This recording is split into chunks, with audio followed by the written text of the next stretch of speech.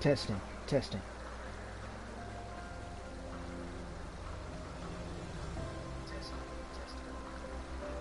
Hey everyone, my name is Ethonra, and welcome back to Final Fantasy XIV Endwalker.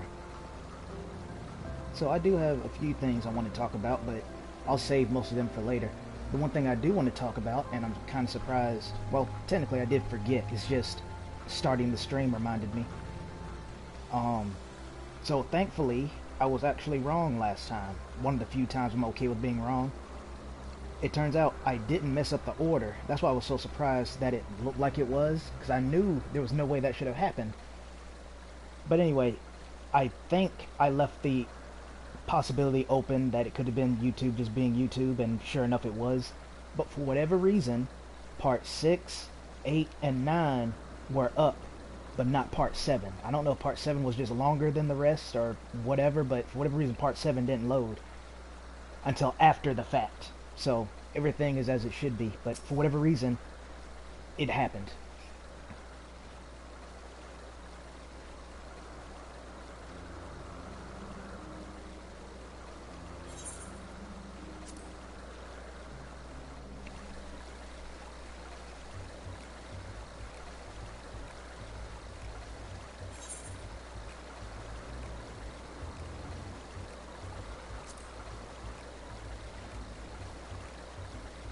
Okay, for a split second there, I forgot this is kind of like a quiz, for lack of better words, and I vaguely recall what I'm supposed to be doing, so honestly it probably doesn't even make that big of a difference considering how swimmingly the first one went, and that's not meant to be a Brook pun.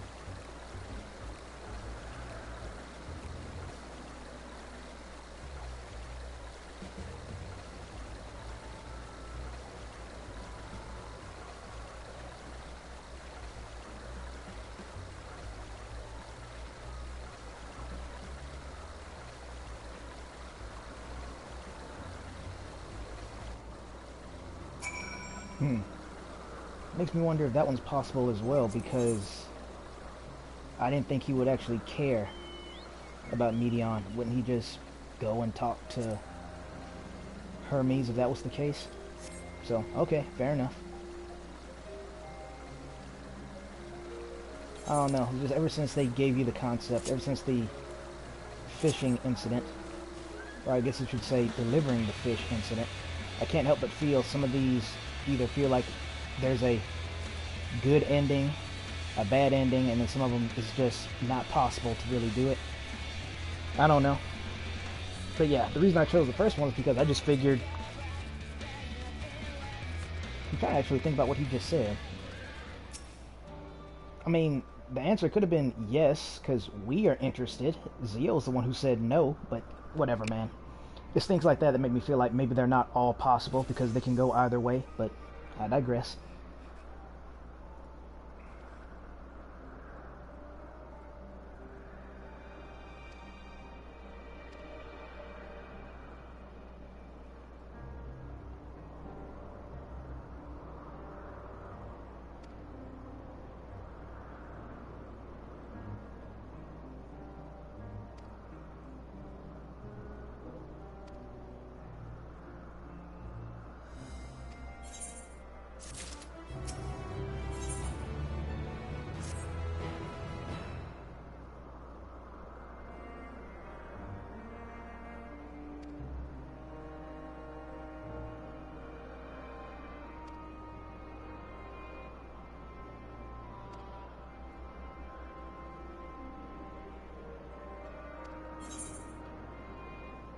Yeah, see, that's a good point. And this is much more in-depth, so...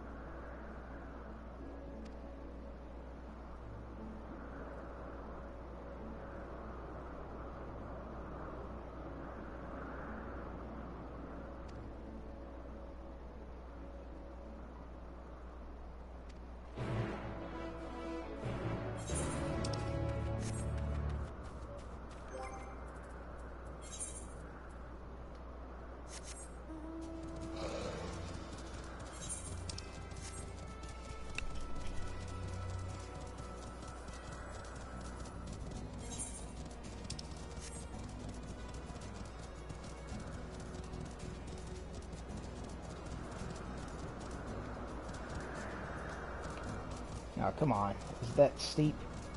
Alright.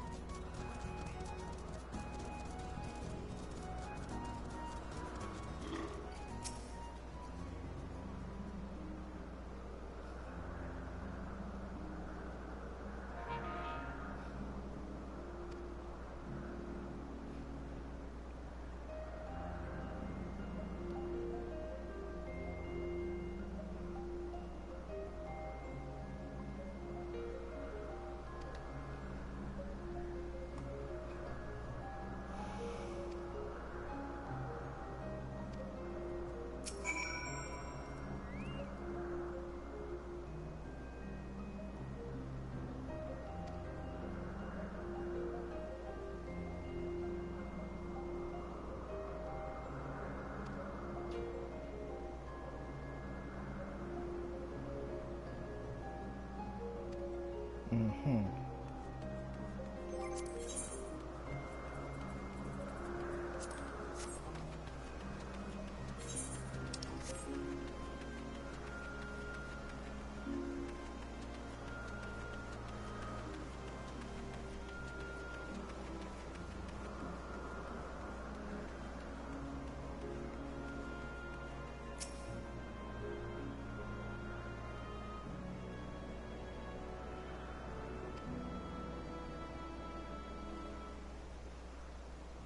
I do want to talk about Destiny 2 ever so slightly, but I'll try to save that for when we're traveling to and fro.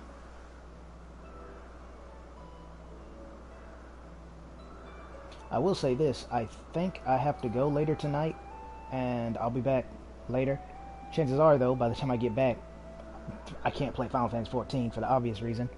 So I'll probably do my Destiny stream then, because I need to do it before February the 22nd. And I more or less have everything I want, so might as well. But like I said, we'll see when we get there.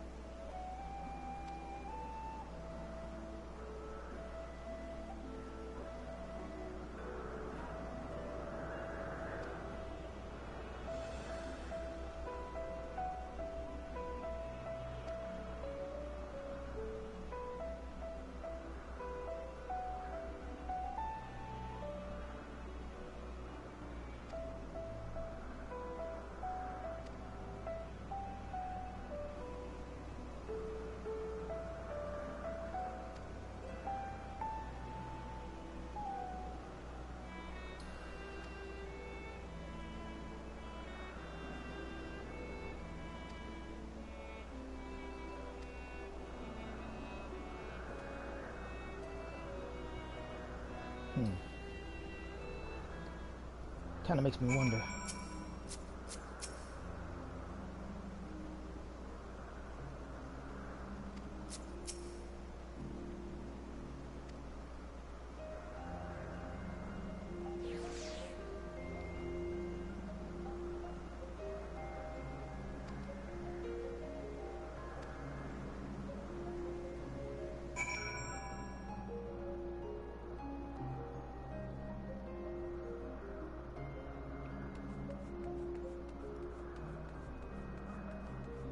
But yeah, I do like how no matter how heavenly the environment seems, there's still that weird concept of you can die now, if you know what I mean.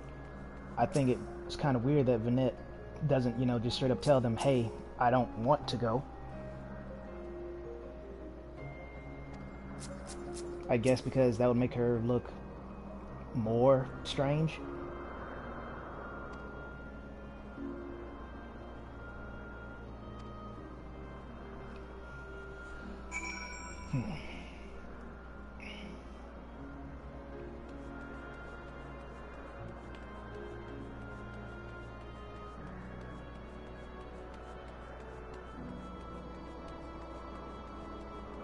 I wonder if this place can even become night. Because they have lampposts here, so I know lore perspective, yeah, it can. But, I mean, in-game, is there actually a nighttime? Yeah, there's gotta be. Didn't I just see, like, stars or something? I think I did. Or am I thinking of something else? I don't remember.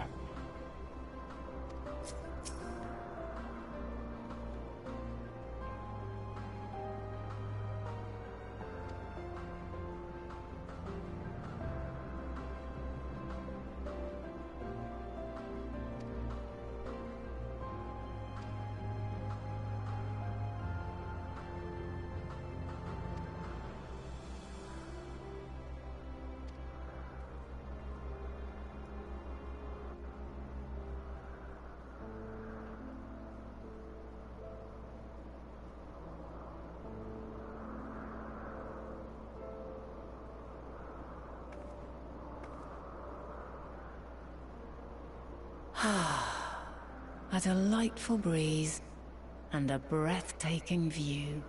One more thing, and then I promise I'll stop, because I should have, well, stop for now, but I should have said this last stream, but with so much information, and like I said, I was pretty much in a hurry to leave, not that I wanted to, so it kind of slipped over my head. But you remember when I was talking about did Heidelin as a primal temper us? We were given the answer. The answer is no, because what she did to us was gave us a traveler's warding, or whatever Vanette called it. So Heidelin didn't temper us. So there is no subterfuge there. We still have free will completely intact, which is good, because that's what I felt. But I wanted to leave both options open. But yeah, it's already been proven. She did not temper us, so awesome.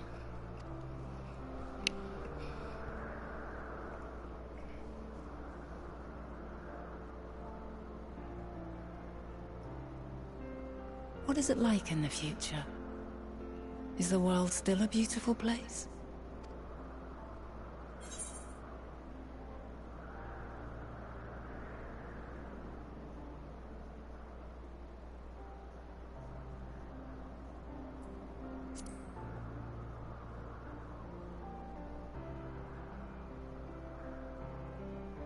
Dark hidden places, rife with danger. Those have an altogether different, but no less powerful sort of appeal. While we wait, will you not tell me about your adventures? Well, not the portentous events which led you here, but the simple delights all your own. By learning about the future world, I may gain insight into future me's plans. But more than that, I have an interest simply as a fellow traveler. Short of going somewhere oneself, there's naught more stirring than hearing another's account.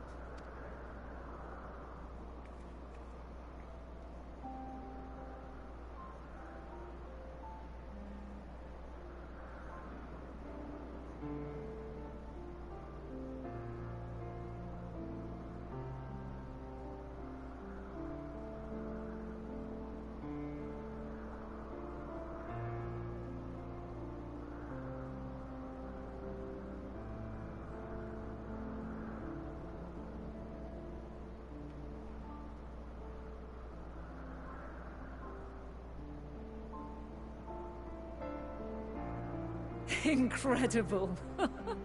Would that I could have been there to see it.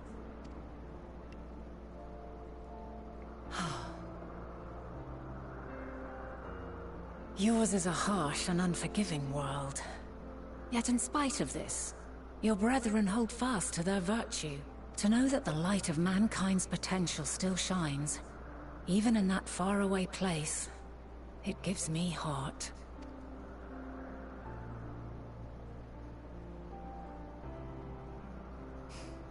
Thank you for regaling me with your tales. I will treasure every word. As you know, I was once a scholar. And among other things, I sought to understand the workings of the world. What exactly is ether? How formed the laws of nature? Whence sprung mankind? Riddles and mysteries beyond counting. Over the years, I have managed to find answers to some few of them. Yet rather than attain a sense of mastery, the more I understood, the more I came to hold the world and its miracles in awe. We too are miracles, each and every one of us, born of the warm breath of life that traverses the heavens, swirling through eternity. When I fully grasped the improbability of our existence, nothing felt impossible anymore. If it could be imagined, it could be done.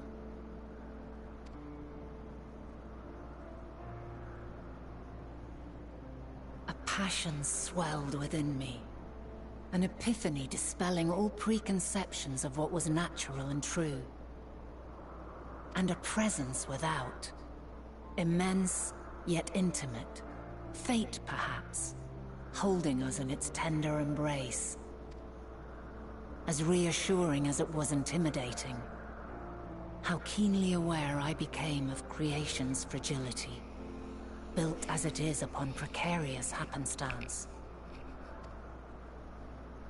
I was overcome with an irrepressible urge to know the world more intimately, to hear its voice, feel its breath. And think something, something, something. I ventured forth on a journey that very day, so very long ago now.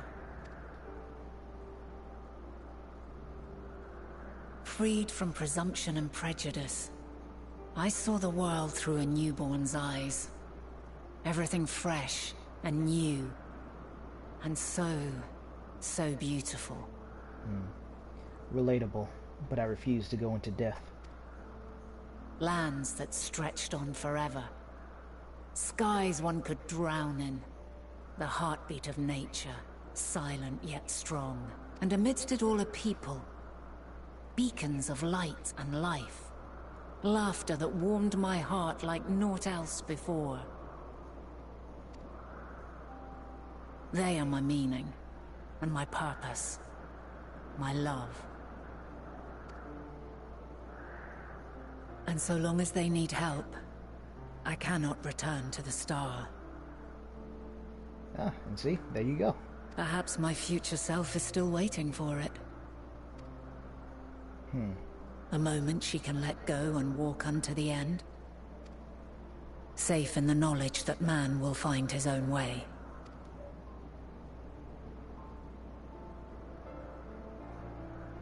You, who are our future, tell me this, and tell me true.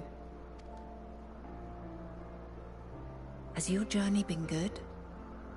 Has it been worthwhile?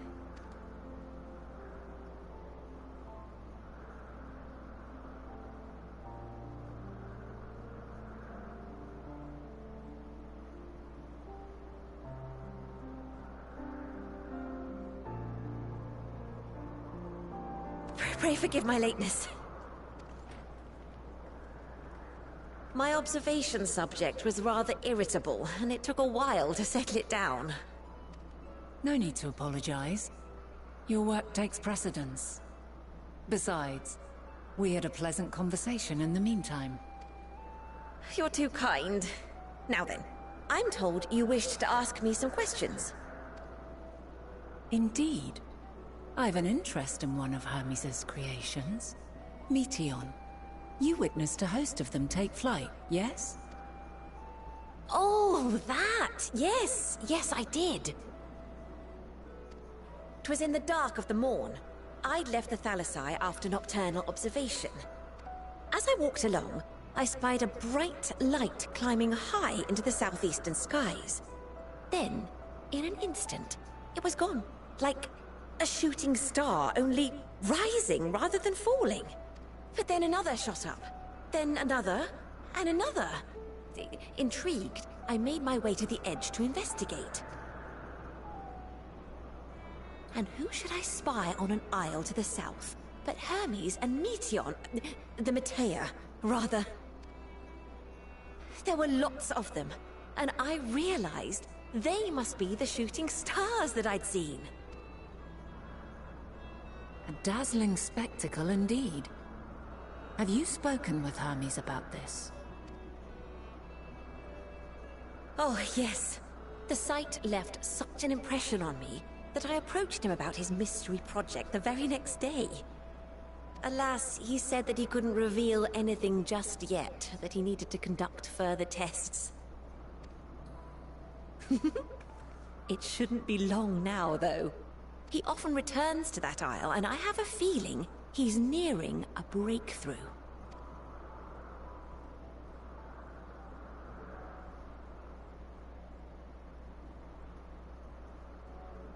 Splendid. We are likewise eager for the details. Well, that is all we wish to ask. Thank you for taking the time to indulge our curiosity. You're very welcome. It's always a pleasure to speak with other inquisitive souls. Oh, and will you be descending now? If so, I shall link the doors for you. Please.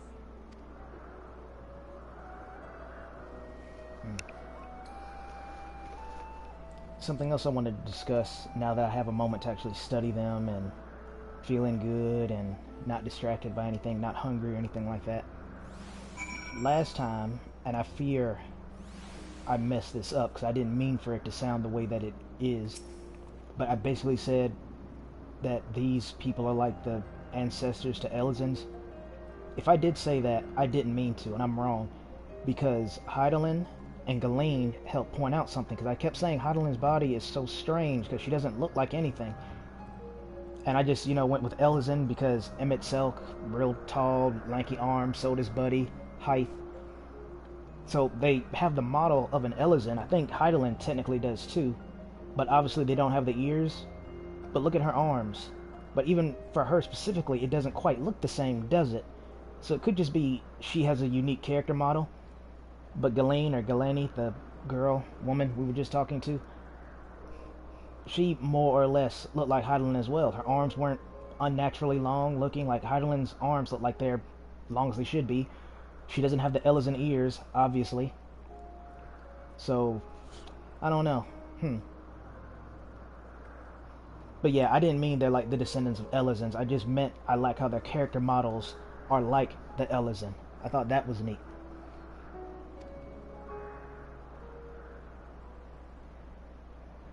Or who knows, maybe... Hold on, finish this.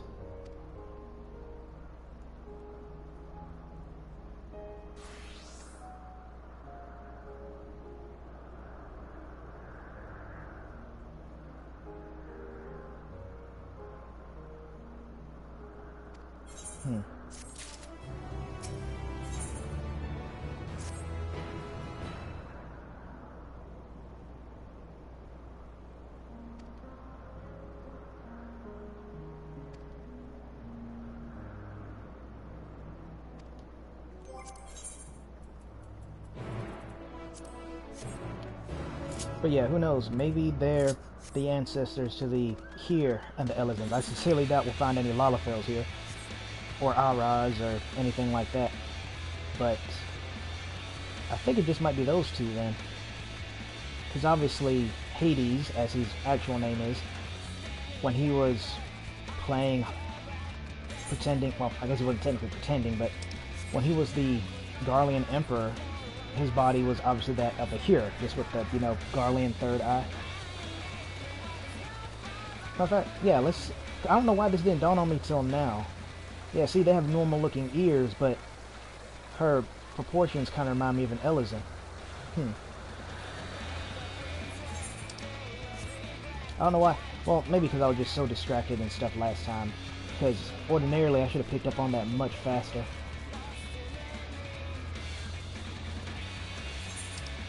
On a side note, I did kind of see what the level 90 Reaper set looks like. The scythe looks cool, I guess, but again, I still prefer the one that Zio's using right now, so good. I'm glad I was able to get it, because if it wasn't for this one, I'd either be using the Bloodborne looking scythe or the chainsaw looking scythe. Or saw scythe, I believe I called it. But yeah, I guess we'll find out together when I get there, because I grinded these out with the roulette, so I'll be ready to buy at least the chest piece and pants immediately, so that'll definitely help. And what else did I want to show you? Oh yeah, let's see if all of them are blue. Probably not. Yeah, because the game has been out for a while. Oh well.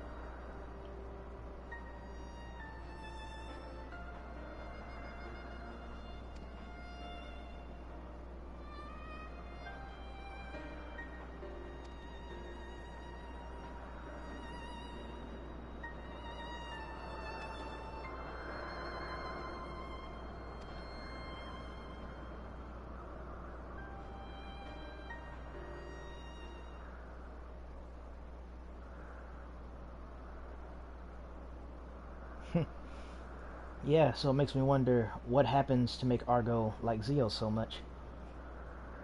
Besides, I guess, being happy to see her again.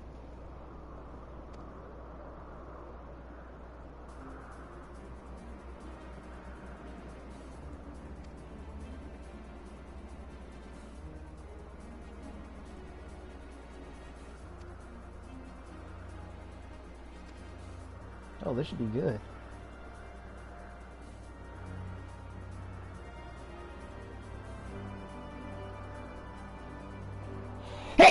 Excuse me. Oh, headset almost fell off. But yeah, this is going to be interesting, because Heidelin was using just a sword, if I'm not mistaken, so her style should resemble a paladin. Or, sorry, Vanette, but there's no telling.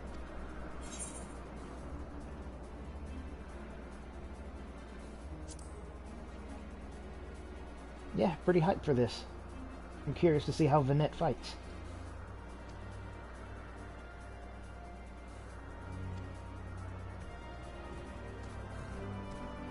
Yeah, and see, do Elizons walk like that? I've never been one, and the ones I'm around don't typically you know, walk. They run most places like most people do. But I'm curious, very curious. I'll have to try to see if I have any Elysian friends. I'm sure I do. Most of them are definitely bunny boys now, but still, I want to find out. Speaking of finding out, let's see what we get if we random. Okay, that works.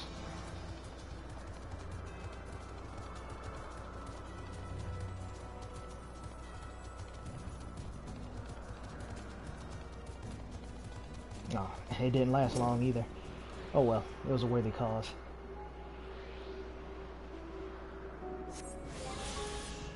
Actually, if I'm about to fight Hydaelyn, let me prepare a little bit first.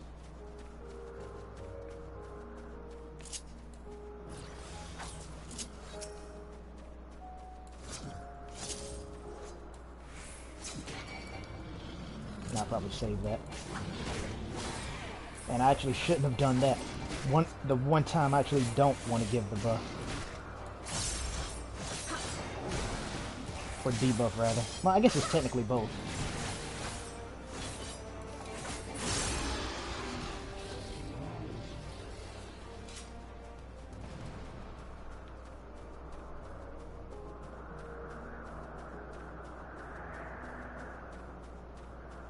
I'll be right with you, Hydaelyn. Or Vinette.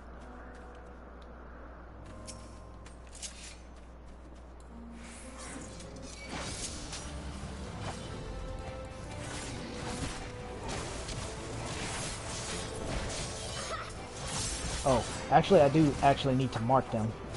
Because I just remembered. It's not like I forgot, I just didn't think about it at the moment. If I do have them marked, yeah, they'll take more damage, which is kind of bad, because I'd rather drag it out. But at the same time, when they die, Zeo does get more gauge, so it's for the best.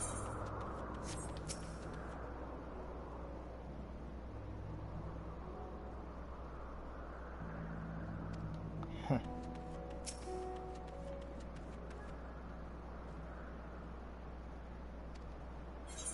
That's a little intimidating, but I think Zeo will be okay.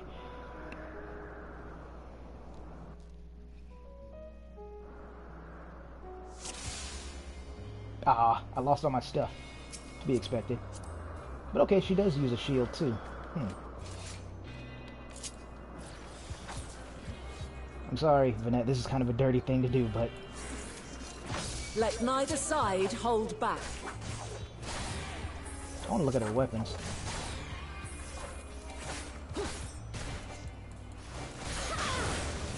Okay, I expected as much. My blade sings!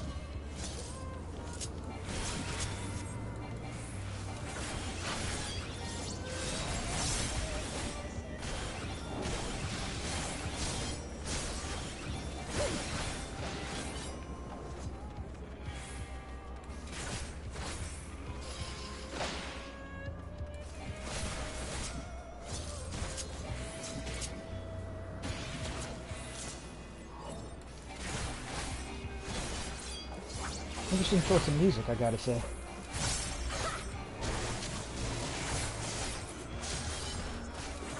Oh boy.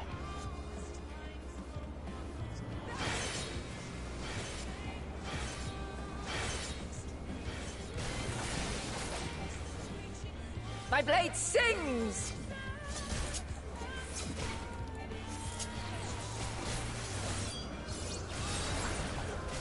Let me do this while I have a second. Oh, okay. Interesting. Impressive. I shall have to try something different.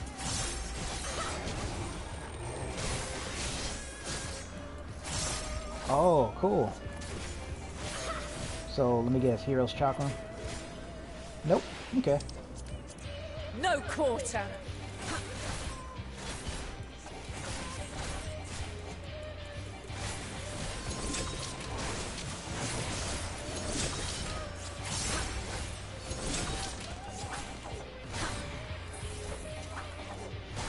Have a taste.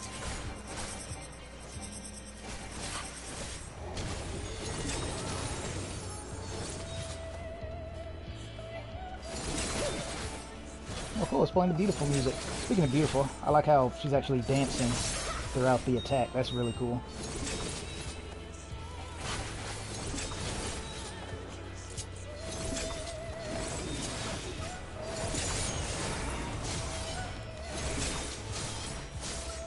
That was a long one. I see you won't be easily overcome, but neither will I.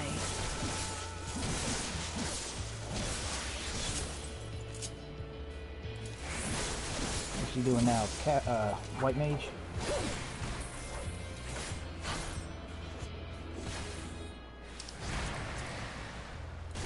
Oh, that's not good.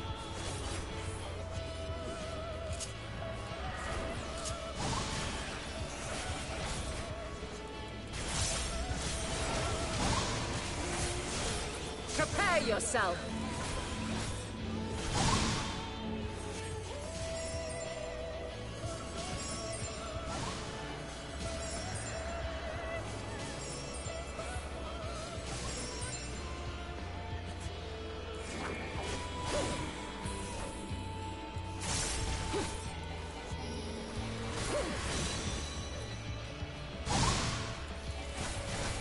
Yeah, I was hoping I could make that.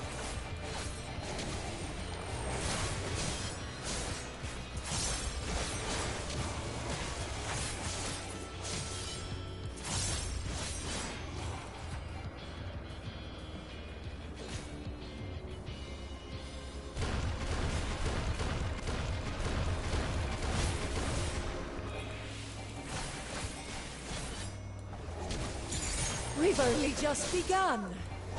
Come at me with your all. Yeah, I knew she wouldn't be easy. I didn't expect her to be so tanky, but I knew she wouldn't be easy. Which is good. I would not want the net to be easy. But at the same time, I'd rather not lose either.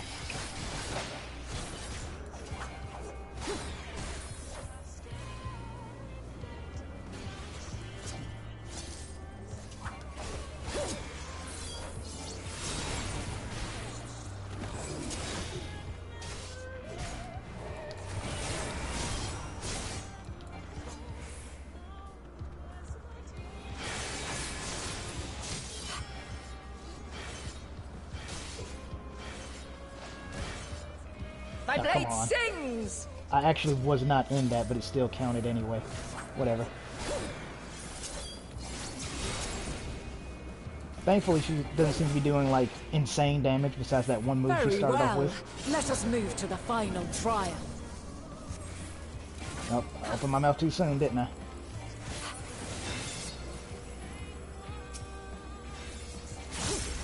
This is a don't let her eat those if I've ever seen one.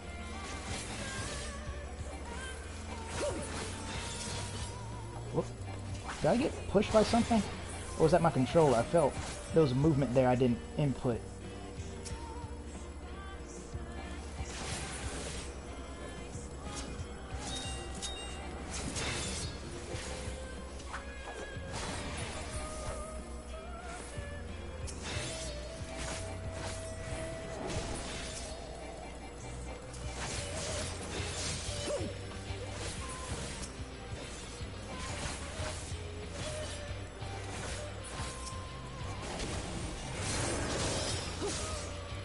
Crap, she got one.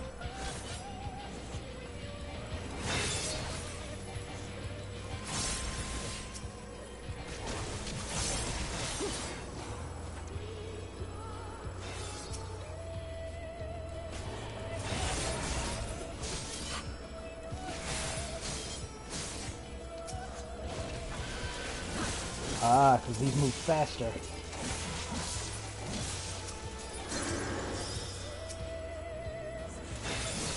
Alright, so I need to watch out for the red ones, if it's not already too late.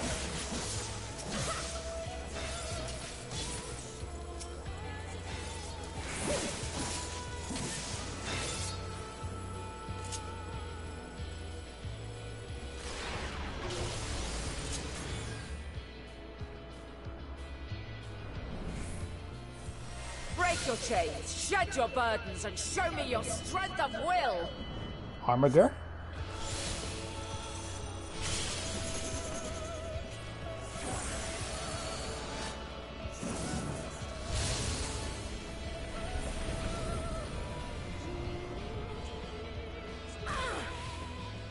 Yeah, that was an armor You glyph still I've ever seen stand. one.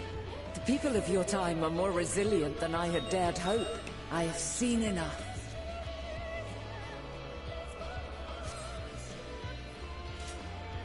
When is that going to be a playable class?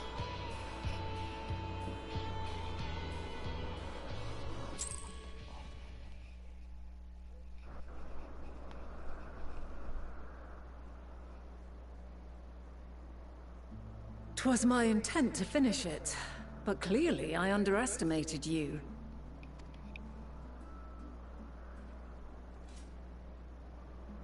One would think I never learn. I made the same mistake with Azem when we first sparred. Despite being less than half my age, her strength was astounding. As is yours. 'Tis plain you have weathered considerable hardship. Far more even than your tales would suggest. It seems we have both learned much on our journeys."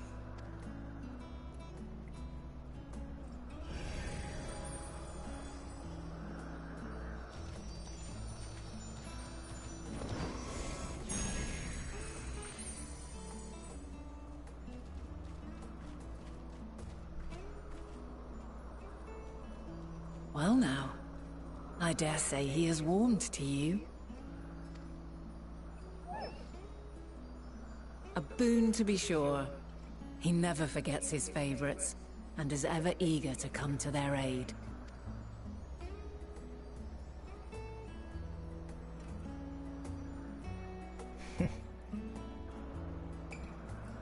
The face of that dog reminds me of somebody. Not gonna say who, and it's not an insult, but just something about the face.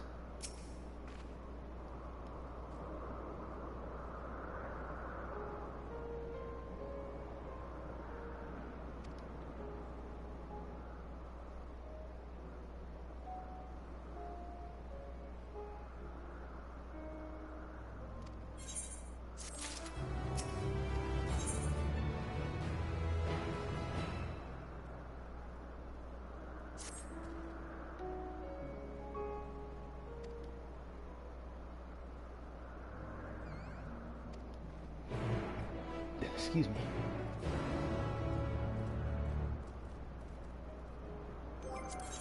Alright, since this one's going to be updating, we're going to have to keep reading it. Also, let me see what that weather is. Umbral wind. Alright.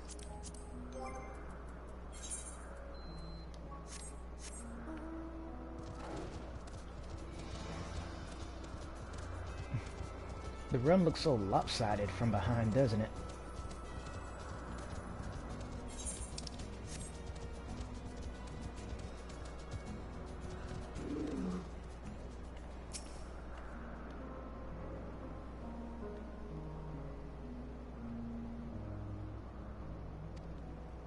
It makes me wonder if Zio was still wearing the level 80 gear. Well, you know, besides these. I don't know if she would have actually survived that attack, because Vanette got at least, what, 3 buffs? Because I heard the noise.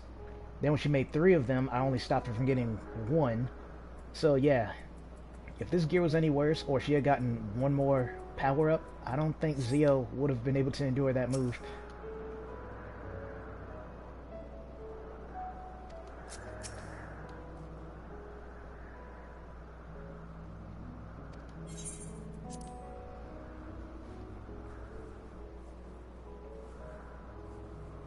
That's kind of neat looking. I agree.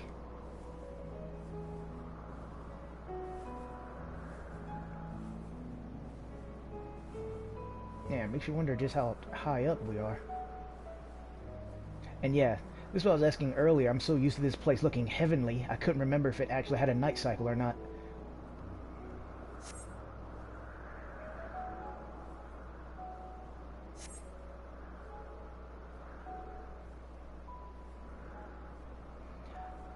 If it was possible, I would have Zio hang around a bit longer, try to pick up some of those moves from Vanette, but something tells me the story won't let that happen. Even though, you know, we'll be able to return here later, I would like to think that. Who knows? Who knows? Maybe in another future story, we'll get to come back here and glean something from them like we did Elidibus.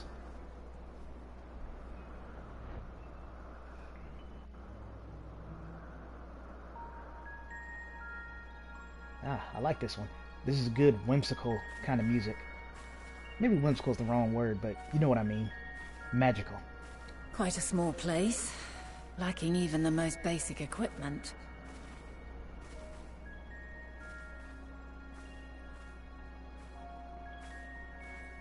The present may yield no clues, but we may yet try perusing the past.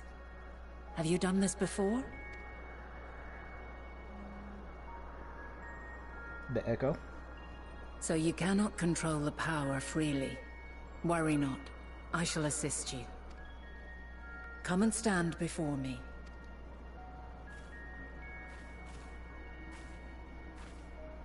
There are two ways to see the past. The first entails peering through the walls of the soul in the moment a subject is recalling a memory. The second requires no subject, and is instead a process of piecing together an event from ripples left in the ambient ether.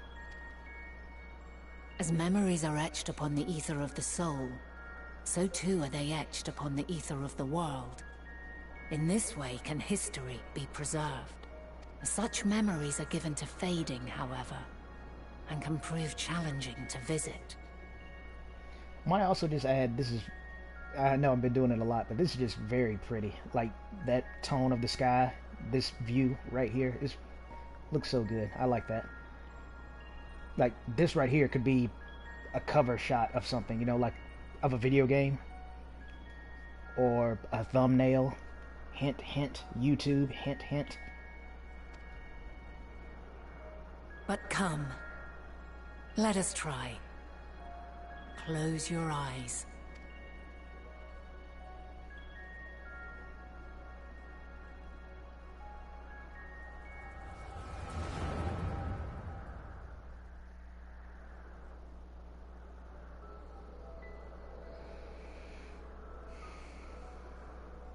All units fully functional and proceeding on course towards their respective stars. Estimated time to completion of survey is 108 cycles. End of status report. Severing connection with shared consciousness. Did you hear that, Hermes? All is well.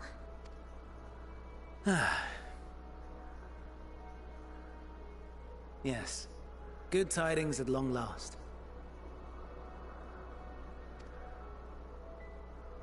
Every step of the way, I've been reminded how little we understand creation.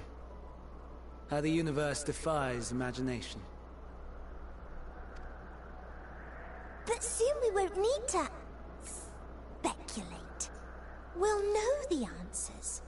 What others live for. Indeed. And we'll owe it all to you and your sisters. I wonder what answers we will get. Whatever intelligent beings that exist out there are bound to be vastly different from us. Diverse in form and culture. Possessed of unique ways of thinking. Their conception of life and its purpose will be no exception. Completely and utterly unlike ours. Utterly unlike... how?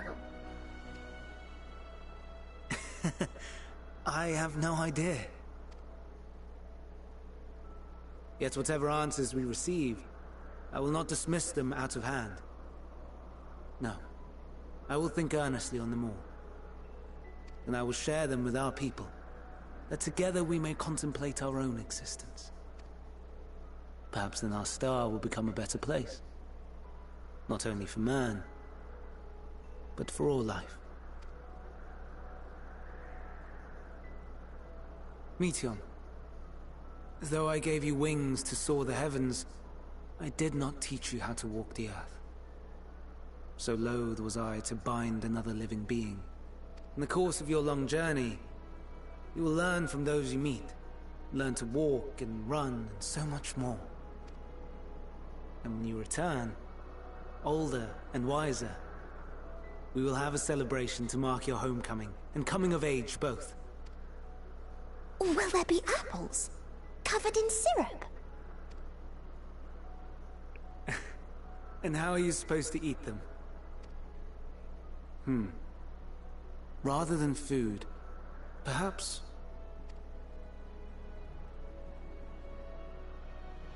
a flower. Music. Yes. Upon your return, I will gift you a beautiful flower.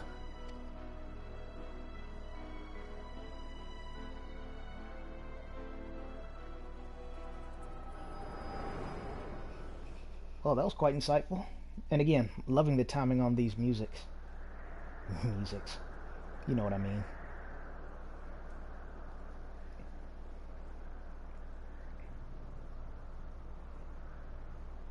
So, what is your opinion? Well, since she asked, first off, I was kind of surprised that Meteon was talking like that, but I didn't want to say anything, because I was like, no, let me finish watching it just to see. And sure enough, the answer explained itself, because I knew, they knew that'd be far too big of a, I want to call it a red flag, but it's something that's so obvious you can't help but notice, so they're not just going to let that slide. They're going to explain it, and they did. The second thing is, because, again, I was so caught up in everything else, mostly their gangly appearance, I didn't really notice that Hermes also didn't have the Ellison ears, but he has the long body. So, much like my previous thesis way back when, they're kind of like Minfilia, where they themselves have a very unique character model that we can't have. So, okay, got that straight.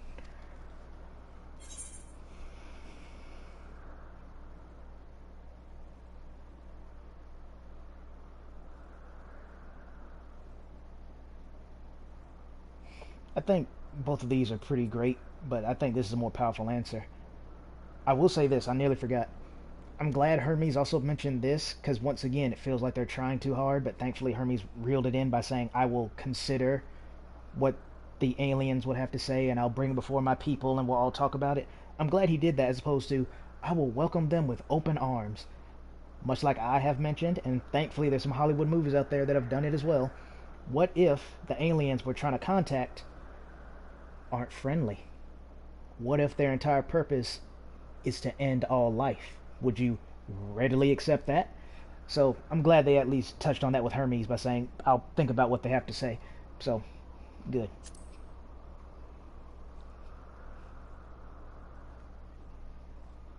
I'm inclined to agree. As we had suspected, the two are somehow involved. Yet 'tis difficult to believe that they would deliberately seek to end all life.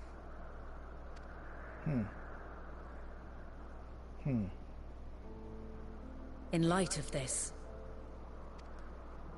I propose that we reveal your tale to Hermes himself. If he does not wish for the final days, as we believe, he may well join us in pursuing a solution.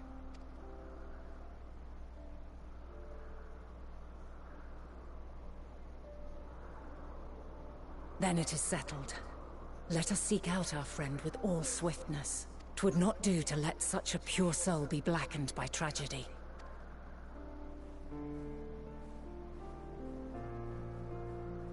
I see the dreamscape skies back.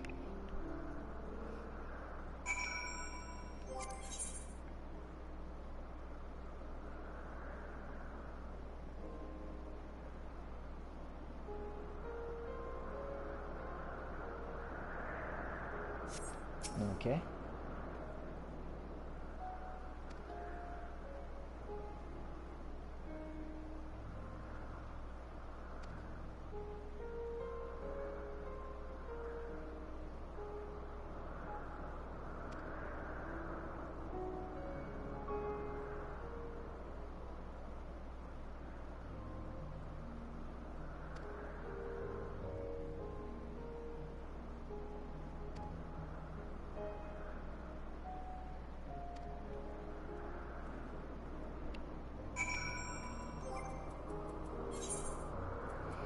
Something else I remembered I wanted to talk about was, since, you know, I couldn't log on last night, speaking of which, since that's so far away, let's go ahead and ride Shinryu. Or the Shinryu Wolf, at least. But yeah, since I couldn't log on last night, I went ahead and decided to watch the in-game movie, trailer, whatever you used to call it, for Endwalker.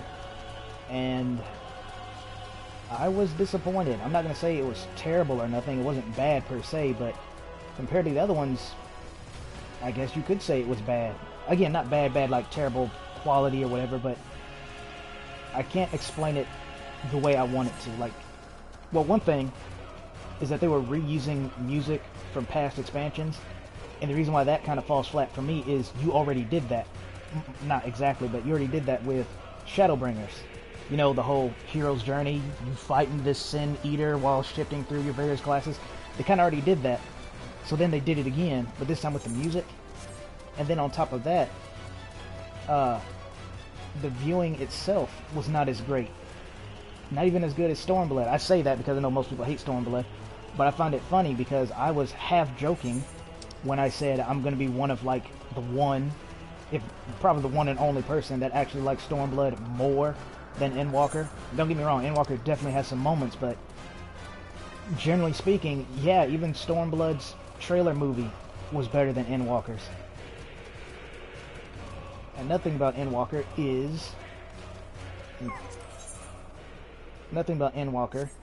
the graphics were kind of weird. Like the characters didn't quite look right. Like sometimes they did and then sometimes they didn't.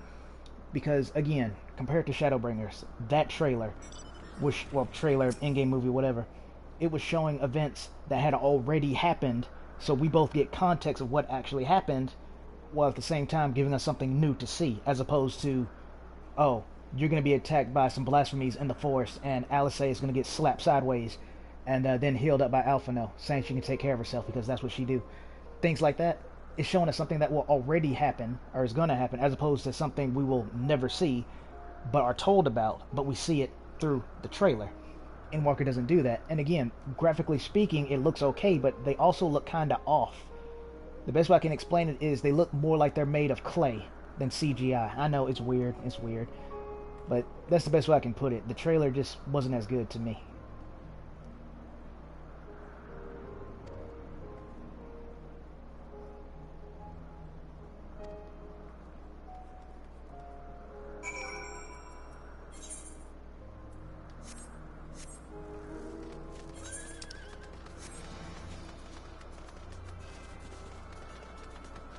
I guess to elaborate more on it, like for example, Shadowbringers, we weren't there for when Master Matoya was helping out the Night Blessed and their forest was burned down. We didn't see that. We weren't there for that. We only heard about it, and us, the player, saw it in the trailer. Thancred rescuing Minfilia, again, we weren't there for that. We didn't help at all with the rescue. We were only told about it, but we saw it through the trailer. Or how about this? While Minfilia left us at, what, around Heaven's Ward, give or take, by the time we go to the first in Shadowbringers, it seems like generations have gone by. That could be wrong. Like, maybe the Oracles of Light just don't live for very long. I don't quite remember the lore.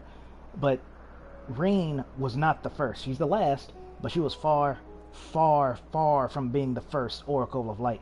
So it's been going on for quite some time. We weren't there for none of it. We were only there for the end, when we rescued her. See what I'm getting at? Endwalker's trailer didn't do that. It didn't install that hype into me. I don't know.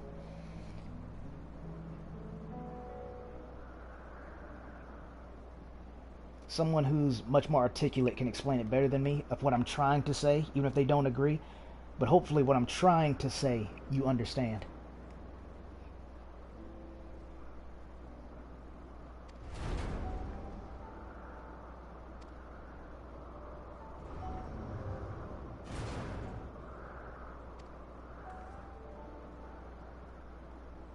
Yep, thought so.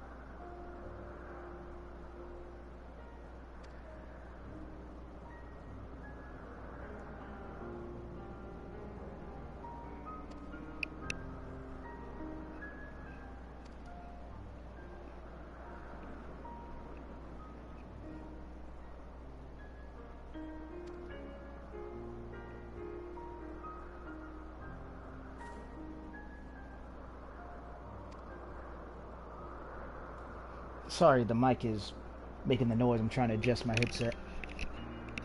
It's not quite head-pinchingly painful just yet. I'm just trying to get in a good spot so I don't have to move it like every 15 seconds.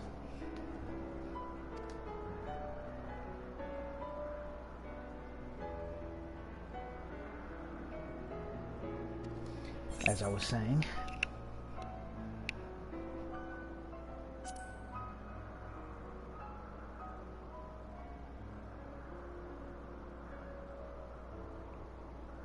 I knew he would say something like that, but I didn't ask for you to believe. I asked for you to understand, and you do.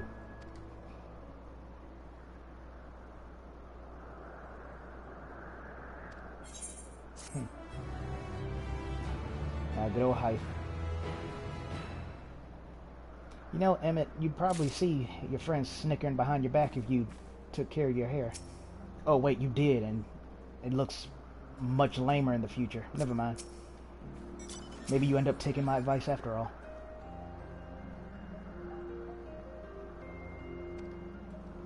See, that line right there? And obviously I was just picking at them, but I just can't help it. I'm not an Emmett Selt fan. I don't hate him, but I'm not in love with the guy. So I find it funny that, again, they're saying something like this. Because it makes me wonder how you die-hard Emmett Selt fans are feeling about it. Obviously, you're not distraught or nothing. I'm just curious of what your thoughts are. I'm sure I'll find out when I watch other people play, which I'm pleased to say I'm not the only one that felt the story was going far, far too fast in the first few parts of the story.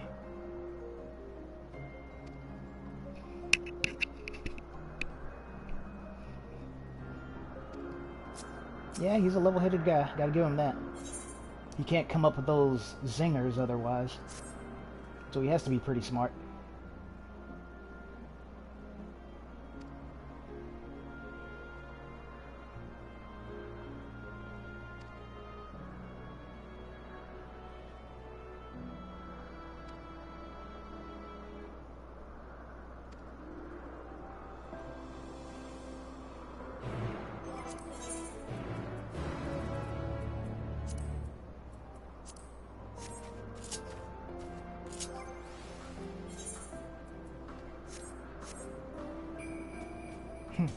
I was wondering if this one would pop up eventually, and sure enough.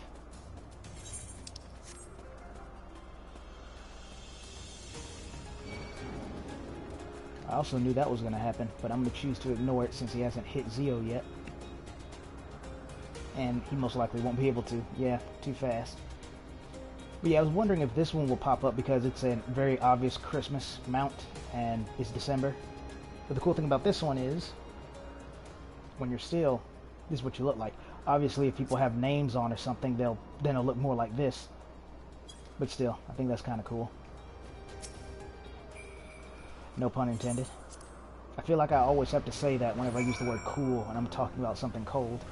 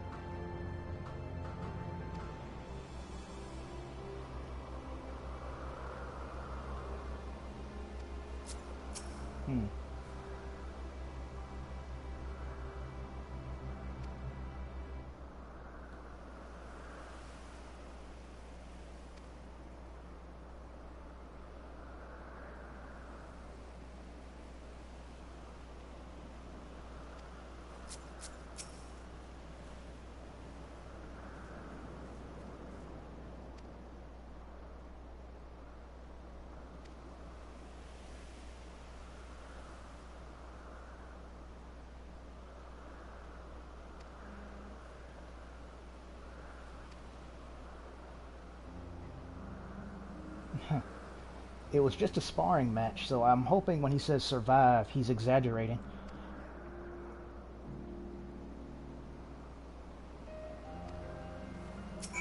Oh, that sounds like a dungeon if I've ever heard one.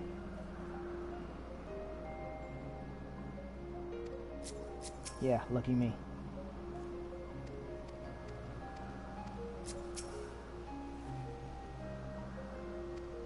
Okay.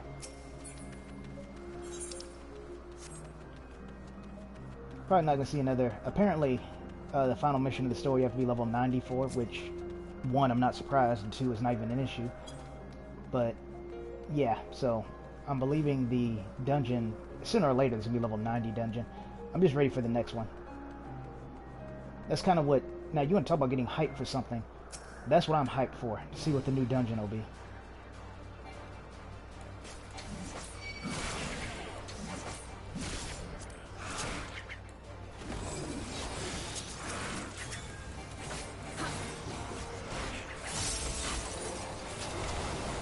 Yeah, I'm not gonna make that.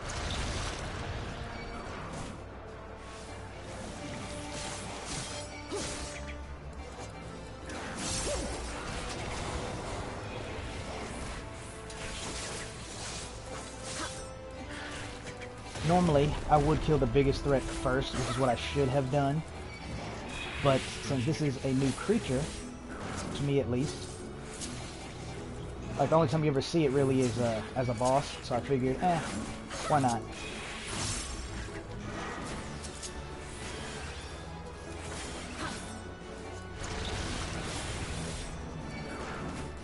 I was also prepared in case that one guy that was behind me would come up here and trigger another fight, so I wanted to be ready to get out of the way.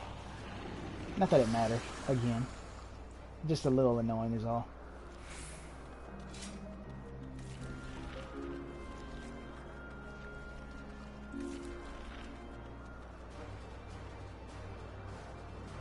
You see what I mean?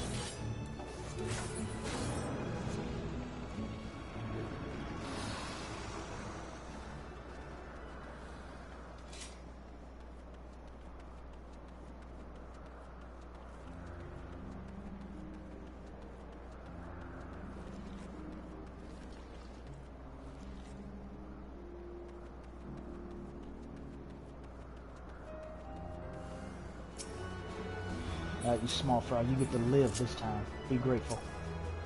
I'm also going to bring them closer together, because obviously being sandwiched by them was also a bad idea. I just didn't expect that AoE to come out so fast.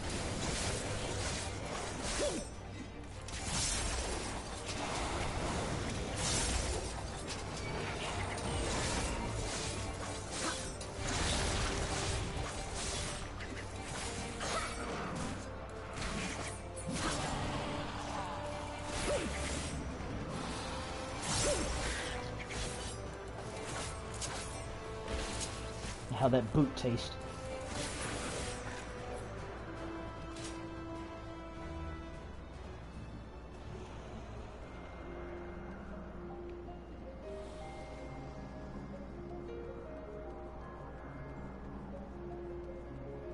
I thought I might have saw Medion over here, but I wasn't sure if it was her or if it was one of the plants. It might not have even been her at all. I might have just got lucky, but I thought I saw something over here. Oh. Sorry if you heard that. There's a stupid gnat flying around my room.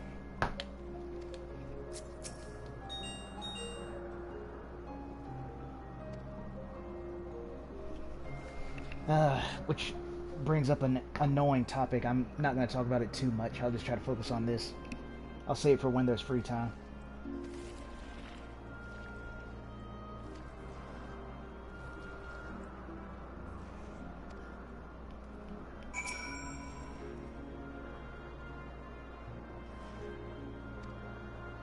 Okay, I'm glad they actually explained it. Well, I guess I got that free time now. As the cold, meaning winter. But the one and only bright side for me is that there are no insects. But lately, because the weather has just been as messed up as the years are, 2019 to now, it's not been cold enough, long enough to kill the insects. So for me, I'm getting the worst of both possibilities. I'm getting the sheer cold, but I'm also getting the insects, which, again, no pun intended, bugs me. I hate insects. Or rather, pest insects. Like, I don't mind spiders, as long as I don't see them or they touch me. I don't mind flies, as long as I don't hear them, or see them, or touch me. It's like that kind of thing. I'm not like my little sister, who is deathly afraid of bugs. I just hate them because they annoy me, and they can be kind of tricky to kill, because they're so fast. But that's enough about that. Let's get back to something actually worth talking about.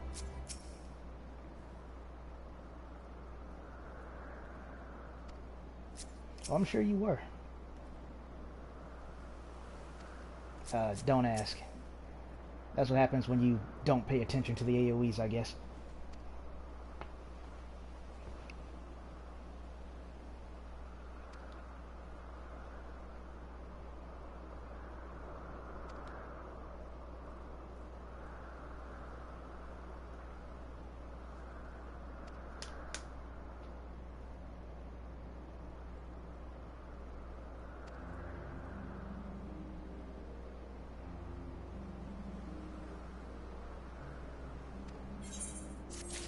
Yeah, he kind of understands.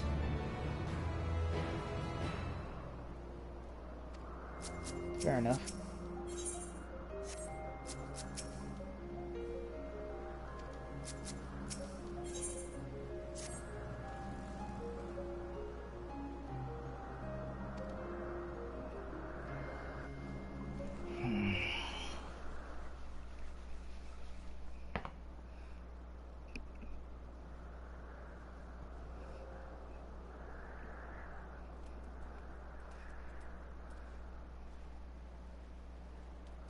My apologies for keeping you waiting. I understand there is a matter you wish to discuss. Aye. A matter of the utmost gravity. If one can suspend disbelief. Go on then. Tell him what you told us. Who you are, and why you came.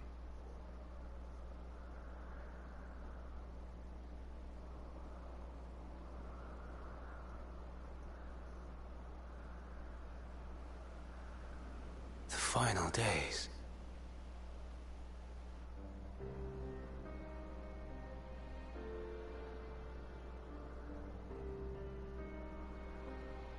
The phenomena observed during these star-encompassing calamities is likely the product of a dynamis reaction. Also, something and just none occurred... is more versed in the applications of this energy than you, Hermes. Something just occurred to me. I just want to throw this out here, because I'm curious if they'll bring it up. Zio specifically, has the Echo. Heidelin has something similar, if not that. I can't help but wonder if maybe that's her unique talent. Because if it is, wouldn't it be possible for her to just go into our Zio's memories and then project that into the minds of Hades, Hermes, and Hythe?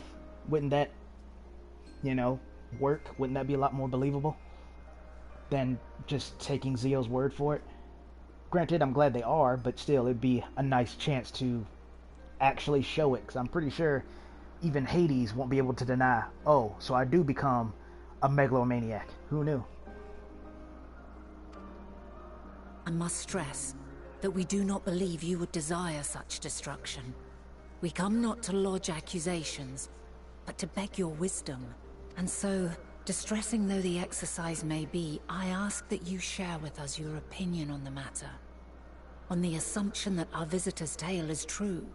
That's what I'm saying. Like, assumption, can't you just echo and prove it? Even you, Vana.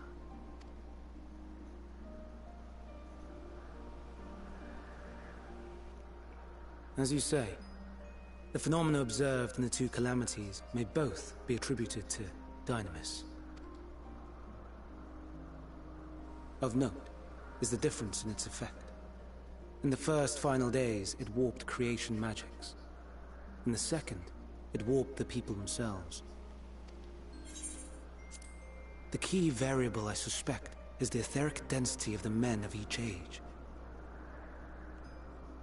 As you know, ether, in essence, negates dynamis.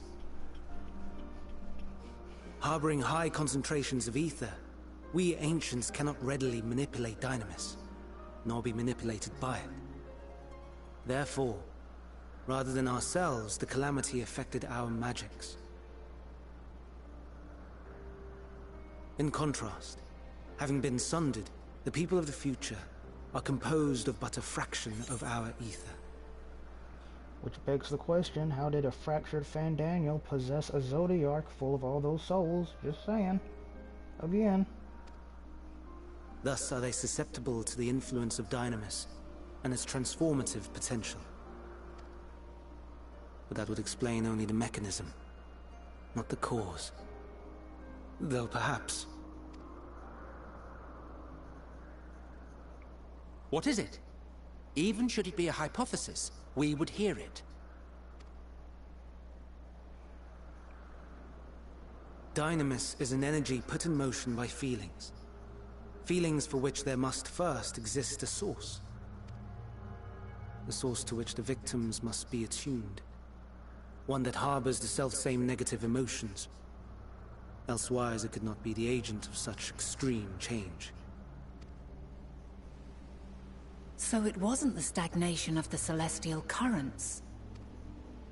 Someone, or something, is instigating the star's demise. I'm not going to say it yet, but it's starting to paint a much more clear picture now. Now that they've determined, you know, this wasn't some natural phenomenon. This was the will of somebody. And I think I know who, but at the risk of, you know, spoiling it, and I don't mean spoiling it like, oh, you know, I got it right. I mean spoiling it in the sense that it just kills all the drama if I say it right now. But I have a fair idea of who it might be. But I have no evidence really to back it up besides the bare minimum. So just to kind of lay down a hint, just to see if I'm right, all I'm going to say is, Transceiver. I think that'll work. Transceiver will be the hint. So, we've a villain on our hands after all. Any idea who or what it could be? The celestial currents comprise the outermost layer of the star's ether, encasing it like a protective sphere. According to your tale, it was where the currents were weakest that the phenomena first manifested.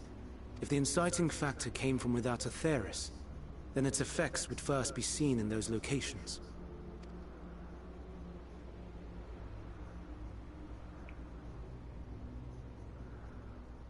Greetings. Can you hear me?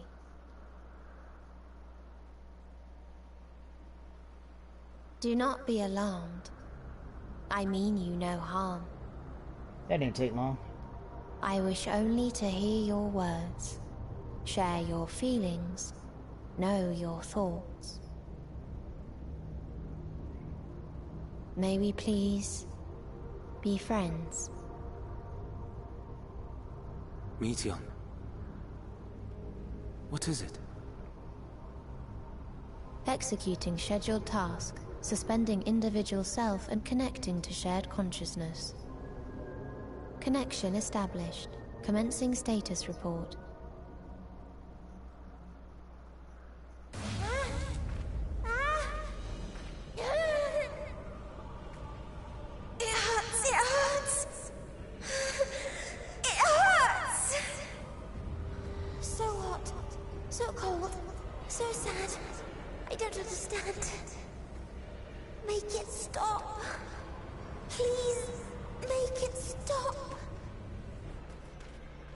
Steady, Meteion.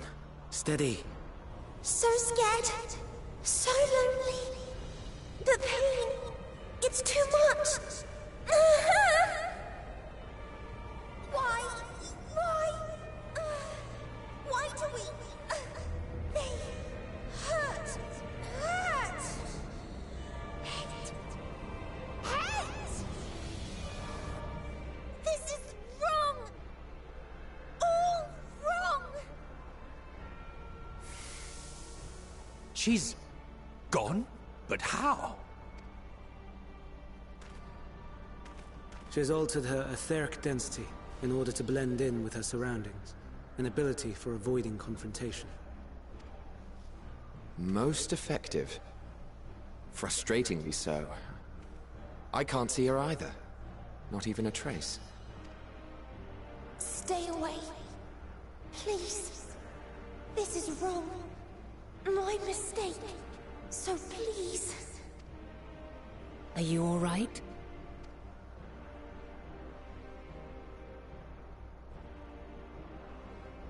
In your mind? No. We only heard her speak the instant before she vanished. Of course. When communicating without words, Meteion also employs Dynamis. That would explain why you were able to hear her, when we could not. Then you are our best chance of finding her. Follow her voice and try to track her down. Hindered though we may be, let us split up and search as well.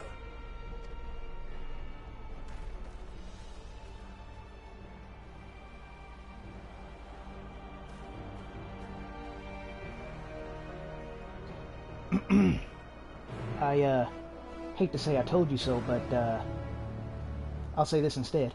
Cursed existence. Said it last stream. Cursed existence. There you go. And like I said before, to me that's fun. I like theorizing to see whether I'm right or wrong, and if I can pick up on whatever the hints the story is telling me, as opposed to just sitting there, brain in hand, and letting the story unfold. Of course, I apologize. I don't mean that to sound like an insult. I'm just saying some people just enjoy that. I, on the other hand, rather try to piece the puzzle together myself.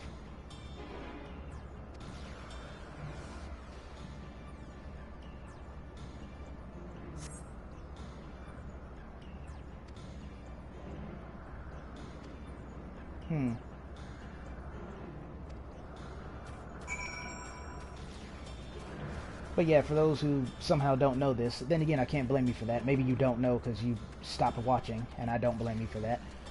But the reason why I said cursed existence is because I was saying how much of a detriment it could be for Meteion to have that ability. And as if on cue, especially with the little hint that I gave, here we are now.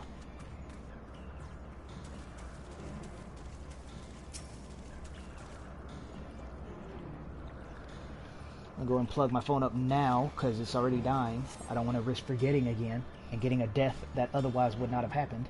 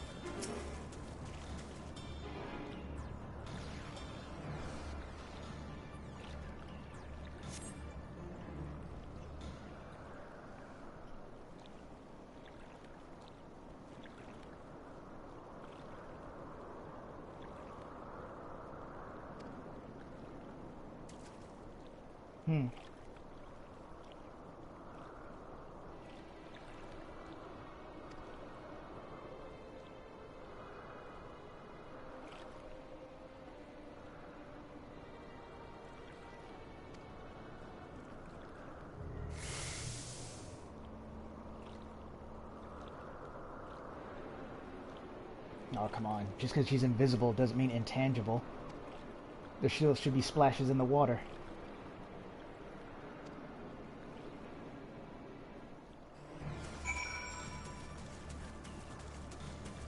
This does help answer one of the questions I had earlier. Like I said, to me this is fun. I do like to theorize and stuff. I was wondering why was there, as far as I can tell at least, 0 traces of Meteion or her sisters, for that matter, in present day Aetheris. Well, now we know why. I knew something had to have happened to her.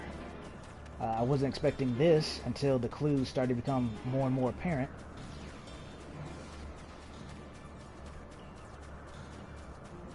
Yeah, sure, why not? Who's gonna get in the way otherwise?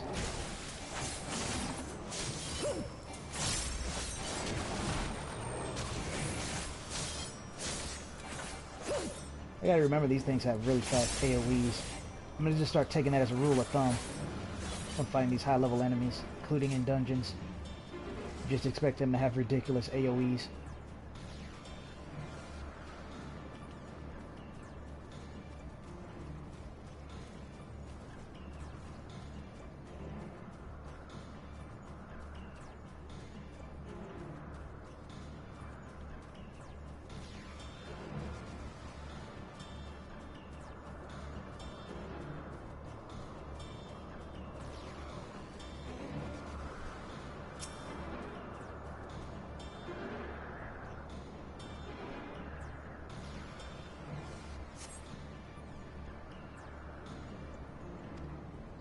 Yeah, I felt that one was too obvious.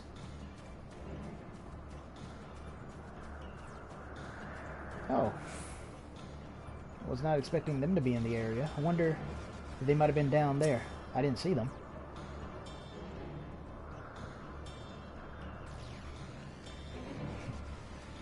As much as I love watching Emmett Silk be frustrated, for Meteon's sake, I will try to find her sooner.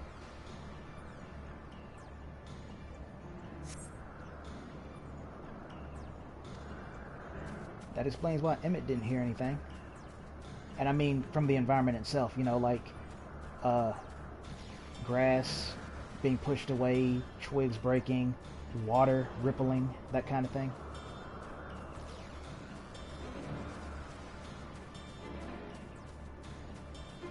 But of course, if he's there, that leads me to believe the others are around somewhere too. But I'm not seeing them. And I don't want to take too much time to look for them either, so we'll go ahead and check this out if we're not interrupted.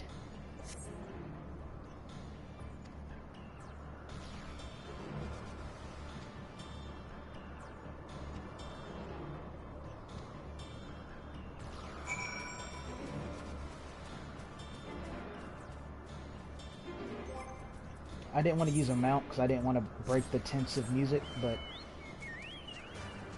yeah, kind of kills the urgency a little bit, doesn't it?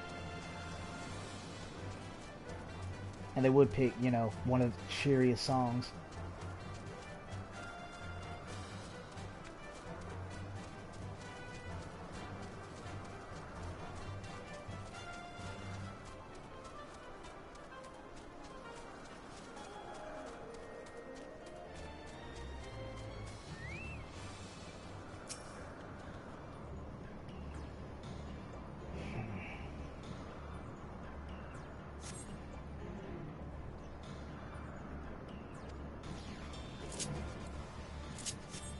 That was fine. I was expecting that one not to be it. But in the off chance that it was, I wanted to check it anyway. Because I won't say usually, but more often than not, and of course that was probably a dead giveaway, but more often than not, whenever you come to something like this, the very first one you come across is not going to be it. It'll be like the third or last one.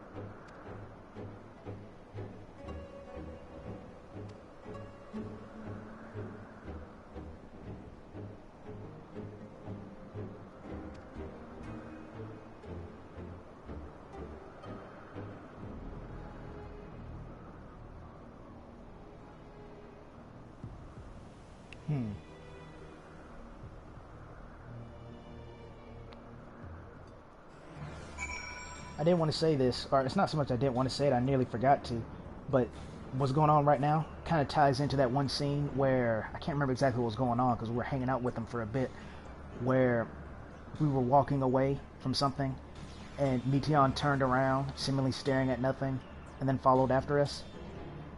That was the first inclination. I think she did something similar as well, something like that, and then asked, "Who are you?" or "What did you say?" I forgot exactly what she said, but I believe she did a second incident like that as well. So that's what I meant by the context clues. Lets you know that something's about to go down.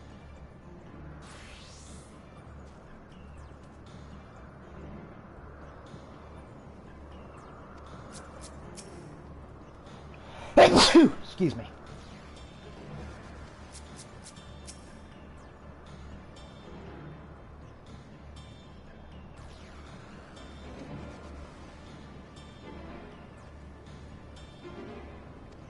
Exactly. Everything's coming into place.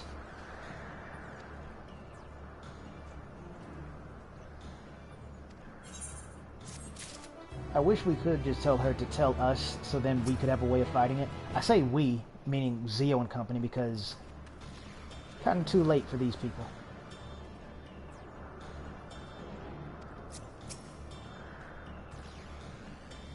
Okay, so they're gonna say the same thing.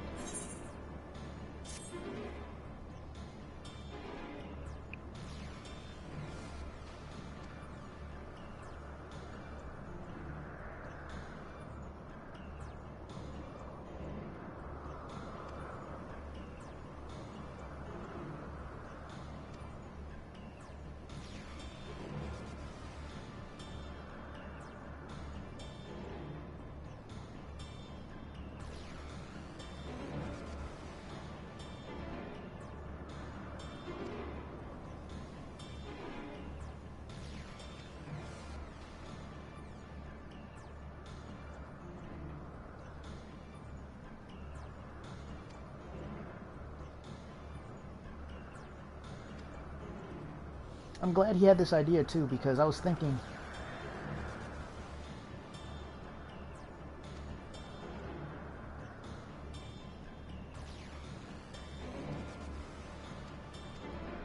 oh good, I get to go on a date with Emmett.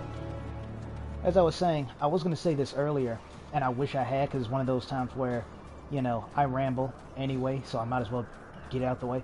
But I would say another good tactic would have been to simply keep an eye on everybody, and then once someone has found Meteon, we do like a certain signal, like whether that's a hand wave, a peace sign, just something, so that from a distance he'd be like, oh, she's over there. But this idea is fine too.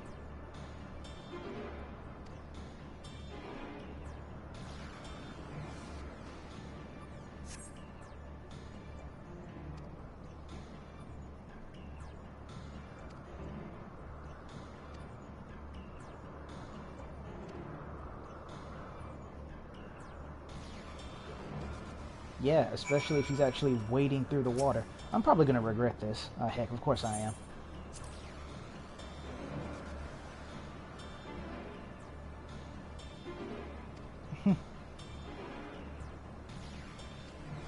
That is true. Like I said, I give him a hard time, but I do respect how professional he can be. I'm going to have to talk to him after this as well to see if his dialogue changed.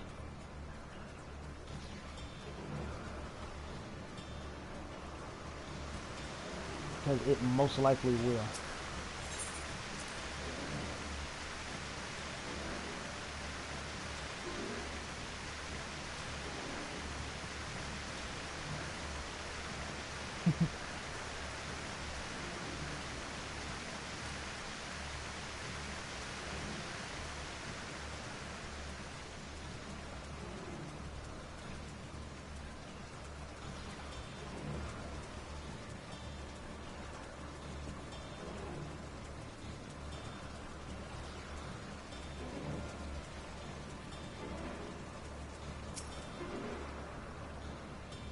Yeah, you can sit on that tiny rock, Emmett. I'll be on this big one.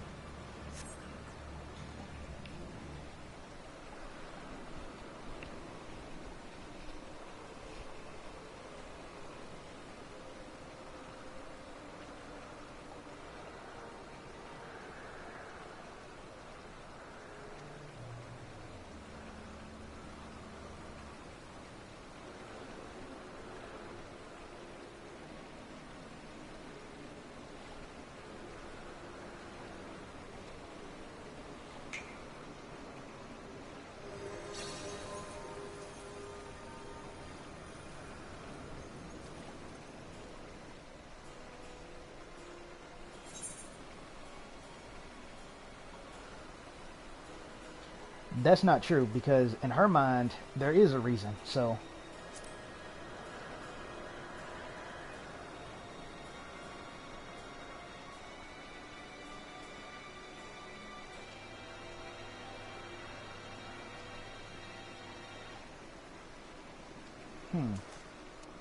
Oh, is it that the friendly aliens aren't so friendly after all? Is that it?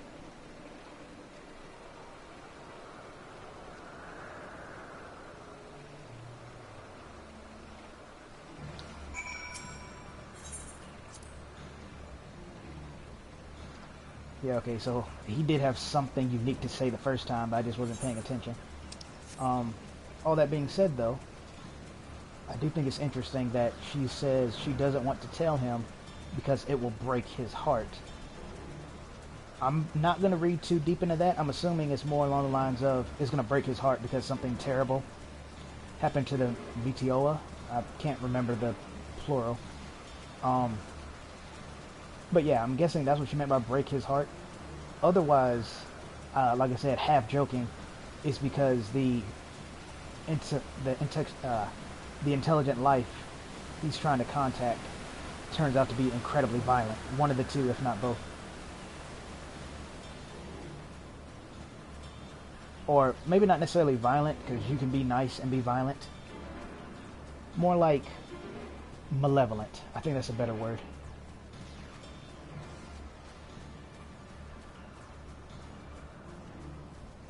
Alright, I'm going to check this out first, then deal with that. Just in case it's the correct one.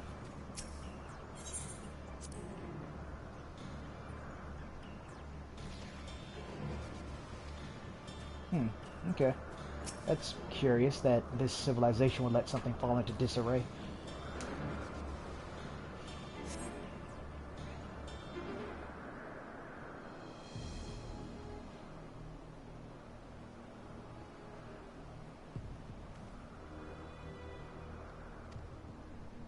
I was just over there.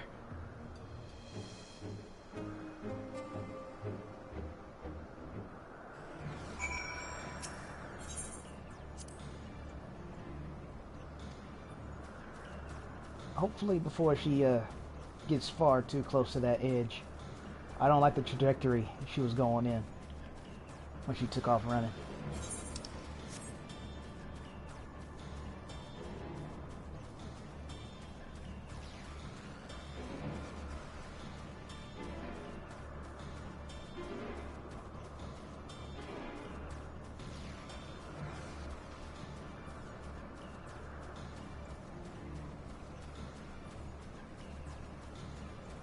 Got an inkling that this must be the correct one.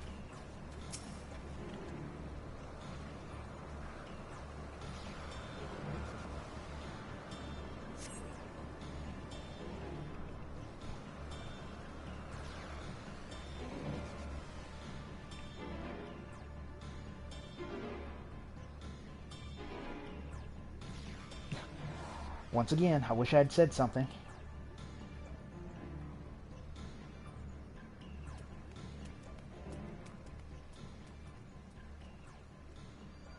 I was going to say how pretty that area is over there. Aha! And that I wish I had time to, you know, inspect it, because it looked really nice. Sure enough, that's exactly where she was. Give chase! We shall herd her into the shelter. I'm going to try to break that habit, because that's like, what, the third time this has happened this episode?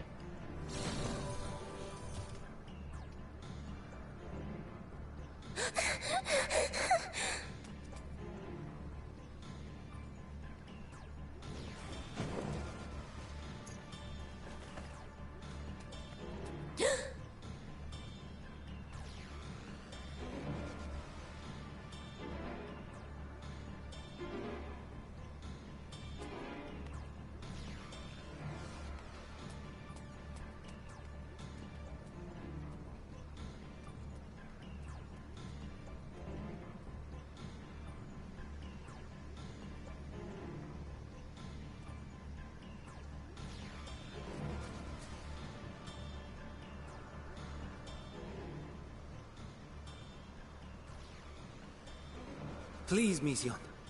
We must speak.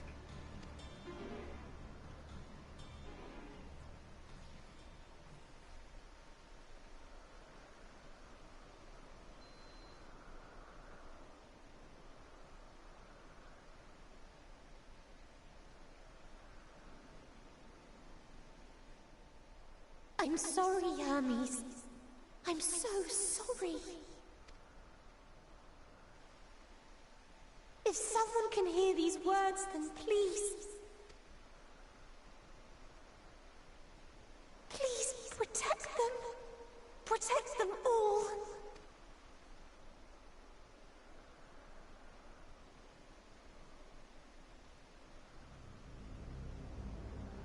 Individual self-suspended. Connection with shared consciousness stable. Our survey is complete. We shall now report our findings.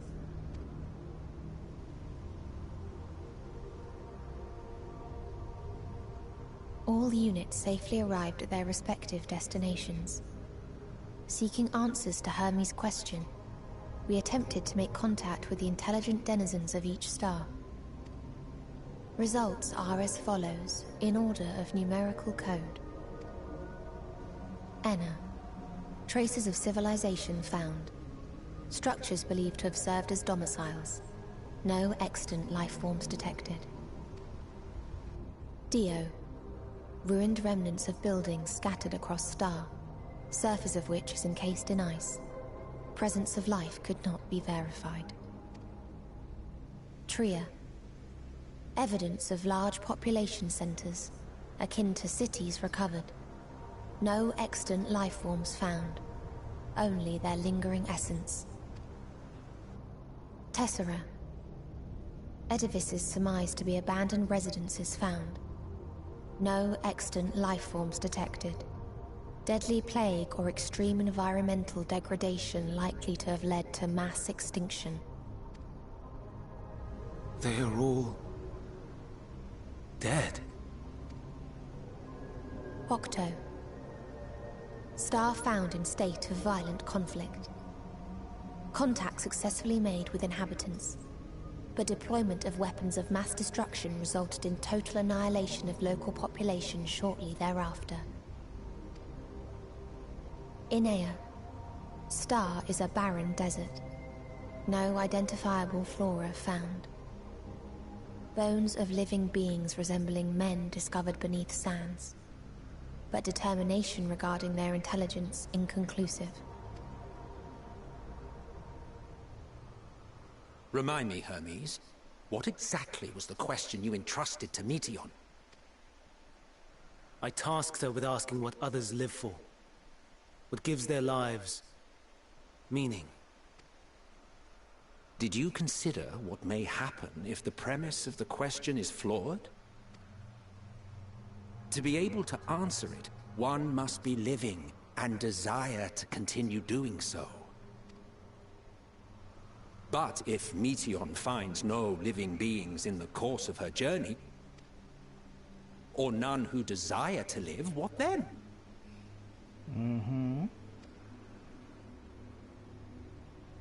What answers would she derive from their silence?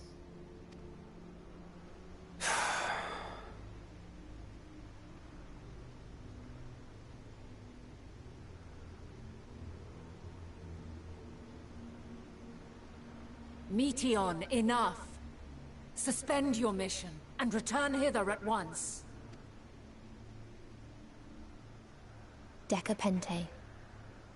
Local civilization once flourished under auspices of higher power.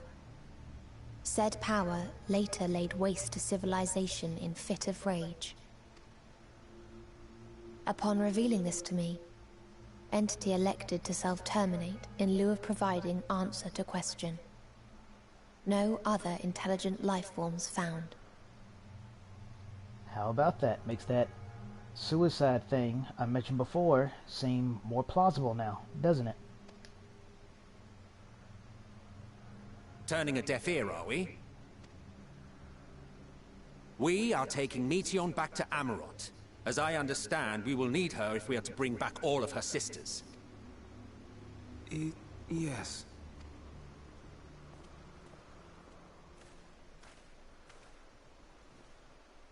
Meteion.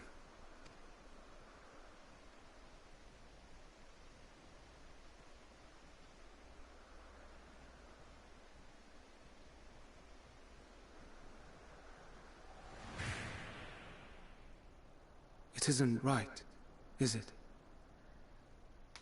It isn't right to turn away from the answer. Even if the answer is pain. Even if we aberrations must scream ourselves hoarse to be heard.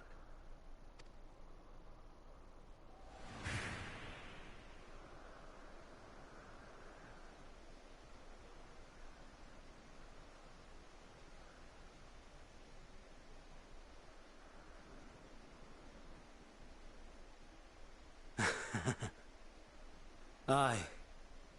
Whatever answers we find, I will not dismiss them out of hand. These words I said to you, and I will hold myself to them.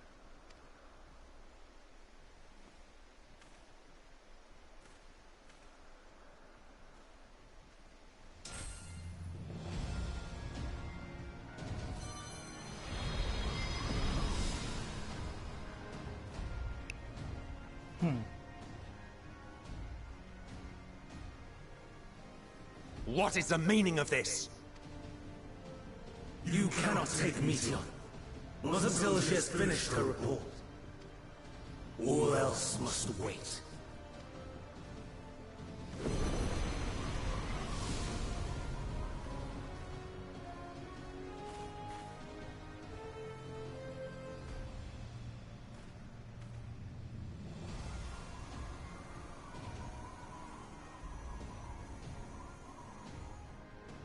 You fool!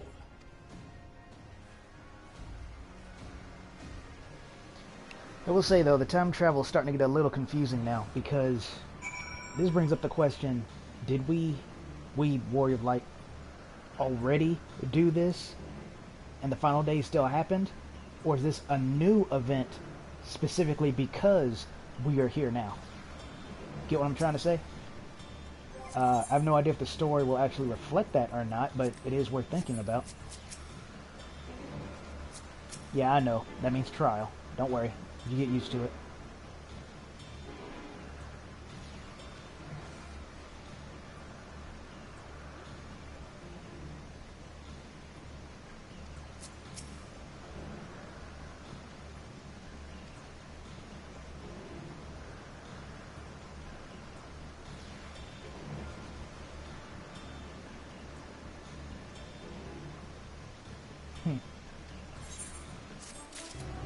For once, me and Emmett are on the same page.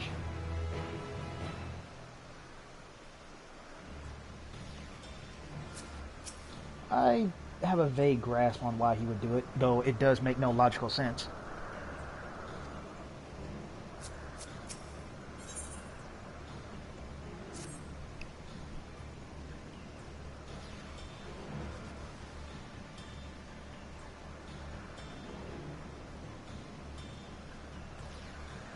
Oh, might be dungeon then. No, that can't be right. Because, well, hold on now. Might have spoke too soon. Let's see. Because if it's what I think it is, that'll be pretty interesting. But I'm slightly leaning towards trial, unless, you know, there happens to be 4 of us here. But again, that's unlikely.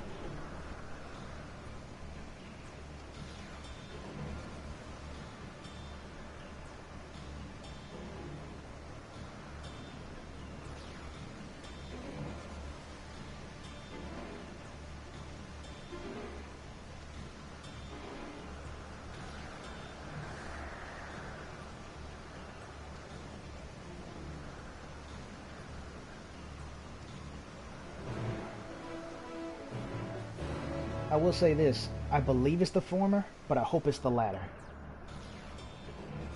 Uh-oh. Okay, good. My stream didn't crash. That was something else going on there.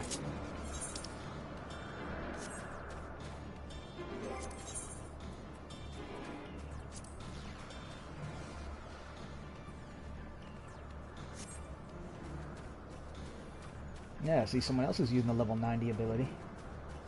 Speaking of which, I better familiarize myself with where it's at so I don't mess up.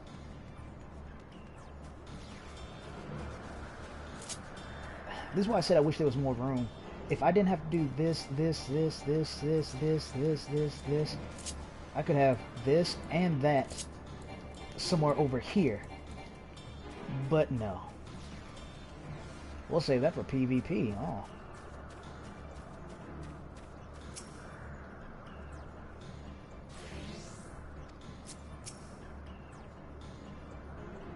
Wait, did he say mislike? Oh, that's interesting. Probably that strange vocabulary. Yeah, but see, this is something I failed to notice because, again, they're just gangly limbs. Especially Emmett, much like Nero, because I use him as an example. His character model is an Elysian, but his race is Garlean. I'm still all but certain that this is supposed to be Elysian. They just don't have the ears.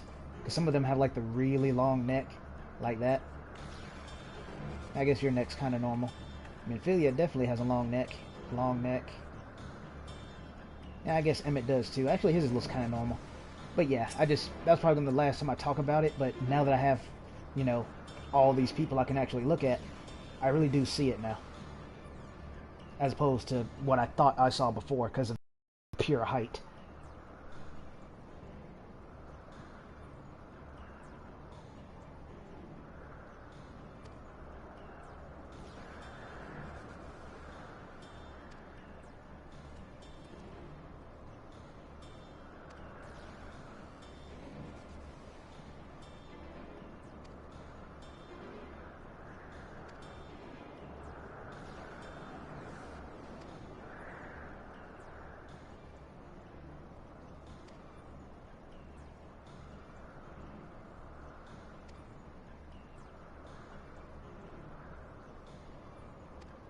Interesting.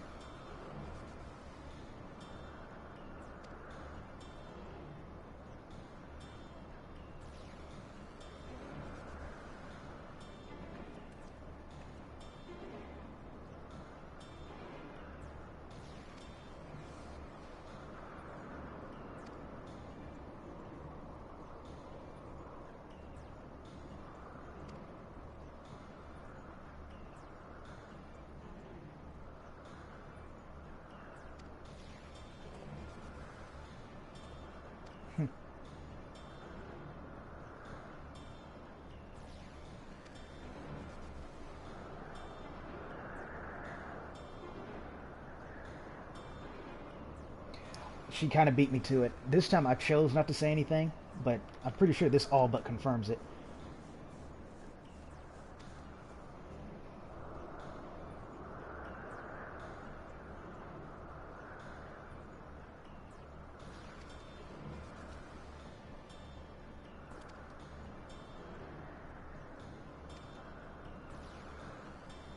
Hey, so it looks like it was the ladder.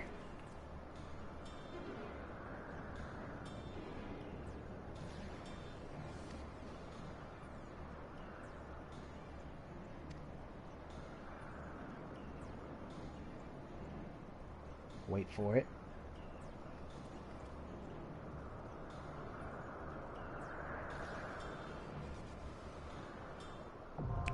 There it is. Okay, so yeah, in case it wasn't already obvious, I was wondering, there's no way, either this is a trial, which, fine, or because, as I said, there's 4 of us will be able to enter. Then I thought about it and said, well, you know, I can't bring Thancred and gang along, so it would have to be them. But, I mean, the ancients, so that really isn't that surprising. So I was like, okay, well, it could be them. I'm hoping it's them, and sure enough, I was right. So, awesome. And honestly, I wasn't even thinking about it, that Vanette literally can do all the jobs because she showed us that she could. I was more thinking along the lines of who she is, as opposed to the fight that we had. Or sparring match, if you will.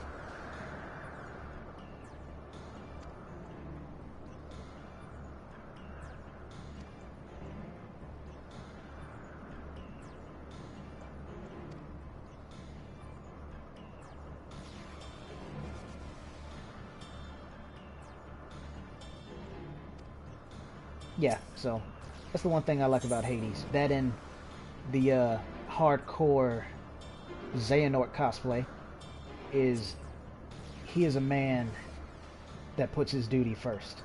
Kind of like a Litibus.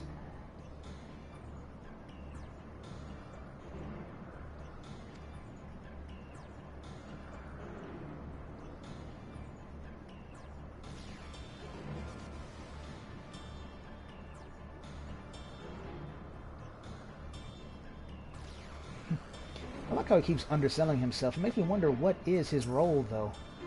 Because obviously, like I said, Vanette can do all of it. I almost... Let me just close. I was about to bring up the line because she said something that alluded to she could do all of it besides the one that... Screw it. We'll just look. Because I want to see what line that made me actually think of that.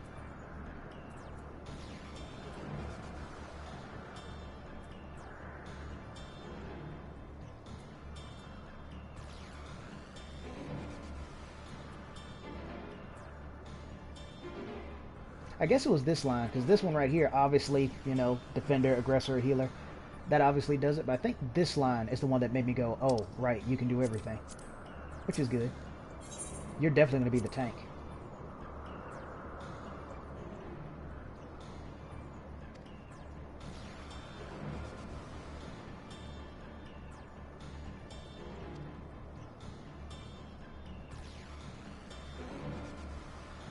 Yeah, see, she says that, but it was also made plain, you have the choice if you want to do it or not. Why are they making a big deal out of this if you have a choice?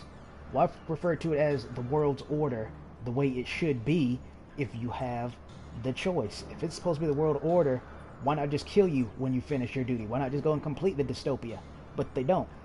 So that's why it says, to me, it feels like they're just blowing it up bigger than it really should be since you have the choice. And she's not considered like an exile either. Like how Xenos now is considered like the scum of all Garleans because of what he's did. Vanette's not like that. If anything, she's revered. She's not shunned upon for not returning to the world, so whatever.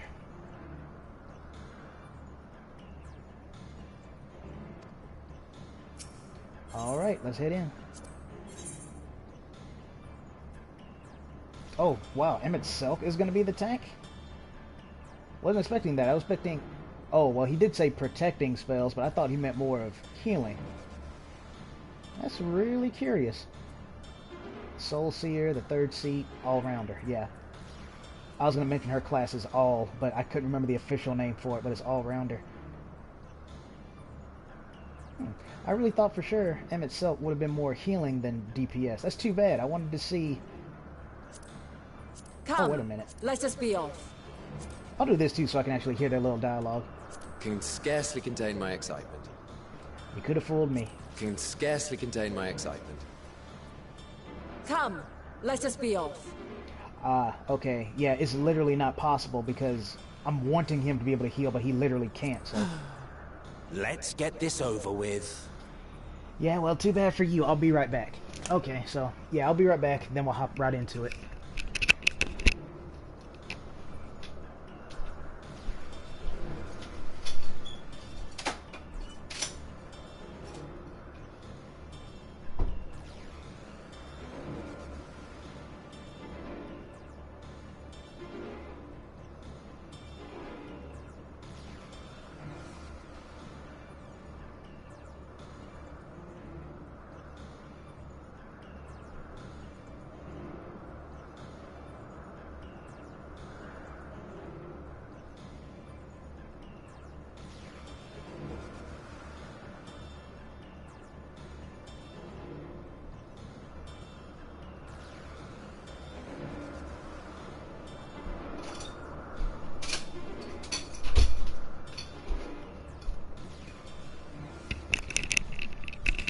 Okay, so, yeah, as I was saying, even though I saw it with my own eyes, I still wanted her to be the tank, but that's physically, literally not possible. It could be, though, if I went healer, and so maybe in some distant future, to sate my own curiosity, I'll do that, but as far as right here, right now...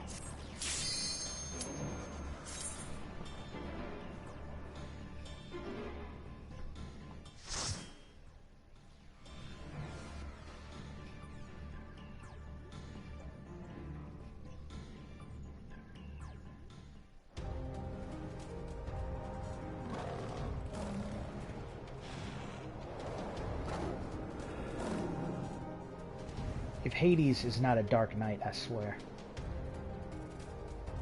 This is a pretty cool dungeon, I gotta say. The music's already got my attention, and I'm loving this atmosphere. I'll try not to go too fast, so... Oh, yep, he's a dark knight. How did I guess that? It's almost like I have selective paying attentionness or something. Oh wow, the music's getting crazy. And I didn't really think of it at the time, but of course, since he kept going on and on about having such good eyesight, of course, he'll be a bard. Still, I'll try to go slow so I can see all the dialogue they might bring up as we run. Please, turn back, else I might be forced to.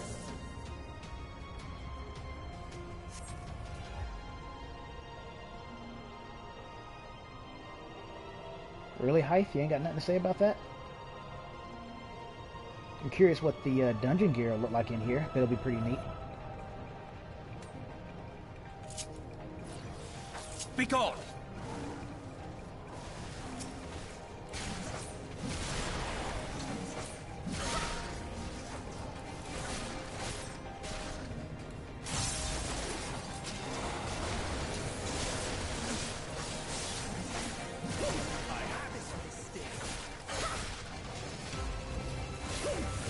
Have at you!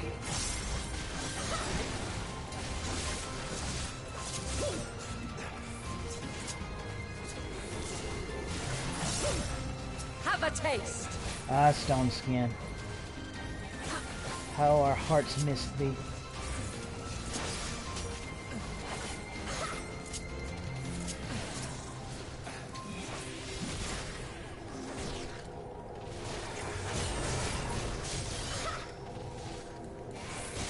That was the wrong side. I was debating if I should use that or not, and then by the time I decided not to, I already had. There's no point in using that on them right there. I should have saved it. Case in point. Oh, true Stone Skin. I guess it's true Stone Skin because it lasts for 30 minutes and it's opposed to like 5 seconds.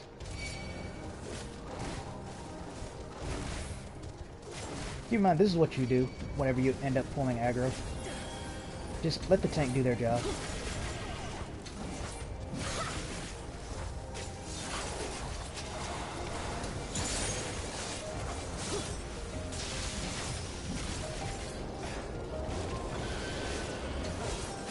Oh, yeah, and you get practicing with this.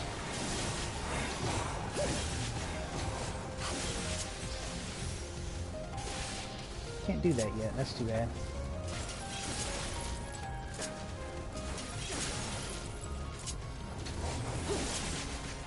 Okay, so I can't do it in that form. Not used to using that move. Okay. I kind of find it weird that you can't. You'd think you should be able to since, you know, the obvious reason. But whatever.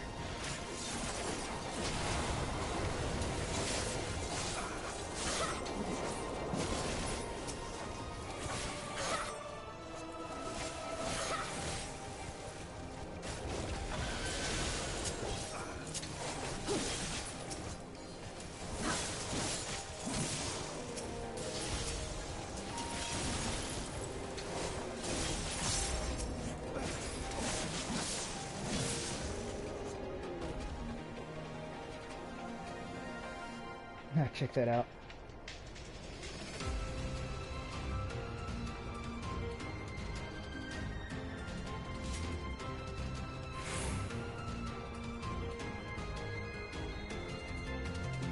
And yeah, this is why I said I like this dungeon. I could tell I would like it because I liked how everything was kind of cordoned off into different areas.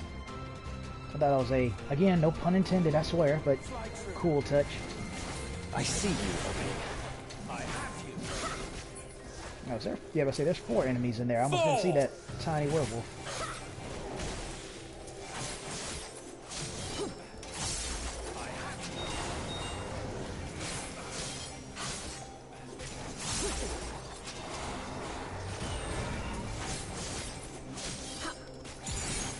I see you opening. That's reminds me of a quote from a certain photographer that happens to also be a gunman.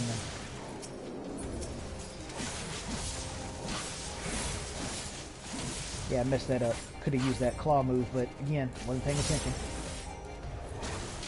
I'm still not used to Reaper. I'm not even trying to make excuses here. I'm just straight up telling you I'm not. Because, I mean, Gunbreaker is probably my best tank, and you see I still messed that one up. I'm just saying, I do notice when I mess up. Is trying not to is the actual hard part for me. I will notice. Speaking of noticing things, I meant to say this like near the very beginning of the stream. It's so insignificant, it doesn't matter. It's been since not mattered, but actually, that's half true. The reason why I didn't think to bring it up is because I told you I'd talk about it later, and it's kind of tied to another topic. That's why I forgot. But in the other dungeon, the creepy one where the forest was burning down and stuff, I misread the first boss's tank buster as final grasp or last grasp because, you know, it had a big hand. But on closer inspection, I saw that it said final gasp, which makes more sense because, you know, look, tiny snowman, because it has to do with mouths, a lot of mouth mechanics, so final gasp makes more sense.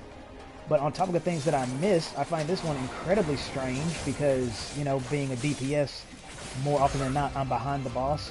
But I did not notice. And for those who also somehow didn't notice, I'm not exactly going to tell you. But that same dungeon I was just talking about, look very, very closely at the second boss. Because I didn't notice just how bad it was until it was brought to my attention. Because I thought it just sucked up water through its tail and spewed it out its tail. And it's like, okay, fine, that makes sense. Oh, it makes sense alright. In a nightmare fuel kind of way, it makes sense. But yeah, I didn't notice that the first time, and I find that... I mean, I guess I was just so enraptured with trying to learn the mechanics, I wasn't paying attention. That's my best guess. But still, the fact that I missed something that twisted, it kind of blows my mind that I missed that. Yet here I am making accurate predictions on how the story's gonna go. Makes you wonder, huh? I'm not entirely useless. Oh, you sound like me. Cut that out. There's only room for one.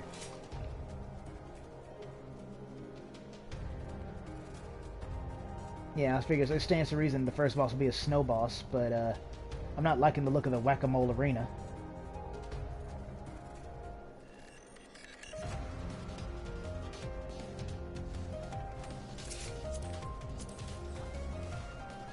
This may sting. Fall!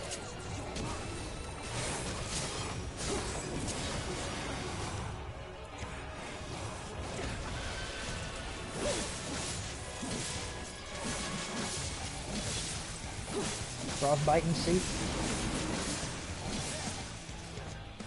Okay, he's going into that hole.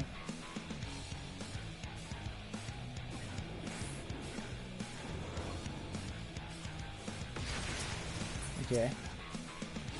Makes me believe that maybe he'll try to hide his footprints later. Ah, it took too long. Well, more like he took too long. I would have used it sooner if he had came out sooner.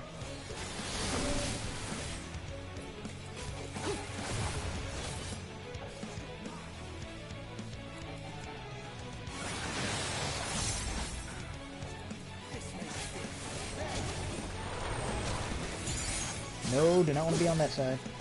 I'm not entirely useless.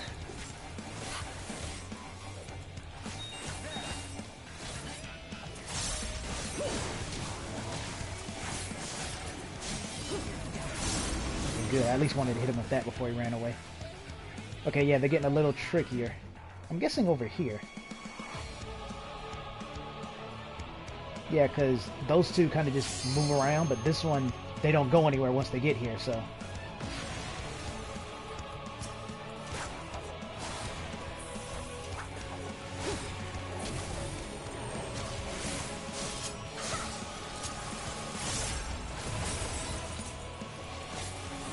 I love that move so much, man. I cannot praise it enough. I wish maybe it gave a little bit more healing. I wish a lot of the healing moves in this game did that, save for being a, you know, healer. I wish the healing moves were a bit stronger. Like Merciful Eyes. I can count on one hand how many times I've seen people use that move.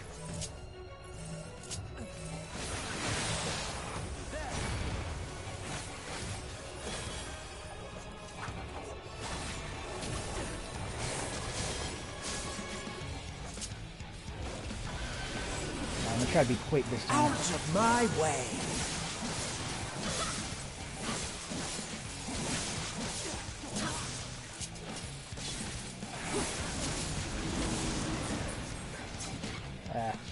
Probably could have made that if I pressed the right button. Let's see. Yeah. I looked over there at those two, and then I saw that one, so I was like, okay, it's got to be this one. Because again, his footprints do not leave it, so that's the telltale sign to me.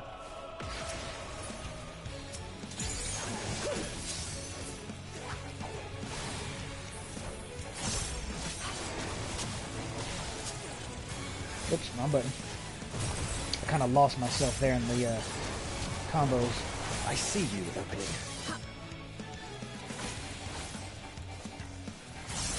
Also, I just noticed the name of that move, Icicle. That's clever. Not clever enough for you to keep surviving, though.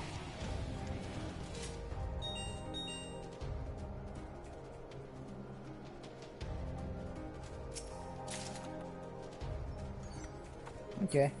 That would probably be cool if it wasn't for the fact we already have that in the game.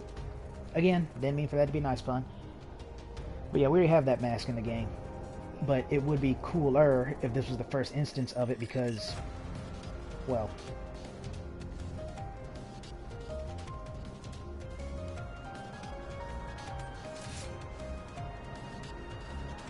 You're up, Emmett. Sick 'em. Have at you!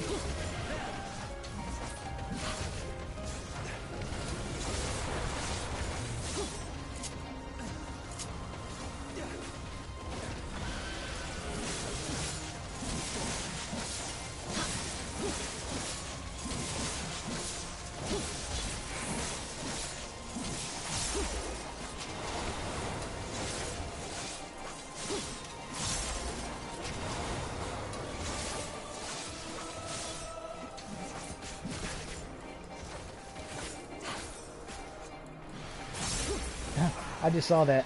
I should probably pay more attention to their animations.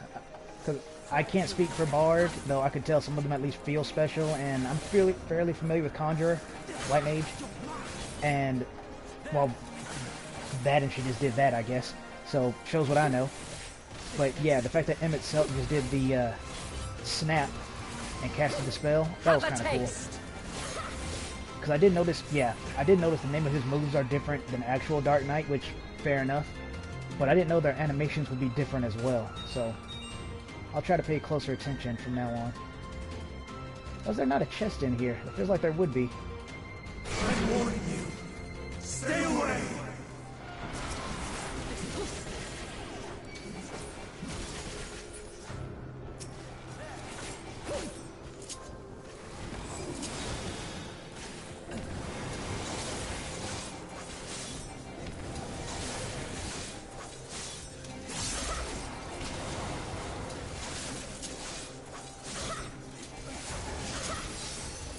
Nice.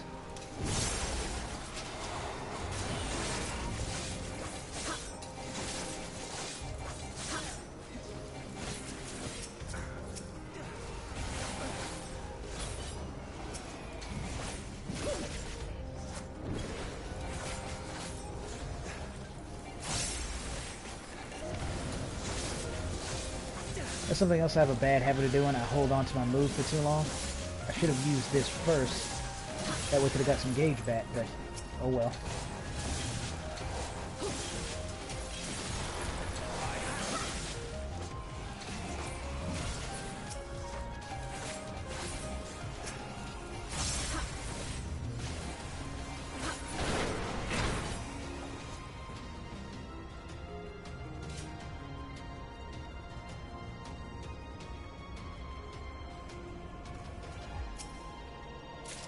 I knew there was supposed to be a chest somewhere close by.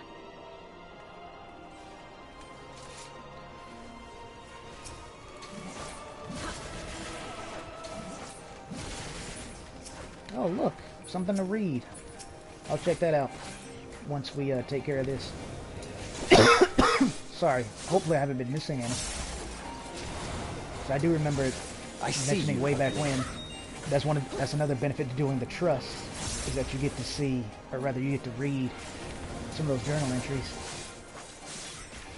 Being the bookworm that I am, I definitely plan to. Fall!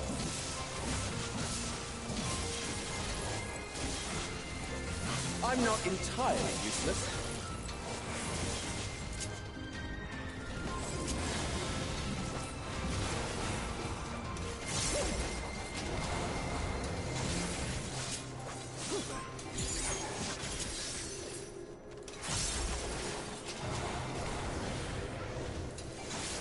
Something else I need to remember is that communion, it will end enshrouded immediately, so you're meant to use it as your final hurrah. You don't want to use it immediately, otherwise you'll lose DPS. Unless, of course, you're incredibly confident that whatever you're fighting is about to die from it, like, say, a boss.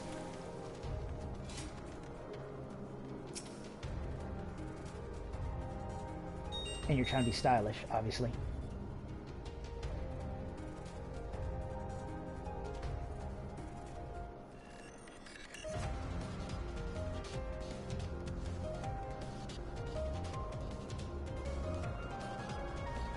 Yeah, that's too bad. I don't think we'll be seeing that thing again. Well, they won't. Zio will. When this dungeon is inevitably picked to be run again.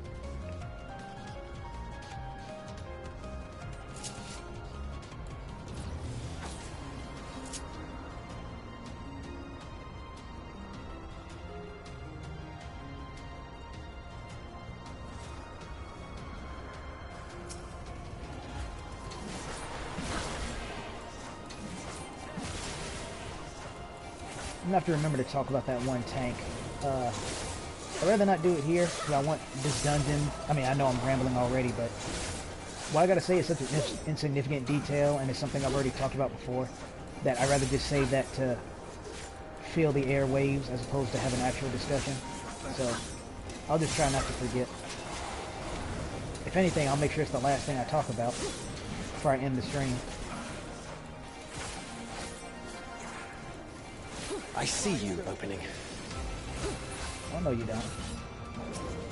Try not to hype, but to that beast trying to do an AoE. Not on my watch. Not if I can help it. Speaking of which.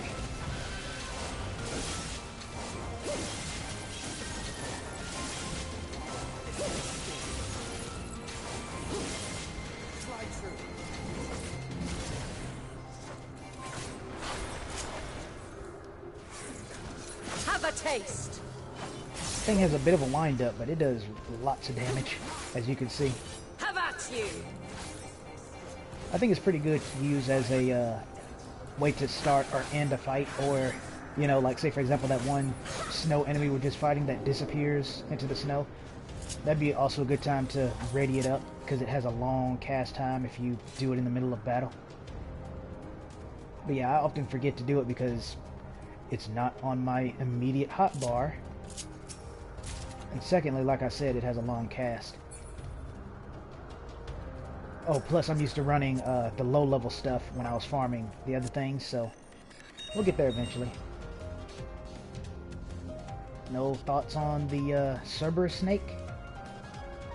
Alright.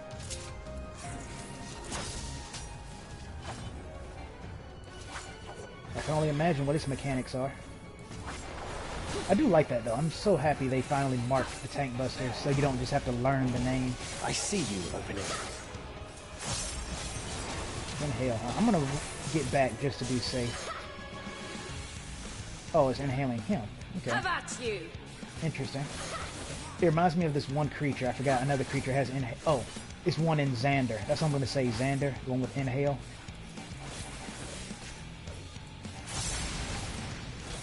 Yeah, that was kind of obvious too. Anytime the mob just randomly faces your direction, you know something's about to come your way. Now, it's rude to interrupt.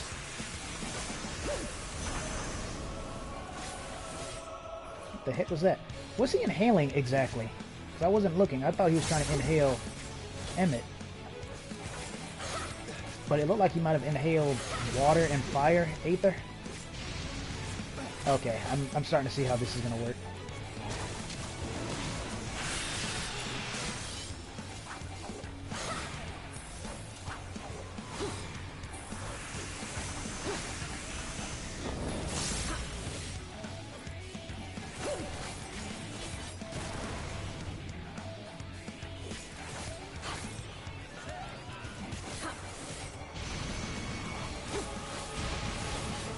come on, I moved.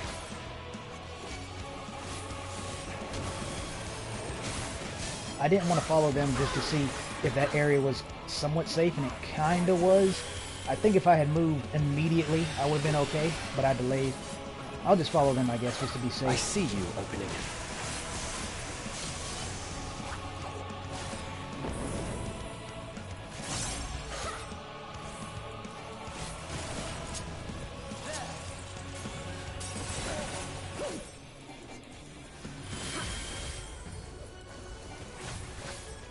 I don't like the fact that he keeps turning. It's making me a little nervous.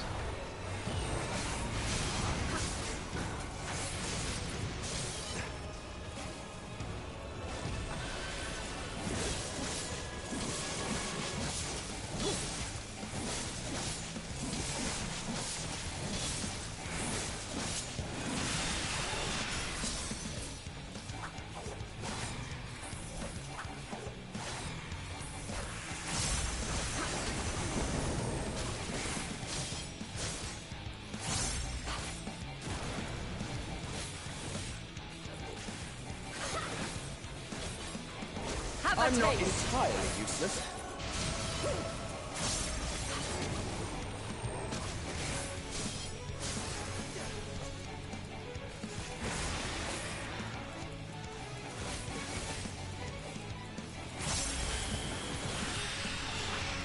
I just noticed Emmett was putting a debuff on the boss. I think it might have been Reprisal. The logo was different though.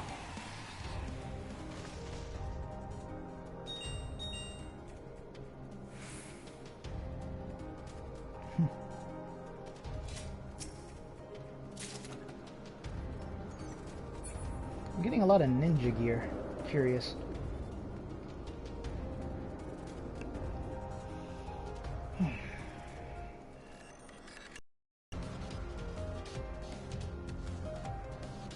I cannot let you take Meteor. Be gone. Not How yet. about you?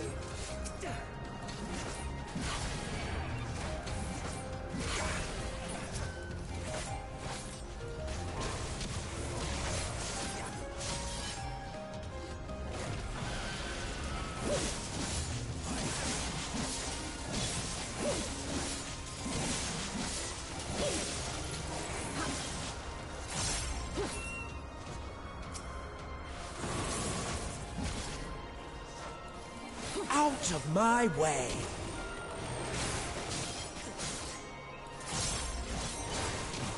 Fall. Have a taste.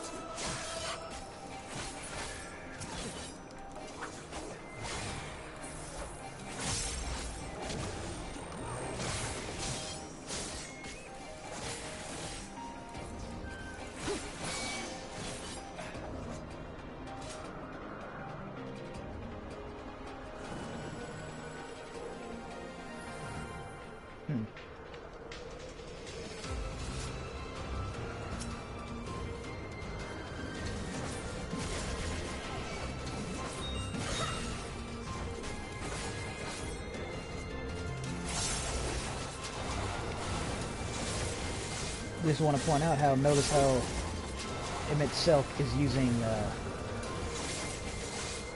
Unleashed, then Stalwart Soul. For those of you who remember that tale, for whatever reason you needed some proof, there you go. Even the AI does it. Speaking of things the AI does,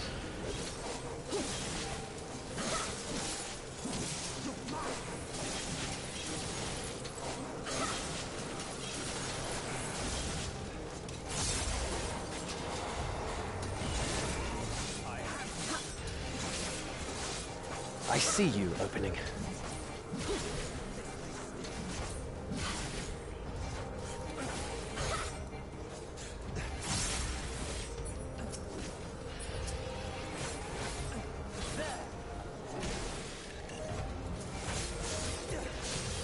Have a taste. I'm not entirely useless.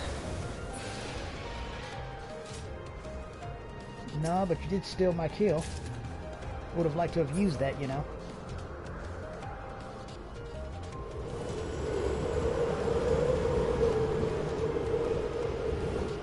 Like, just how high is this building? I guess it's safe to assume Be gone. we left I that. must hear their answers before they're expunged from existence.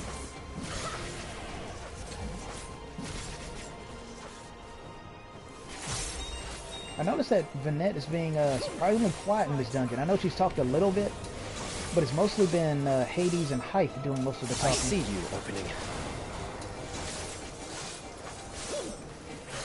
Excluding the battle quotes, I mean. Out of my way!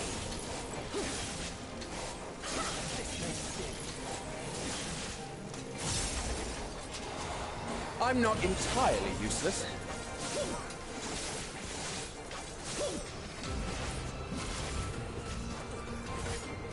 Pretty sure I missed some books, man. That's too bad. Because if they got them way up here in the stratosphere, then I imagine there's some back on the ground that I missed.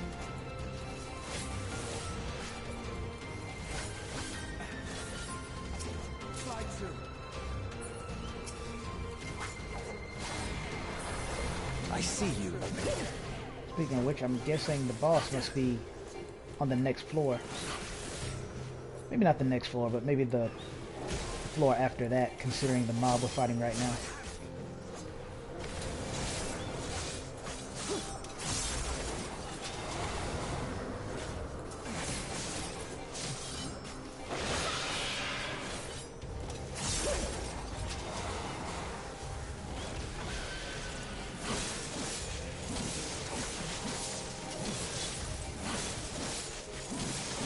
I'm not entirely useless.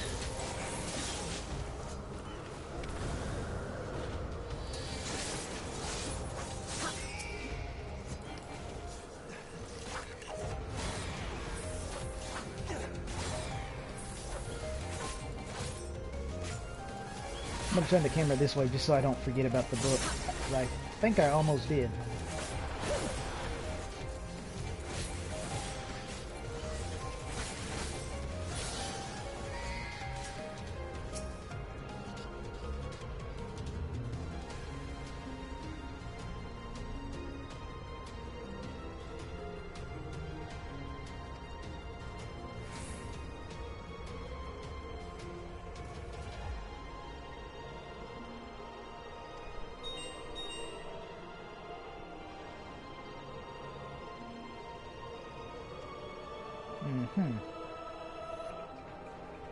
Well, okay, wait a second. I was about to say, wait a minute. That's not talking about Hermes. That said Fandaniel, so that means his predecessor. So we're not talking about Hermes yet. Not for that, at least. And, yep, I was right the first time. I could kind of tell because the fact they gave us just those two giant ads and nothing else.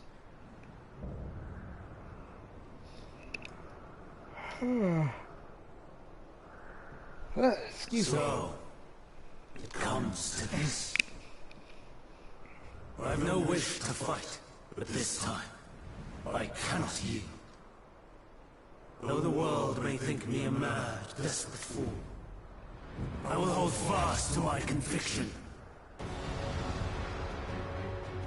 Zio's prophecy of doom is starting to look more and more possible, huh, Hades?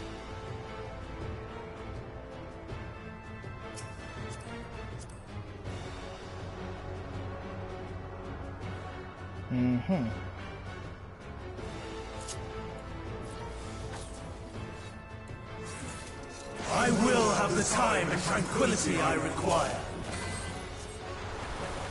I really hope we can't fall off this thing, because it looks like we can. And Gale, gather to me!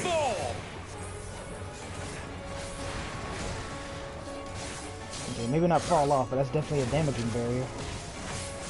Ancient brand, unleash your power!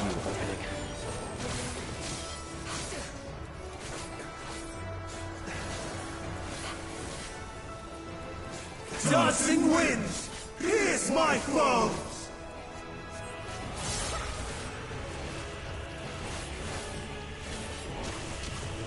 Stars on high, fall as rain!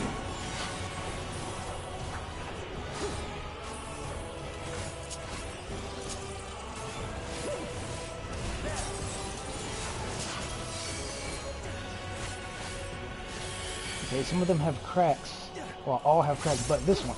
Oh, that's why. Oops. Okay, interesting. I think those were just straight AoEs. It was kind of hard to tell because I thought he turned them the first time. Oh, I know what double does. That's an ancient favorite.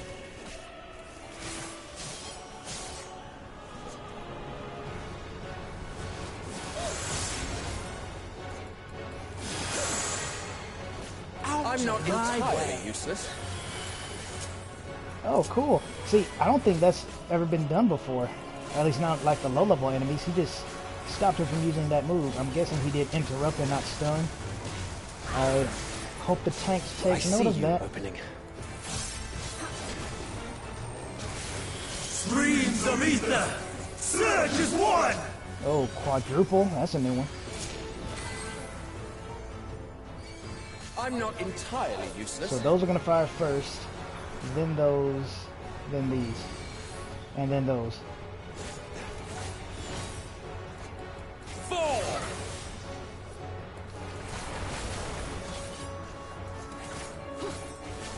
Okay, that's not so bad. You just have to pay attention to where they are.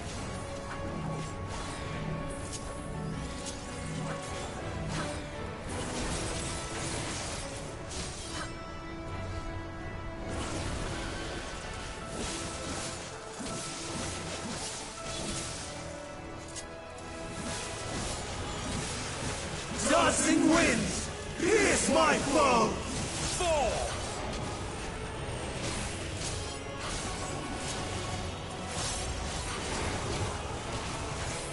I see you opening.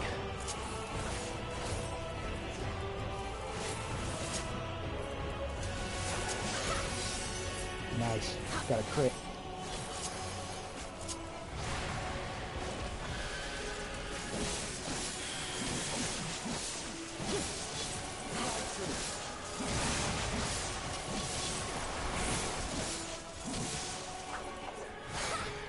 Stars on high!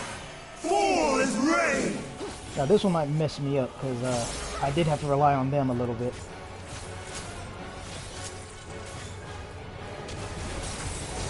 So let's see. That one doesn't have a crack on it. I'm not entirely useless. Okay, so there and then here. Alright, that's not too bad. Because this game teaches you to fear anything that's related to meteors. I'll go and do it now. Oh. Nah, I gotta wait because it's gonna send out that second AoE. Even when transformed, I am not finished yet.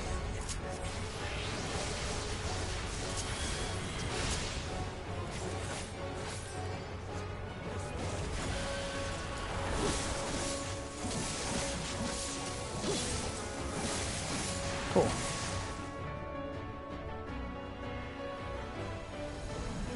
No! My power!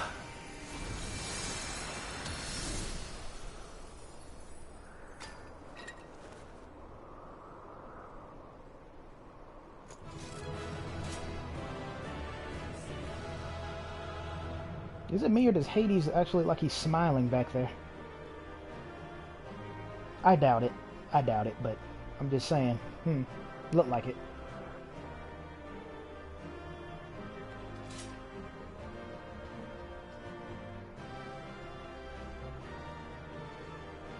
Yeah, indeed.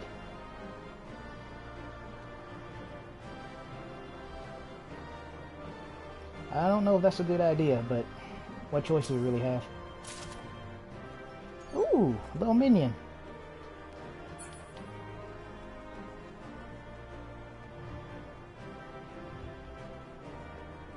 We'll have to check that out afterwards.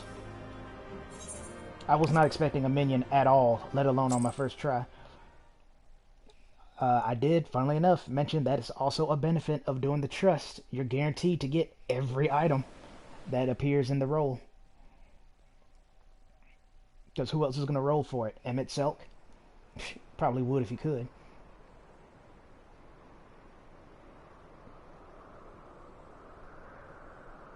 It's over, Hermes. In the name of the Convocation, I hereby take Meteion into custody. And setting aside the matter of your nomination, you will come with us too. We require your knowledge to assess and resolve the situation.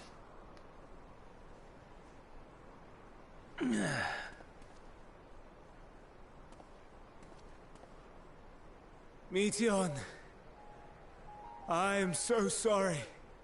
Would that I could have listened to your report in full.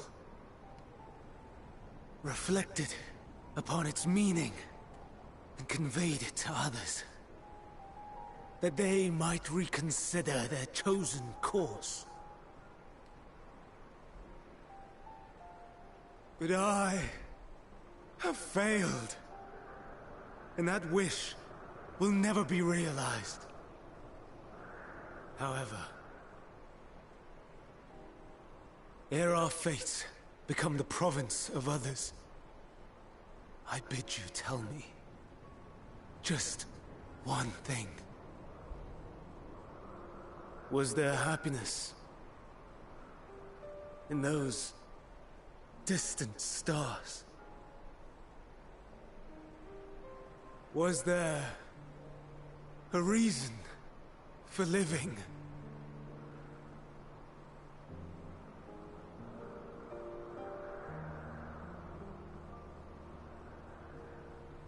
We conducted our search as per your instructions.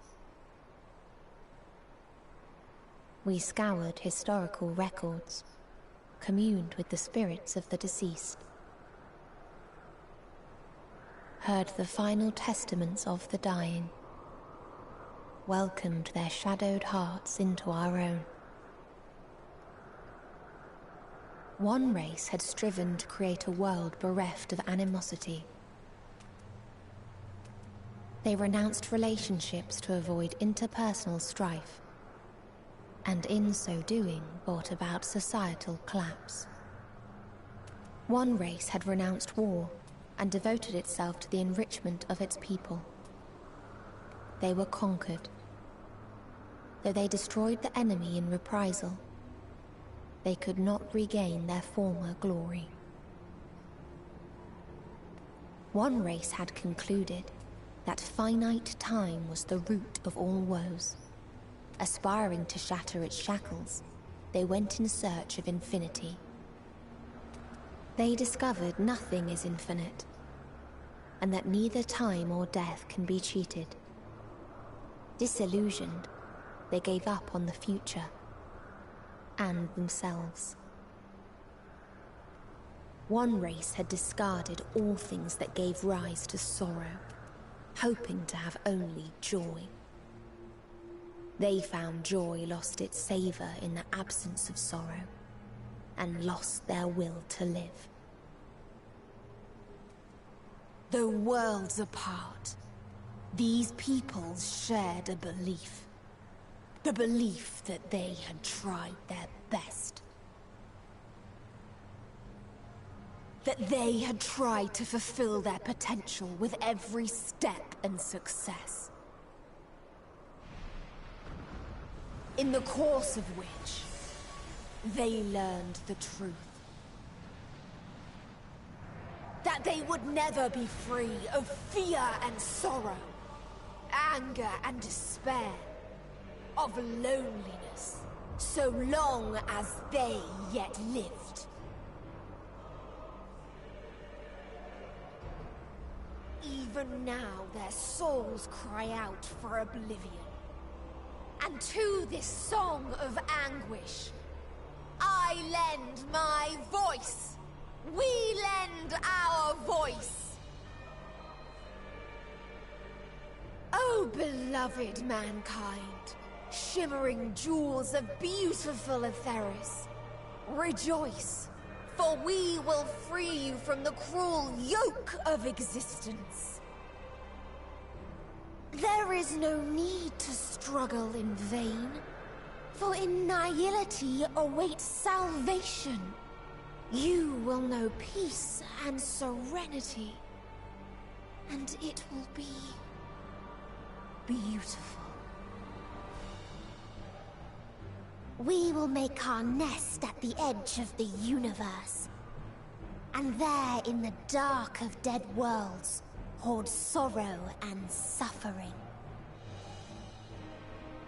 There we will sing, our chorus ever louder and ever clearer, that our song may reach even this ether-shrouded star. Such is the answer we have found in the stars.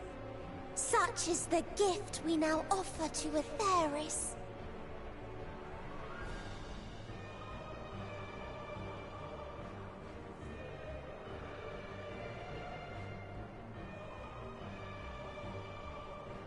Who are you to decide our fate?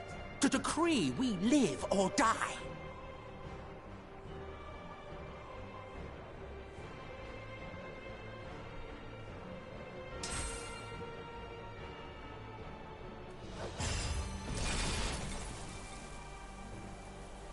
Have you lost your mind? You heard what she said. She means to destroy us all, yet you'd still take her side? In the name of the Star, we have discarded those creations that we deemed flawed. Like the ones that kill for no reason?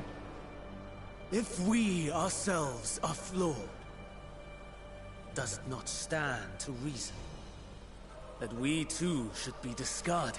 Dumb logic. I'll explain later. And you know it. Oh, that's so stupid. He's doing good too. Perhaps I am wrong. But who is to say that you are right? Common sense. Logic. Let us settle this with a determination. In my authority as Chief Overseer of Elpis, I will make a judgment on man's fitness to exist.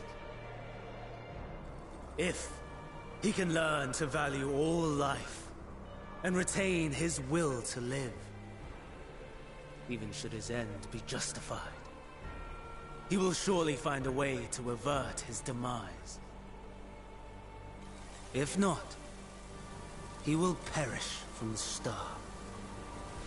As with all determinations, provisions must be made to ensure fairness. Kairos! Awaken!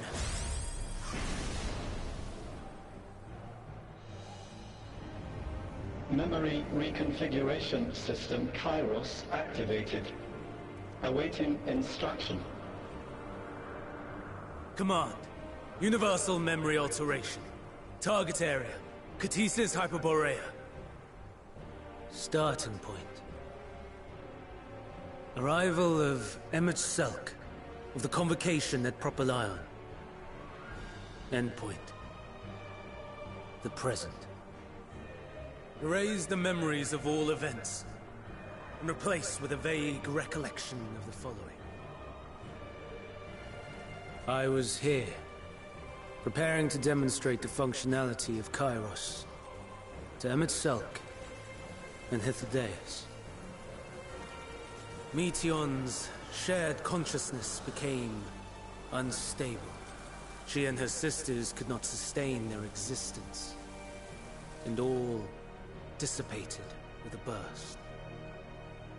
The resultant shockwave accidentally triggered Kairos, which erased several days of memories from all present. Execute. Command acknowledged. Initializing. 3 processes remaining to execution. Bravo. I dare say one would be hard-pressed to make it fairer. Don't listen to that bullcrap. Everything that you told us, everything that has happened, the fact we've even met, it will all be gone.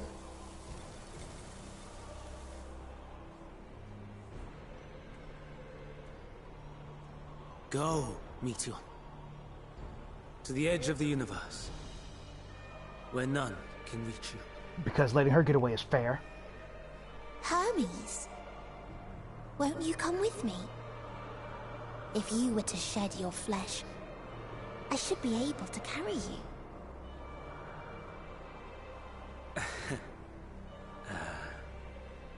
I will remain. As a man, I will oppose the oblivion you bring. Silly fool. Had you said yes, I would have granted you the gentlest end.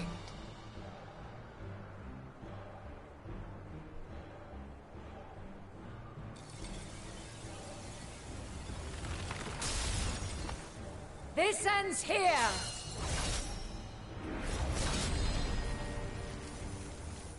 Fly, Meteion!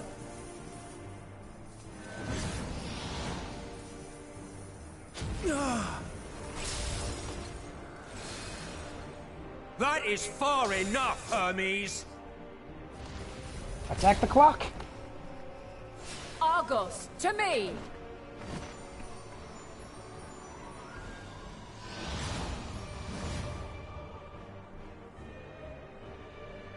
First process complete. 2 remaining to execution of memory reconfiguration. As if screaming, hey, attack As me. if we needed more pressure.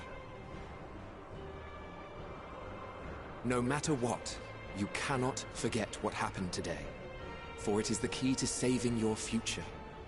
Your world. Yeah, This how fair fight is that? is our fight. What comes after, our problem to contend with. Not yours. No. Your own struggle awaits. And no one else can take your place. You must flee this place with your memories intact. And I will see that you do. Now then, where is it?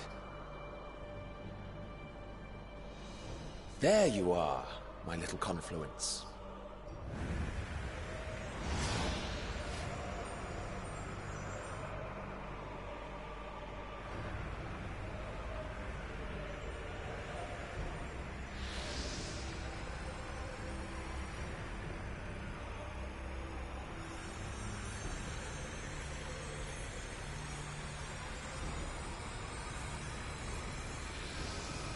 Almost!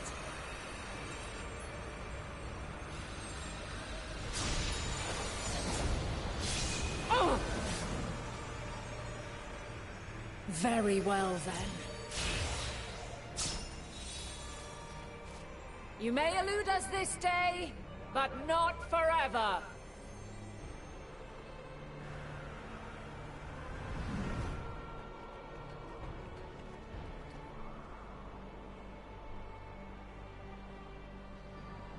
Meteion's gotten away. Second process complete. 1 remaining to execution. No time for brooding. Listen well. Beyond lies a spatial confluence that connects the interior sections of this building. I will destroy the confluence and force open a way outside. When I do, you must jump through.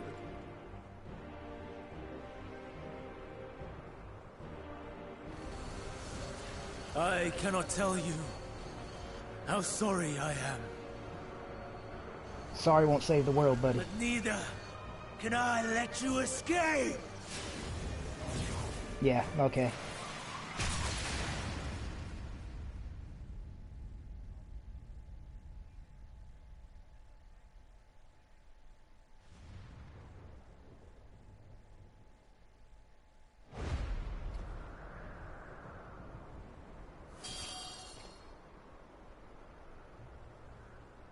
Too brave by half.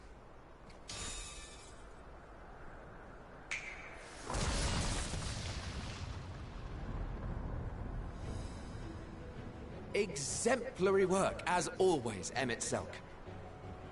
What? But how? I thought the confluence was... over... Over there? Yes. We were rather hoping you would. It was never anywhere but where it is now. The instant those two began making their way towards nothing, 'twas clear the plan was a diversion. I'm quite incapable of destroying a confluence, I must confess. A gambit brazen beyond words. Though we've grown accustomed to reckless improvision due to the antics of an incorrigible associate. Though, in the case of certain present company, incorrigible is an understatement. Honestly, I'm beginning to suspect it's a requirement for every Azen.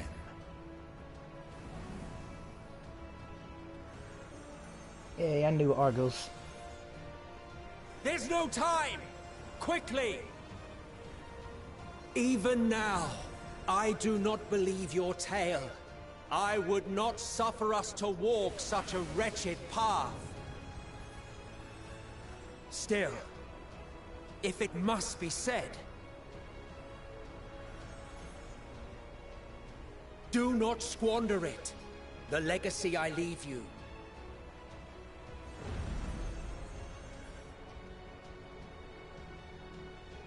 Final process complete. Executing universal memory alteration.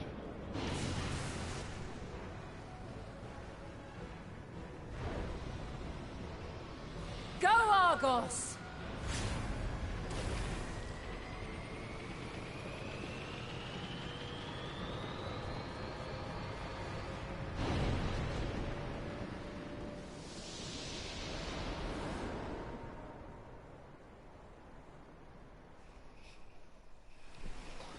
Oh, I cannot wait to tear that scene apart.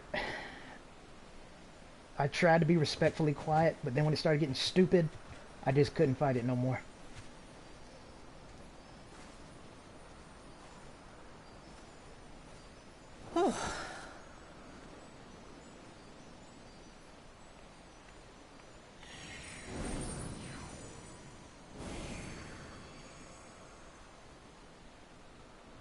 I'm fine.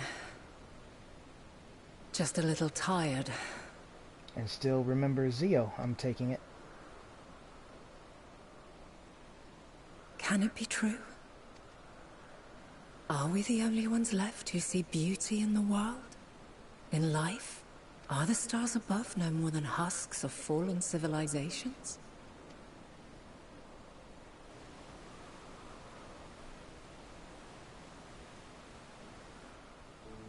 And yet, I feel her.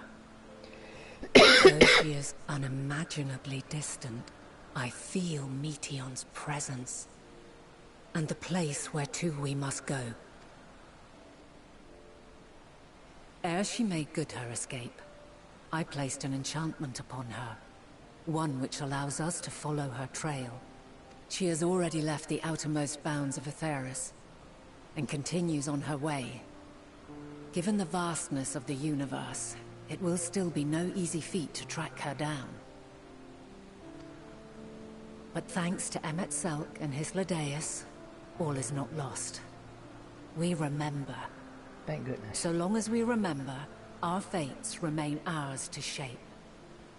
Yeah, that sounds pretty fair. And again, I cannot wait to get to that part of that conversation. Oh, I can't wait.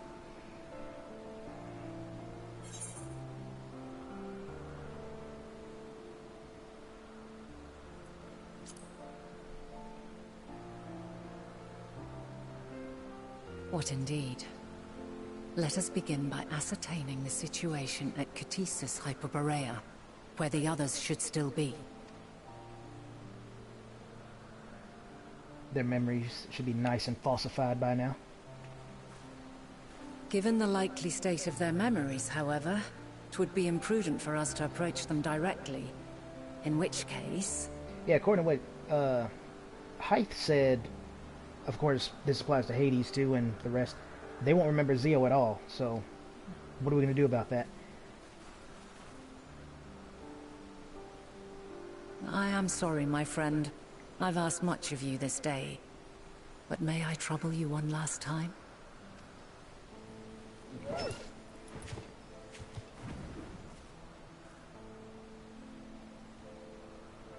Music. Argos will investigate in our stead. We will share in his consciousness and see and hear as if we were with him.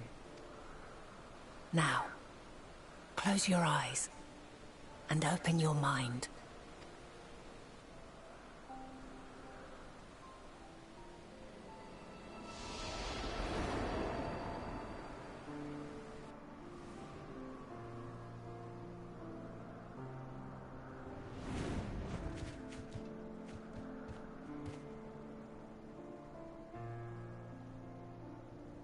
Thank goodness you are unharmed. Unharmed? There is a gaping hole in my memories. I can scarcely remember arriving here in Elpis. Forgive me. I was preparing to demonstrate the functionality of Kairos to our guests. No, I can hold it. I can wait. I can wait. But Meteion, her shared consciousness became unstable. And she... So, that's what prompted the state of alert. Okay, now try to explain away the missing memories. And when you went to investigate, you were caught in Kairos's accidental operation. Uh-huh, of course. So it would seem. It's all a blur to me. And no thesis on how the accident was triggered? Because, now this I will comment on. That sounds like a pretty bad security system. Just imagine. I know it's going to be a really stupid example. I'm sure you guys can think of a better one. But just imagine you're doing some, like, a Minecraft level security system to where if someone breaks into your house, you rig it with TNT to explode so it destroys everything. Would you want that to be triggerable on accident? So how are you going to get it so that this memory altering device can be triggered accidentally when the alarm goes off? See what I'm getting at? Such an unfortunate accident. Mm-hmm. Oh, and what of Vinar and your other companion? You went inside together, as I recall. We did? If Vinar was with us, I have no recollection of it. Vinar, my mistake. I thought it was Vanette. But that there is her familiar, is it not? The fellow seems happy enough, so I think it's safe to assume his mistress as well. I haven't the slightest notion who this other companion might be, however. Ah, well, that individual struck me as a bit different, for want of a better word. Perhaps it wasn't actually a person, but some manner of creation. Curious. I must ask Vinar about it when next we meet. Vinar, got it. Yes, you do that. Now, if we may tend to Hermes, whatever this Meteion did, it seems he bore the brunt of it. Once you are fit to travel, you will return with us to Amarot. We need to make certain there are no other ill effects. Also, I am here on business of the 14. We've already had the conversation, like as not, but since your toy wiped my memory, we'll have to have it again. Something tells me he was going to accept the position this time. Yes, of course. As you see fit. I don't mean that in the no-go way. It manipulates memories through the emission of etheric waves, correct? There is a theory which holds that memories scoured by blasts of ether are restored when the soul is cleansed in the underworld. If true, then perhaps when our time comes to return to the star, we shall remember these few days we have lost. I doubt aught of interest occurred. Look forward to the revelation if you like, but I should prefer to reminisce on more meaningful moments. What a surprise that's going to be.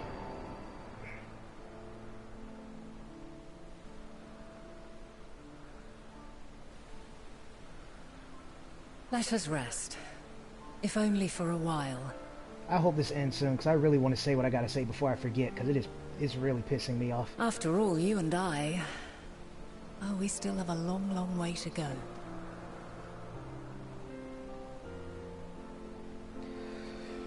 Okay, I think that's finally the end. Let me try to get my thoughts together, because I know the number one thing I want to complain about, but I'm trying to remember. Prior to that, I wanted to say, oh, not prior, but it's kind of tied into this. Even before he blew Zio off the edge, I already was going to say, you know, congratulations. I despise you just as much, maybe even slightly more, than actual Fandaniel. Maybe. You two are about even. So that's me actually being fair. I didn't let that incident affect what I was going to say anyway. Congratulations, you're up there with Fandaniel now. Secondly, this is what annoys me.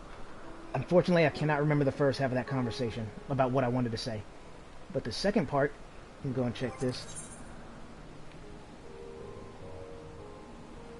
Yeah, we'll start here. Actually, you don't even need to read that. All that's kind of its own thing. So, get all that. Now this is the big one.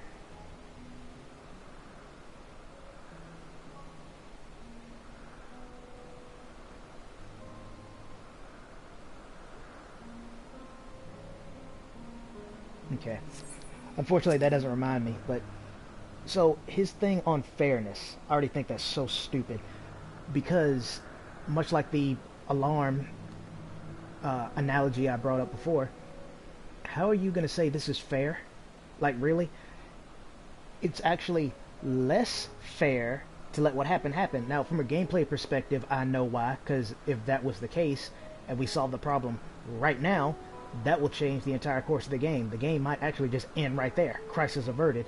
Who knows? So for the sake of the story, it, quote-unquote, had to happen from an outside, real-life kind of thing. It had to happen. It'd be like if Zio didn't have the blessing of water, and then back in Il Meg, when she got pulled underwater by those frog people and drowned, that'd be the end of her story.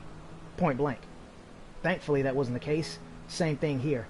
If this happened naturally, it would be the end of the story, but I digress. He claimed it was for fairness, and I understand his point, but his point is still stupid, because that's like if I told you, listen, I'm going to come to your house at exactly 12 o'clock at night, and I'm going to shoot up every single person I find in that house, man, woman, or child. I'm going to kill them all. Then, I'm going to burn your house down, but spare you, so you die in the flames. I tell you this, and then, to be fair, so you don't call the cops on my ass, or kill me yourself right there, I'm going to wipe your memory. Oh, and mine too. But I'll keep in mind that I'm coming there at 12 o'clock to do something.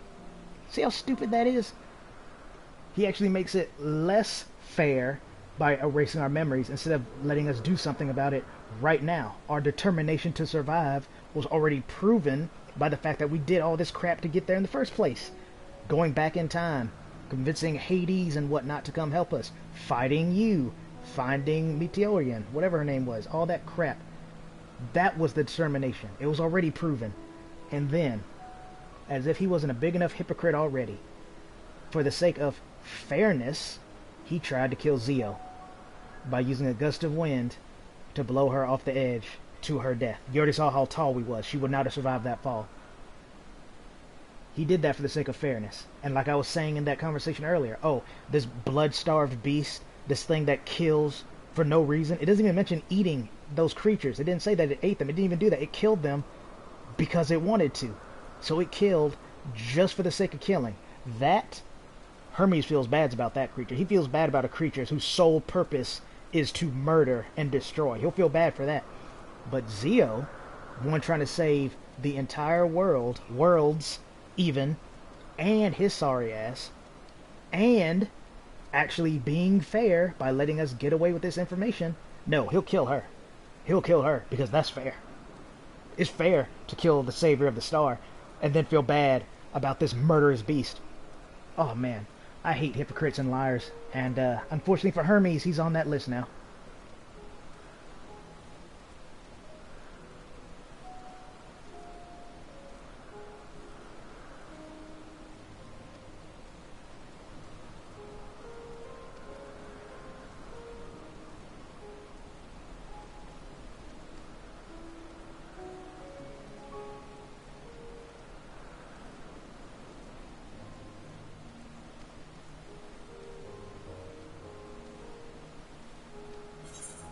Yep.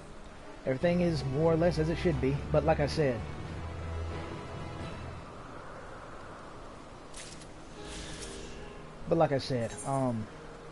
cursed existence. I've been saying that last stream, maybe said it a little bit this stream.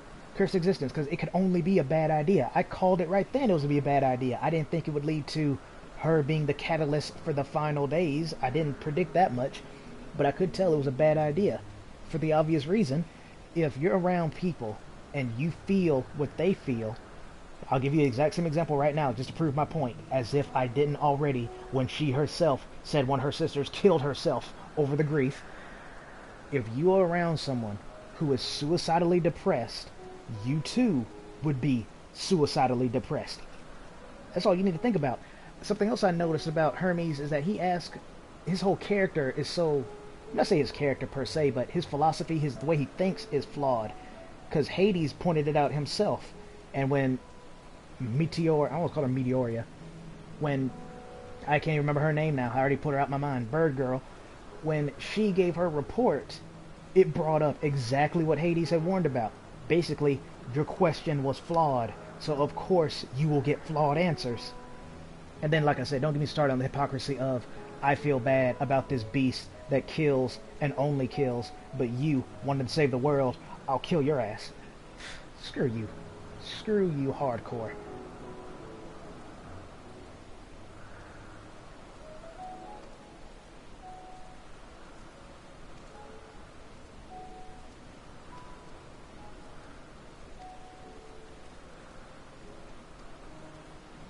I mean, the way Elidibus talked, like I said, he was speaking more from a reference of, you're only an observer, you will not be able to physically interact with the world.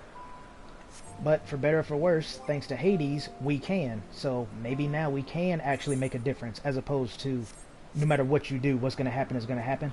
Because again, he was speaking from, you will be intangible, as opposed to, no, you can physically change things now. So that leads me to believe maybe we can change things, maybe. But I can't say for sure how big of a difference it will be, if at all. Nah, since I already showed this mount, let's try to go something different. Nope, saw that one too. I like that one, but to be actually fair, and yeah, I'm going to do that for a little bit, because I'm serious, that pissed me off. To be actually fair, technically we saw this one too. Not today, so I'll try again. If we get one we haven't seen today, but I have seen in the past, I'll let it go. Yep, see? Saw that one today. Actually, no, it didn't. That was Rathalos. Dang it. There we go. That was Rathalos. I thought it was that stupid lizard. The one from the Amalja. Oh, and then what do you know? When I wasn't fair, mine was a pure accident, not, you know, premeditated murder. That's a shame, too, because I was like, oh, you know, he's kind of cool. I didn't know if he would actually... Now, see, that's actually improbable. That shouldn't be a thing. But I digress. I didn't think he'd actually turn out bad, so I'm not going to be like, you know, I was 11 steps ahead of everybody or nothing like that. All I know is his future self sucks. His fractured self sucks. And as much as it pains me to see, his normal self sucks almost as much, if not more. Because like I said, I don't think, could be wrong, but I don't think Fandaniel, the one we know, he was just overwhelmed with despair and blah blah blah. But it's like, well, just why not, instead of killing everyone and then yourself, why not just kill yourself? That's why that logic is stupid. But then we get to Fandaniel, and I already told you the hypocrisy and why that pisses me off. Or Hermes, rather. And like I said, I didn't mean it in a no-duh kind of way. Like, yeah, of course he's going to join the chair now, because we already know he is in the future. I meant he will now in the sense that he no longer has the bird girl anymore. That was one of the things that were holding him back. And then the way he felt about his mentor, more or less, he's going to get over that. But now that bird girl is gone, what's really stopping him from taking the seat now? That's what I meant. Speaking of which, I think this one is not progressing. No, it's not.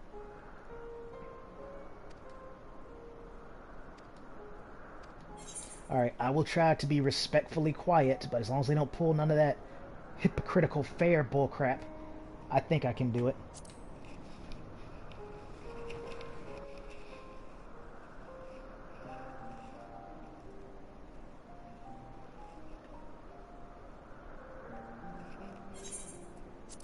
So, it is within.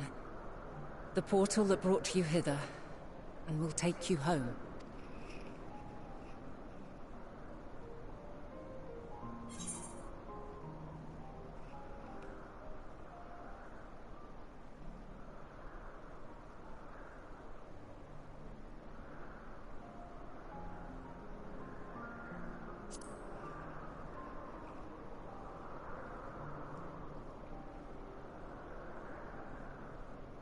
May you and yours emerge triumphant. Make use of the knowledge you have gained, that your days in Elpis and our friend's sacrifice be not in vain. With Meteion free to pursue her designs, 'tis only a matter of time until the final days are upon us. We must be ready. From fortifying our defenses to securing our escape, there is much to be done. In spite of this, we cannot allow the report that set this calamity in motion to become common knowledge. Were the masses to learn the fates of the other stars, I fear the situation would spiral out of our control. Okay, this is going to be one of the few times I do interrupt because she actually reminded me, Vana reminded me of what I wanted to say, the thing I forgot. Again, Hermes' questions and the way he went about it was flawed. That's obvious. But in conjunction with that, she reminded me of what I wanted to comment on, and that was the reports themselves. He only sent, like, what, 6? I can't remember if they gave a given number, but it wasn't a lot. I think he only sent out around 6, maybe no more than 10. He didn't send out a small nation of these creatures. He didn't send out an entire world's worth, like 6 billion of them or anything like that. The universe is constantly expanding. It is full of stars, full of planets. So why would you take it that, say, 6 of these planets happen to be dead? That's your justification that all life on all those billions upon countless of stars deserve to end as well? See what I meant by the entire process is flawed? I must carefully consider who can be trusted and bring them into the fold.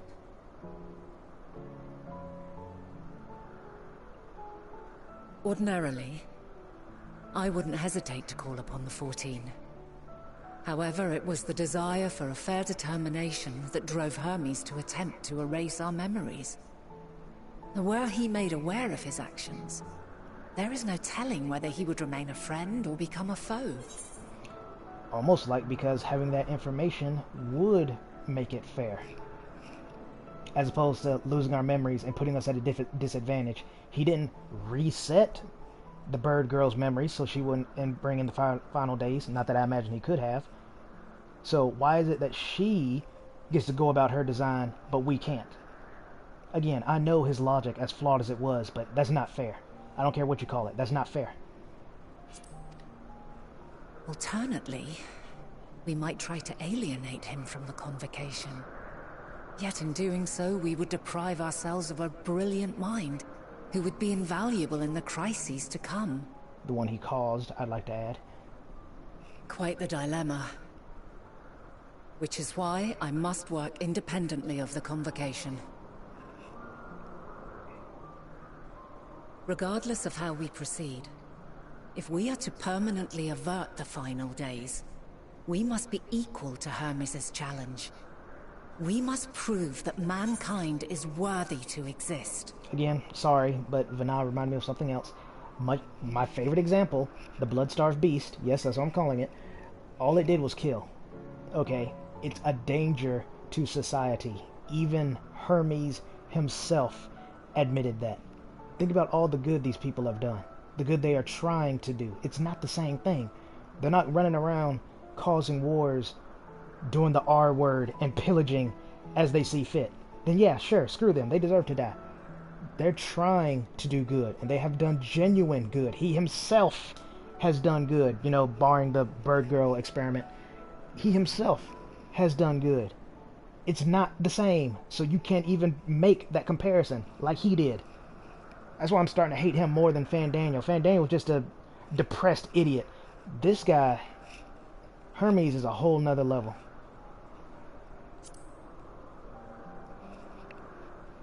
And this hinges, I think, on how we confront the all-consuming despair that accompanies a senseless and seemingly inevitable end. Bewildered and divided, we would perish like the peoples of those celestial ruins. We could not hope to survive the final days, much less take the battle to Meteion at her nest. We must find a way to defeat despair, to unite and prepare as many as possible for the struggle ahead.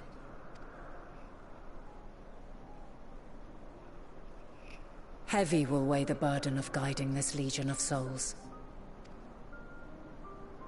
Yet I have faith in mankind's potential. As long as he believes in himself, there is naught he cannot achieve. So I will not give up on him. On us.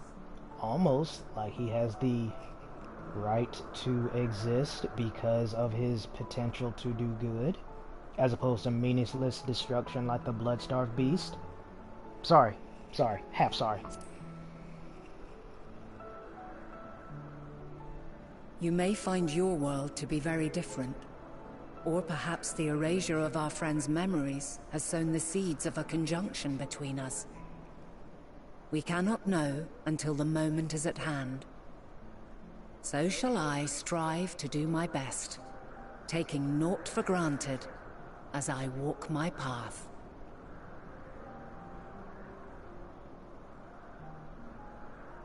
And I pray you walk with me to the end.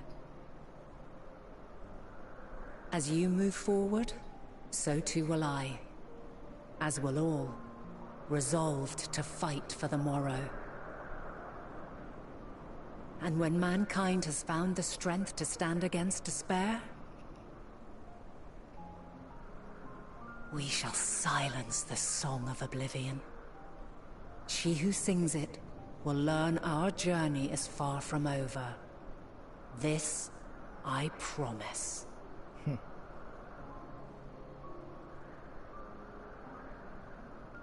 Fare you well, my light of the future, till we meet again.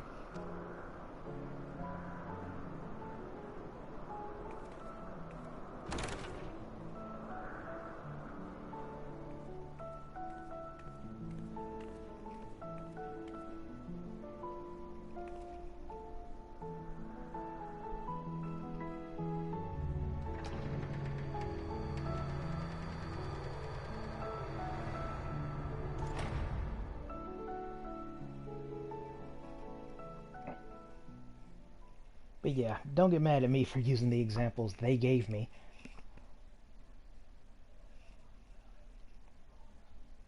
But yeah, I'm definitely not going to forget that. Hypocritical fairness. I think that's what I'll call it. One thing that bears to mind, though, is will the story change? Like, will the final days that's been recorded be any different thanks to Zio and what she did in the past? From this day forth, I shall strive to bring honor to the seat of Vandana. Mm-hmm.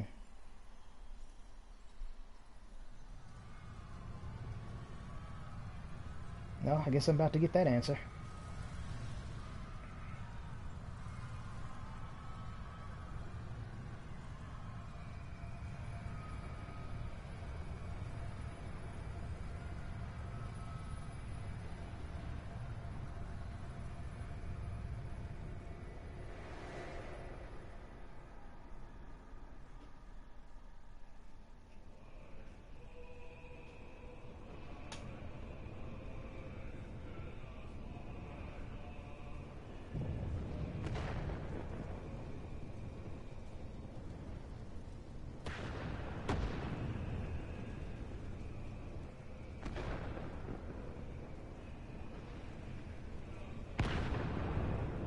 Even now, I remember standing there, locked in a moment where the sky is aflame.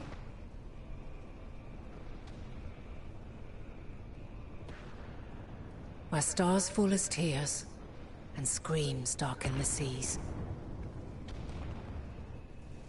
Where resignation rots the trees.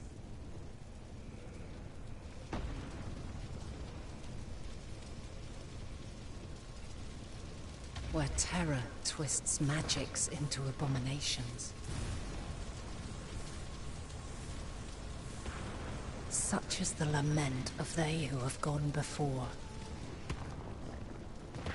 The song of they who tried and failed to create a better world. The song of the end.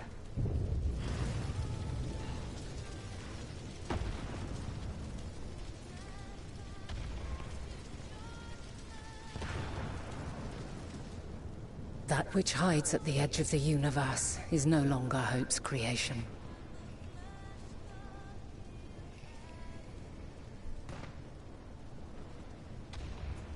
It is hopelessness incarnate.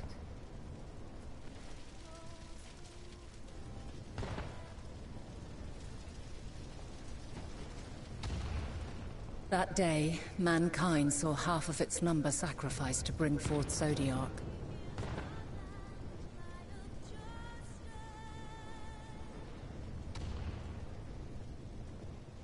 And covering the star in a shroud of ether, we forestalled the final days.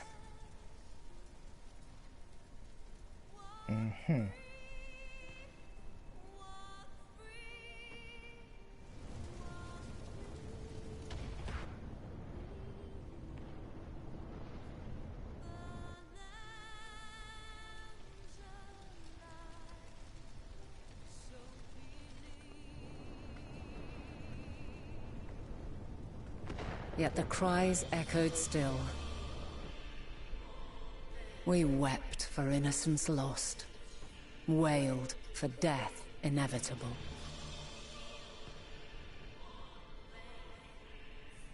A reality too terrible to bear. And for too many who sought comfort in gilded memories of joyful days and tranquil nights.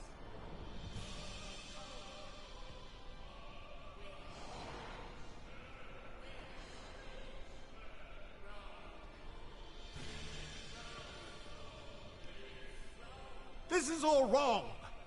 Why must we suffer so? It needn't be like this. No.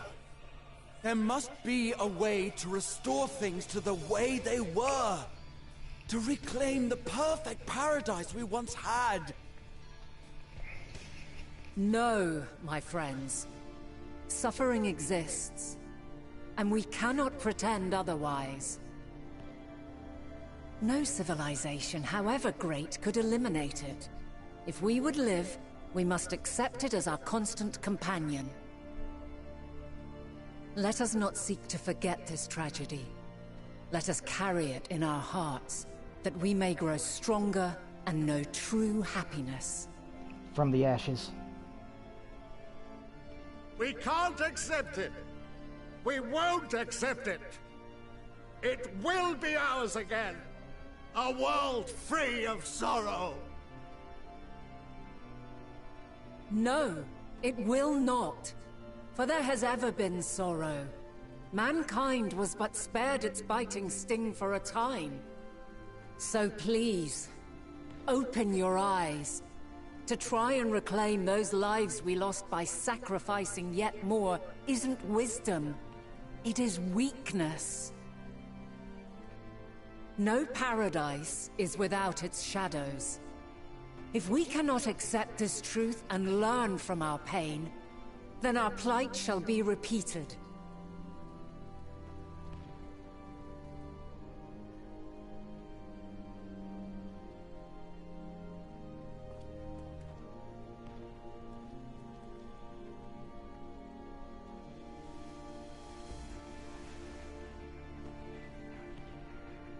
O mighty Zodiark! God, born of our boundless faith, we bid you, hear our prayer. Accept this offering of lives, and deliver unto us the lives we once had. Deliver unto us the days of old, the days when the star was a font of love, and we knew naught but bliss.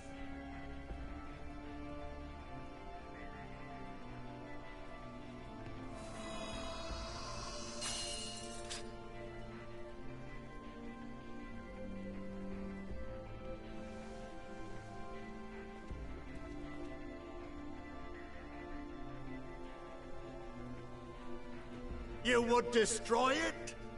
Our beautiful world?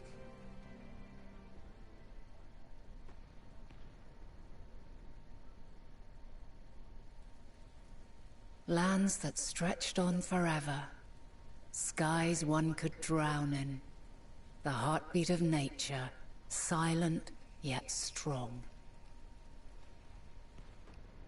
And amidst it all, a people. Beacons of light and life. Laughter that warmed my heart like naught else before. They are my meaning and my purpose. My love. In spite of, or perhaps because of this, I choose to believe in mankind's potential, in his ability to find a way forward. So let there be no way back. From that temptation, I sunder us. No more shall man have wings to bear him to paradise. Henceforth, he shall walk.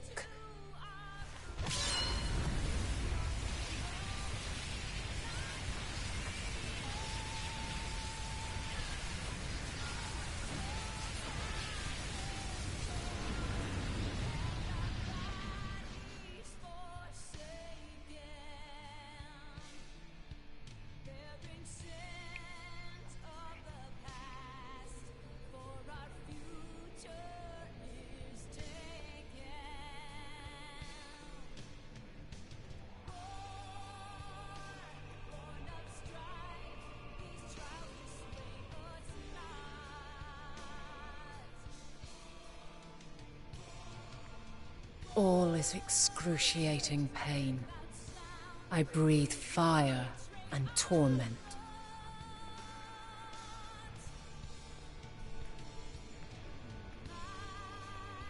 I birth a world of suffering, to mire and plague.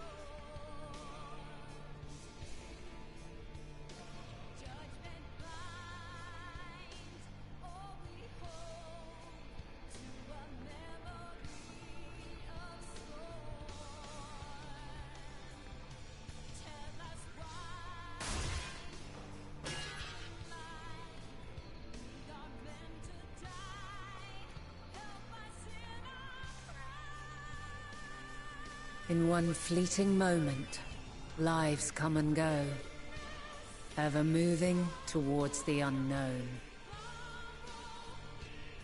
And in that fleeting moment, they cry for the answer to the question.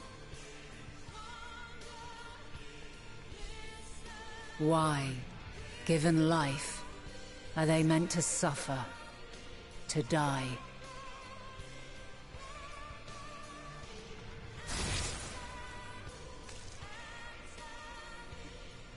As fragmented, imperfect beings, yours is a never-ending quest.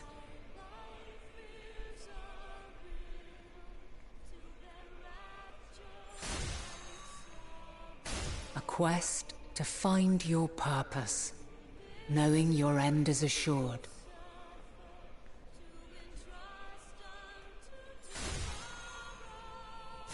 To find the strength to continue when all strength has left you. To find joy even as darkness descends. And amidst deepest despair, light everlasting.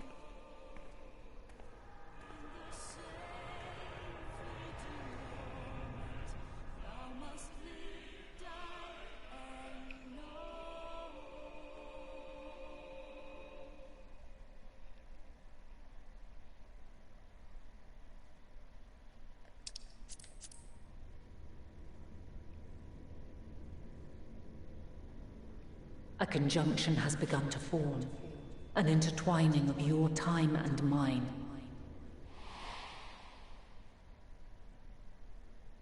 When you truly understand what is at stake, and your journey has prepared you to surmount the insurmountable, then shall I honor the promise made in another time, another age.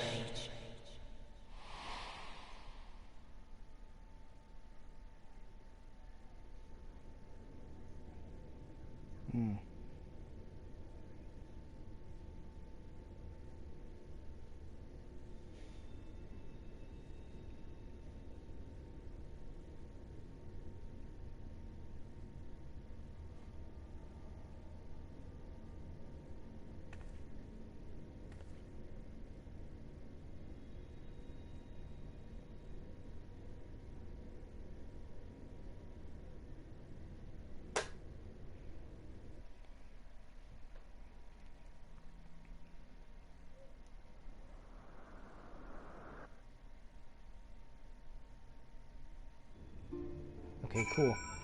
I was gonna say, now that was good. Remember how earlier I said they already did the whole coming full circle with your journey thing? And they did, Shadowbringers. But when they do it right, like they did with that cutscene with Vana, walking through what's gonna happen when she becomes Hydaelyn or is Hydaelyn or whatever was going on in that lightless gray void, that was good.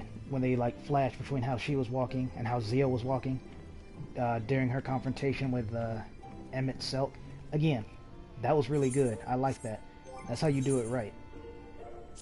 Unfortunately, there was something else I wanted to comment on, but for the life of me, I can't remember what it was. But yeah, like I said, I gave this expansion a lot of haze, and I still will. But for the parts that are good, mwah, chef's kiss. They are good. And let's be fair, like I said, unless Endwalker itself is in of itself one big patch, then yeah, I would probably say it's the worst one so far. But as of right now, still not better than Shadowbringers. I was gonna say I'd be amazed, but you know, the world is full of all kinds of people, so who knows? Maybe someone finds this to be the best expansion in the entire game. I don't. I still say it's Shadowbringers, but keep in mind, I've liked every expansion, so even then, I'm an outlier. But Endwalker, for like every part that wins me over, there's like 3 parts that made me go, now why'd you go and do that? I think we all know who I'm talking about by that regard as well. That's a cool gunblade. Yeah, that's a really cool one.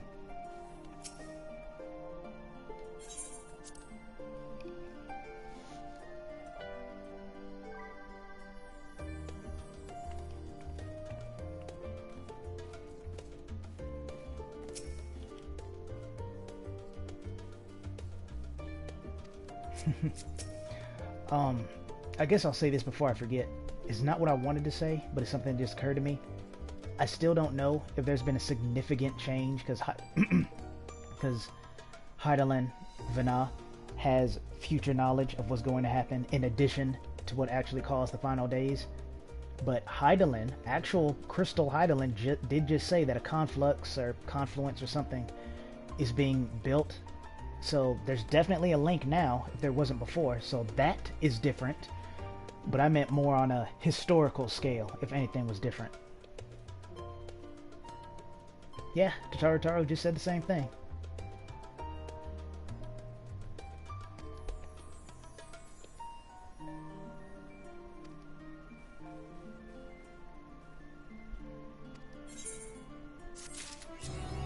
Feels good to be back.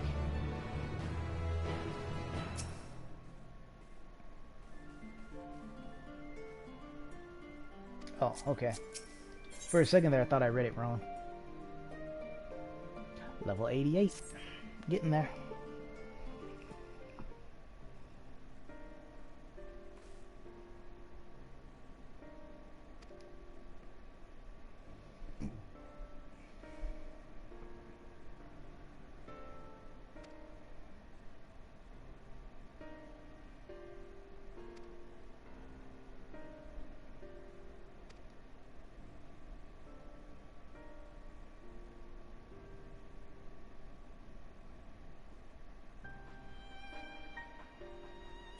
Let me actually stop that. 'Cause one, that's going kind of fast.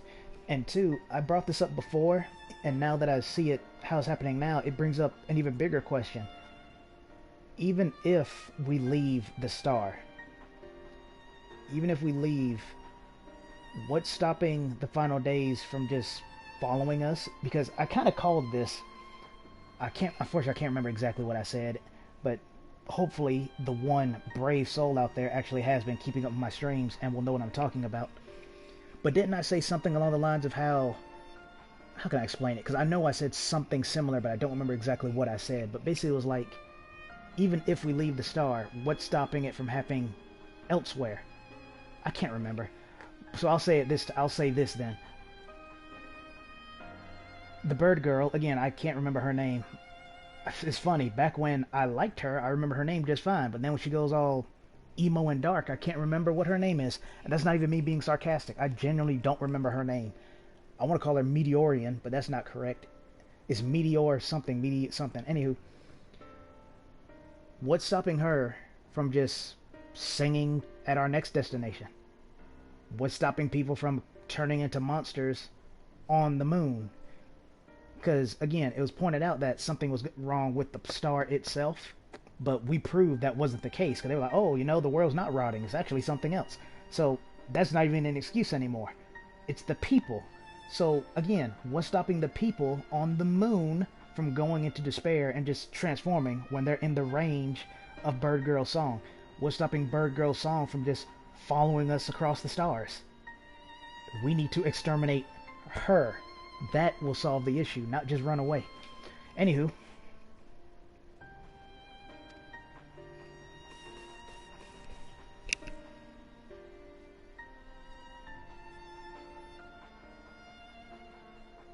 Something else, I want to say this too in case it becomes relevant.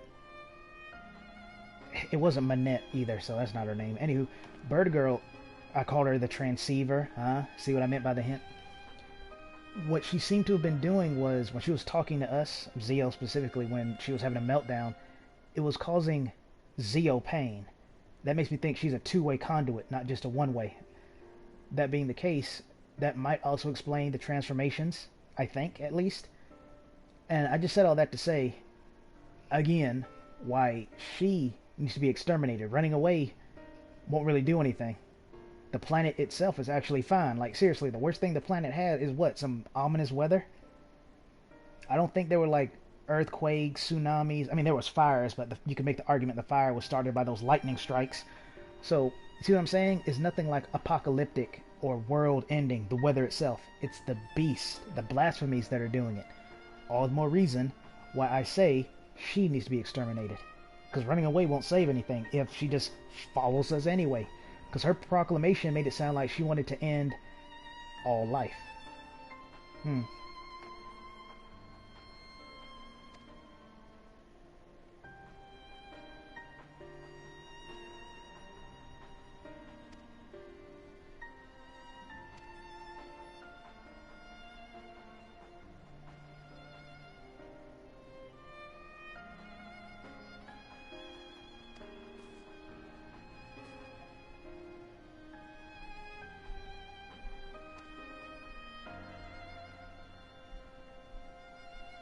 Yeah, of course. That was predictable. I think most people knew that was going to happen. Oh, do tell.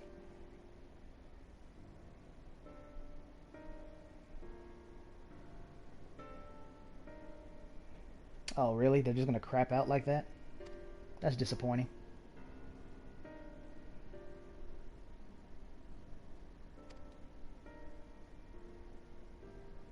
I would like to know, how did they find out about it? I think that's a pretty good question. Ah, so it's happening there now.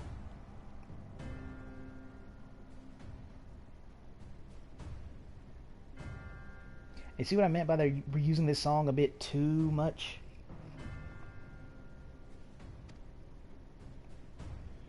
I'm not feeling too many inspired soundtracks in this one as opposed to Shadowbringers.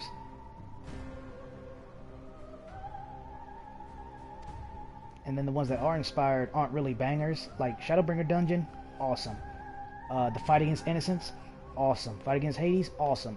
The fight against you-know-who, the one we sealed in the Crystal Tower, that fight, awesome. The music is what I'm referring to when I say that stuff. But this one, they've been good, but again, doesn't quite stack up to Shadowbringers to me.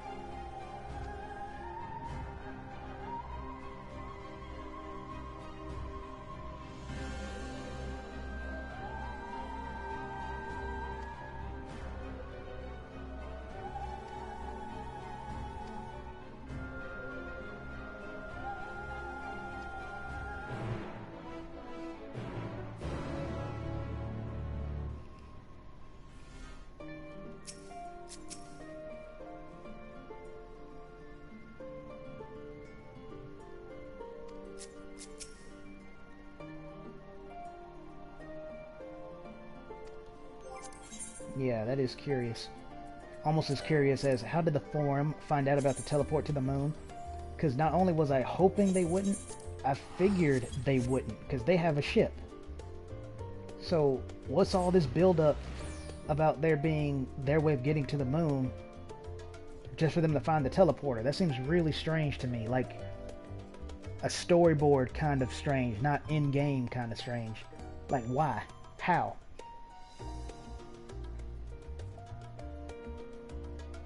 Like, I know, again, gameplay-wise it makes sense because, you know, convenience is easier. But I mean, again, how did they find out? So I'm hoping somebody here can tell me. And yep, sure enough. I did forget about the meteors. In addition to the lightning, yeah, I'm pretty sure the meteors are probably something also that, you know, caught the forest on fire. Or I should say comets. Comets and meteors are pretty much the same to me. One is bigger than the other. But still. Falling skyrock. Falling flaming skyrock.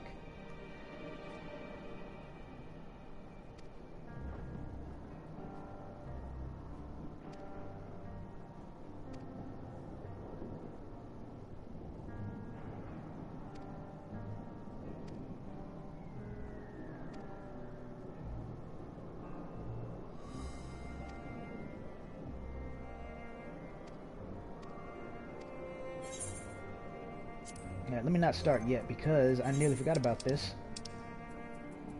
Little snake.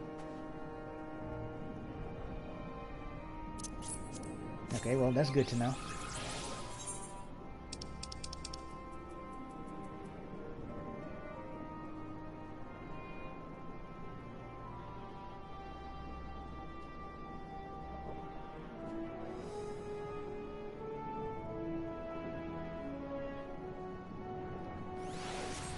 Maybe.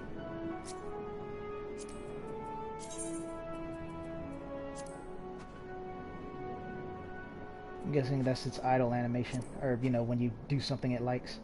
Yeah. Okay. Let me check this while I'm here. 539. Technically I should have already done it, because won't be able to change here, so I'll just deal with it.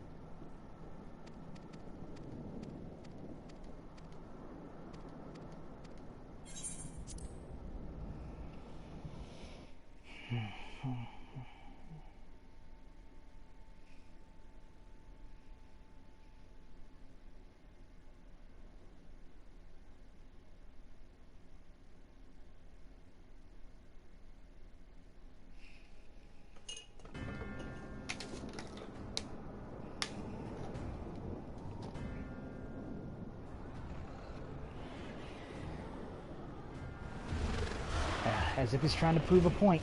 Y'all hear that music? Prove my point, rather.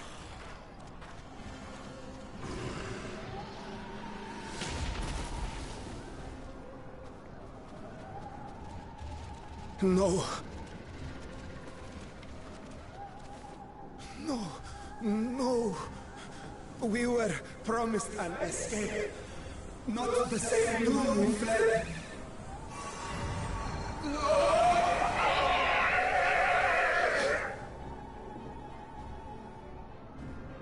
I shall not meet my final days here in this blasted waste. Calm yourselves!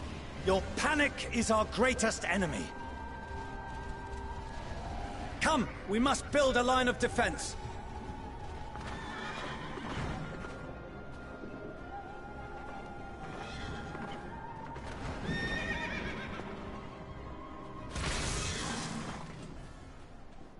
Alpha, no? Yep, thought so. And Estinian. How? Leave the fighting to us, Father. You must lead the people to safety.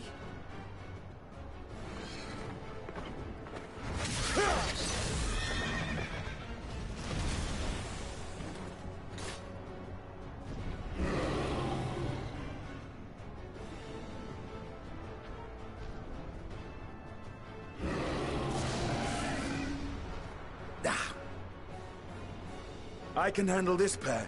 You? Shall tend to the refugees. Let us be about it. I say, Estinian can make that jump, so I know he's fine. And yeah, as you wish, my little lord. That's something Estinian says, let us be about it. So that's neat. Oh, we're about to roleplay. Okay, so it's like, well, you didn't play Sage? That's okay. We got you covered. It's kind of funny though, because I started the Sage quest today, but I didn't really do anything with it. I just picked it up so I could resume it whenever I wanted, as opposed to having to go to the area. Okay, let's see what Sage is all about.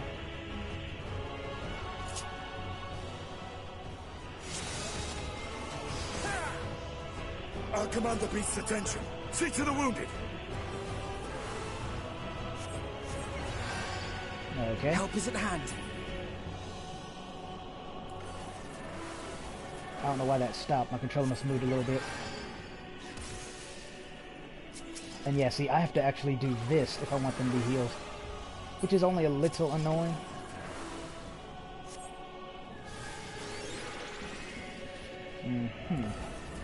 I think this is the basic heal.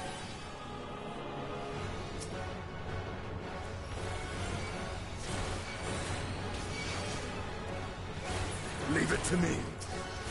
That's the dot.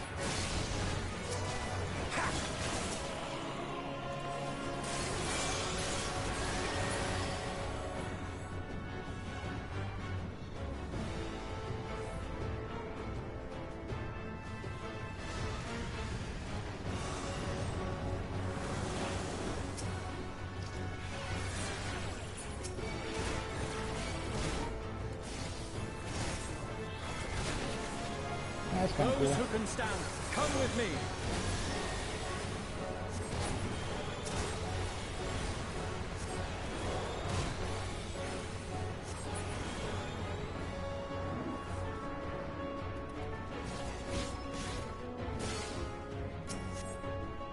You're safe now.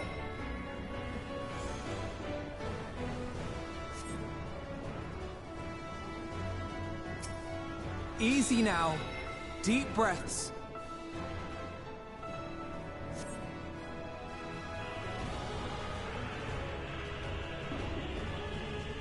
Worry not for the refugees, but for yourself.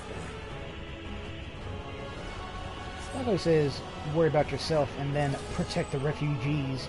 The very first one we get.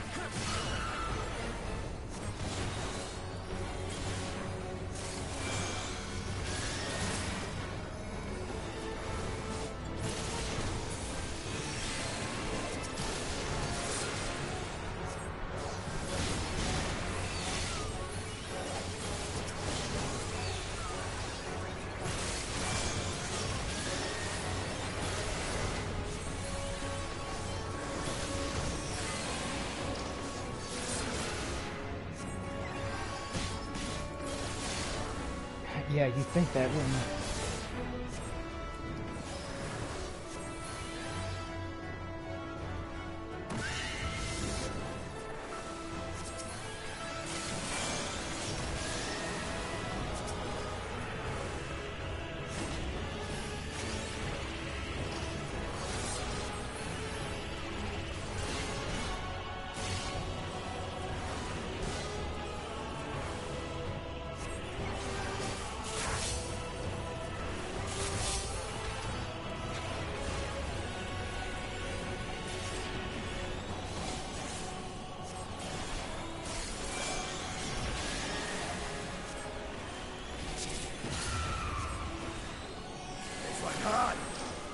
not hard enough!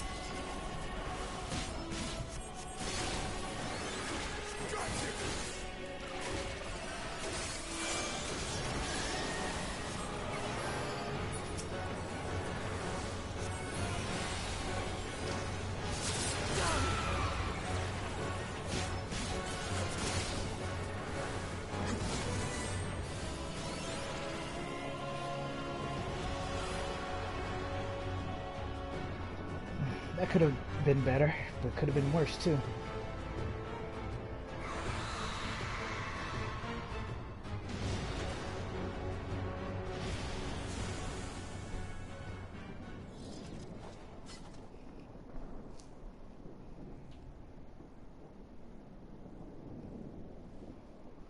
Help! Someone, please! What?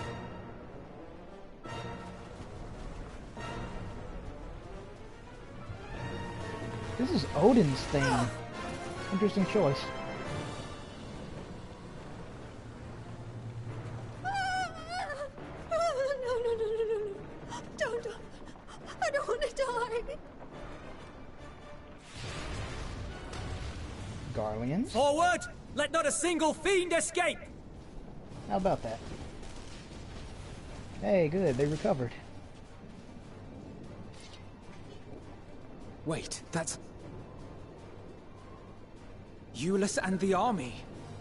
So, you've recovered then? In time enough to be of aid, for once.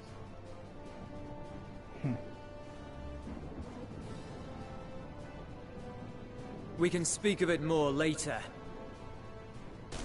For now, we must fight! To repay your salvation in kind, or with better! For Garlemald has her pride!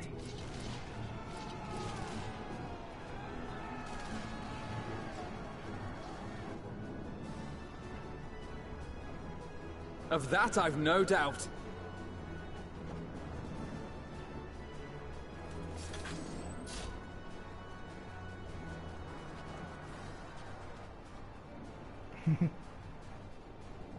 Good gods. Of all possible saviors, the Imperial Army. Oh!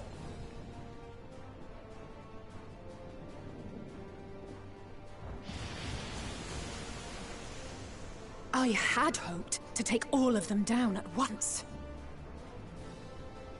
Think a withdrawal might be in order? Oh, sod that! You know who would never abandon these people to their fate. To be devoured by their former friends. That'd be beyond cruel. These beasts must fall here and now. Well then, I'd say it's high time we threw caution to the winds. So long as you spare me the heroic sacrifices. Now, let's go! Okay, more role-playing. And obviously it's going to be Alizé. There's no way they're going to give me... Well, that's not true, because I think I did play, I almost called him the all-rounder, Raha. I believe I did play him last expansion. Okay, I actually do kind of know how to use Red Mage, but I have not touched one since Stormblood, really. Let me see.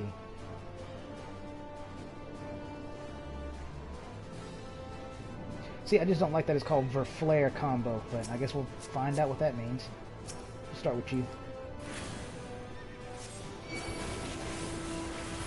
Oh, it cycles through for her. Well, isn't that nice?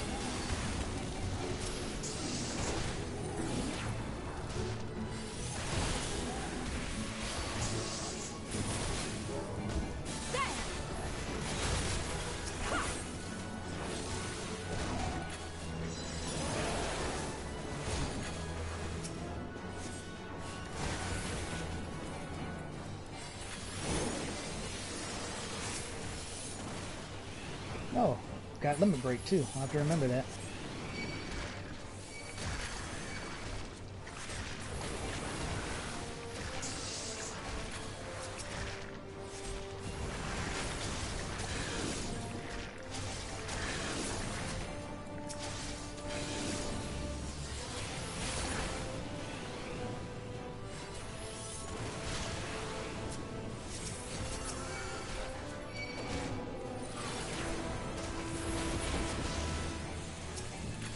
Must be real nice to have most of your combos on a single button, huh, Alize?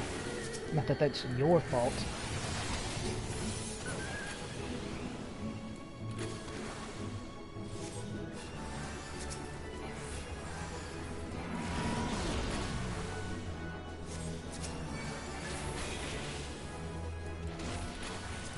Yeah, I see that. I want to pull him back here just in case he has cleaves. I'm fine.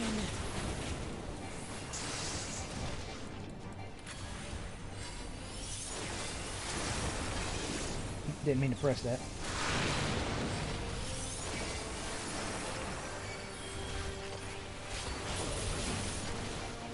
And yeah, that's basically the cleave.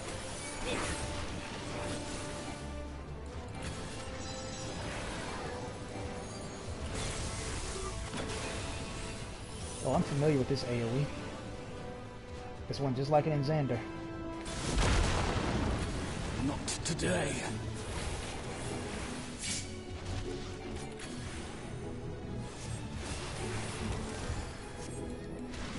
Little trick I like to use with Red Mage, if there's someone who needs healing, I'll just cast a basic spell, doesn't really matter what. And then the very next one is Vercure. Might just be two Vercures, depending.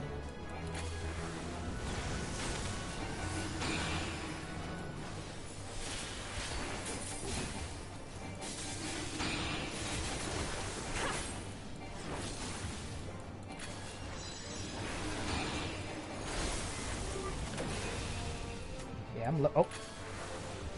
See if I can make it. No, I didn't make it. Dang. I got distracted. Wasn't paying attention to the third one. I was going to say that I'm liking how she's able to do that full combo. Something like that I was saying. I'm not done yet. I'm gonna get Raha to full first. There we go.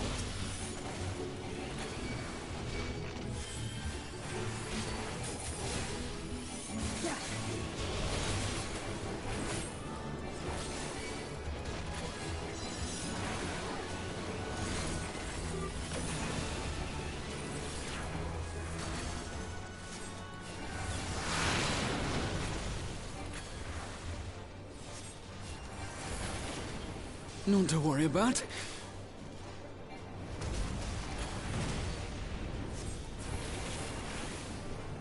The air crackles with energy. Find cover!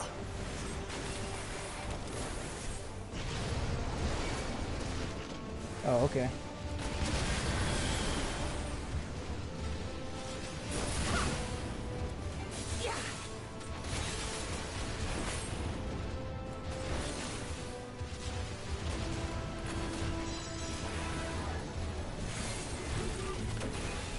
As they say, turnabout's fair play.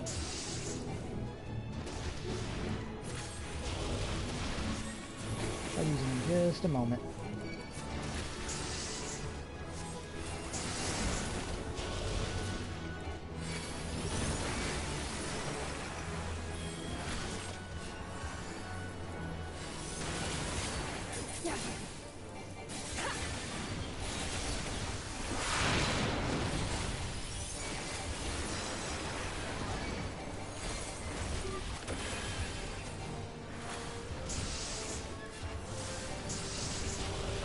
On guard!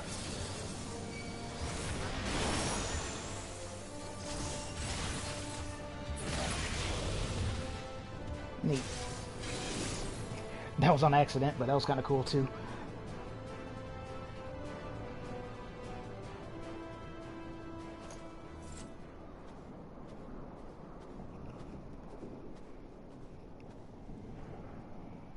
There's not the barest trace of ether. Maybe there really is no way to bring them back.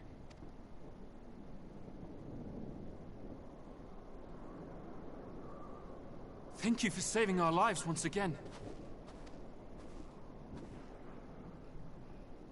I remember you, from Purusha. You helped us there too, didn't you? Ah, you're from Palaka's stand. I'm glad you're still in one piece.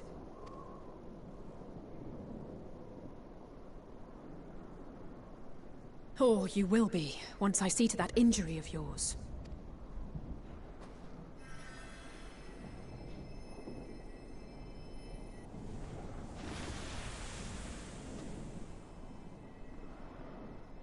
Look out! Man, Alistair's been getting manhandled this expansion.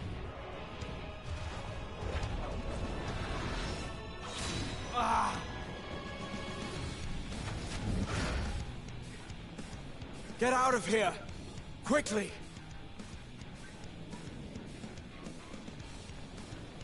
I won't lose them! Not a one! This will be a brighter future! I won't let a madman's apocalypse ruin everything we've fought to achieve! That's my boy.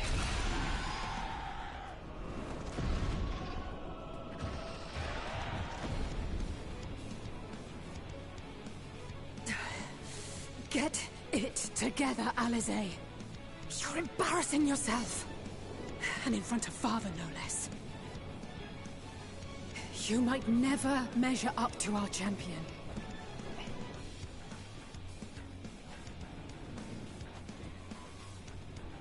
But we ask too much of her as it is. You mustn't let our sword in the darkness fight alone. That's how Alpha Note be feeling.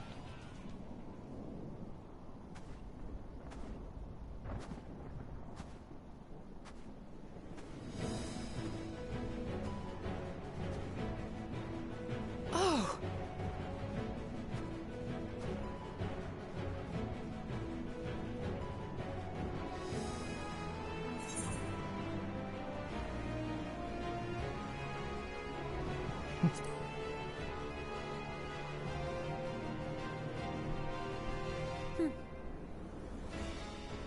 I can look after myself, you know.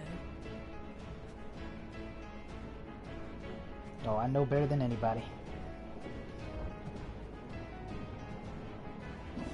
Everything's in order, I trust?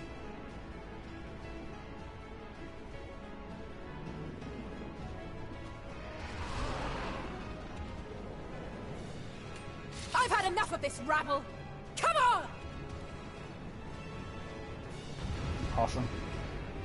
But yeah, that was a great speech Raha did. Like I said, I'll be bashing the story here and there, but when it has its moments, the moments be good. Oh, a trio for the ages. My words exactly. But yeah, it makes you wonder, where's the story going to go next from here? Because in case you haven't noticed, it's been escalating.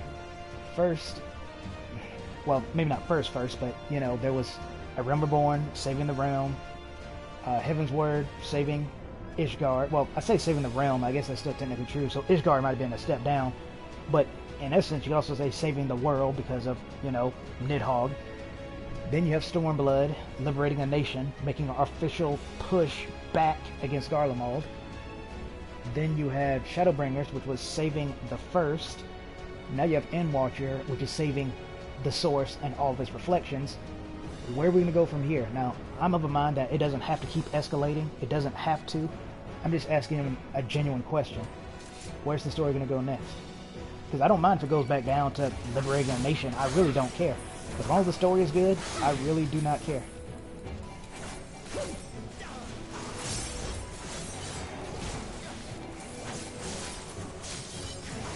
Oh, you're the one who smacked Alizé, aren't you? Well, I'm going to have to definitely pay you back for that.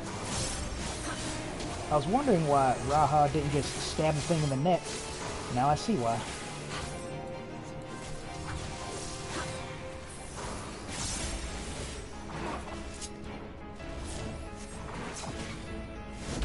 I love how they programmed that into the computer. Did you see Raha doing the shield lob when he couldn't reach the enemy with his combos?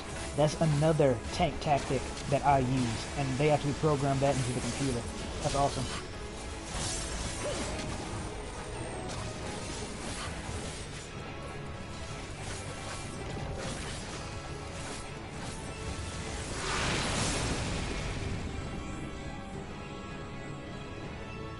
Who next? Oh, you. I was wondering where, because I knew that wasn't the end. I had a feeling I'd find you here. So I was waiting to see who the next one was going to be. This should be the last of the worst troublemakers. With me!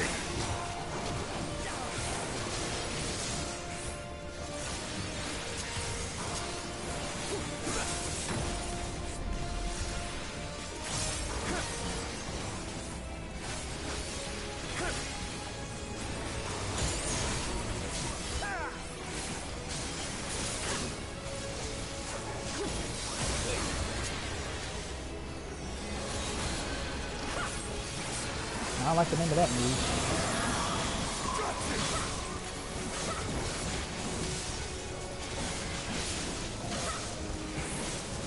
Oh, that's an interesting AoE.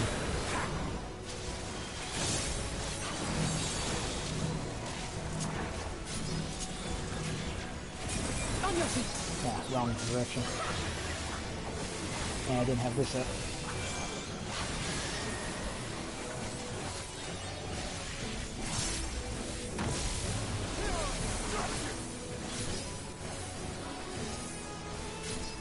Okay.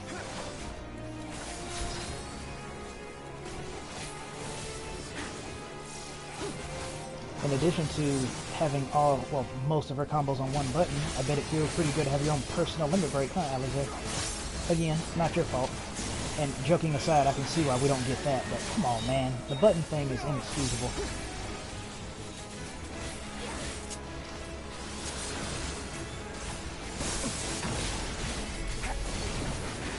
Leave the healing to me.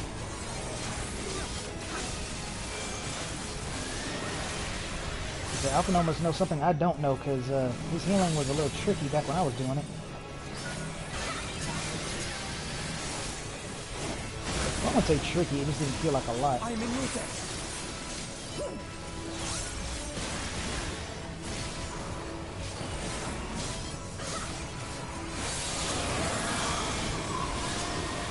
Ooh, tricky.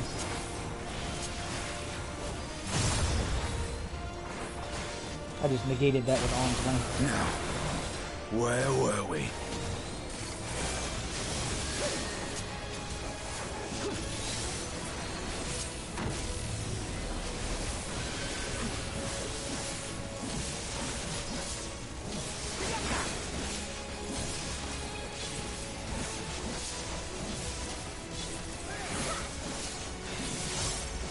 That's interesting.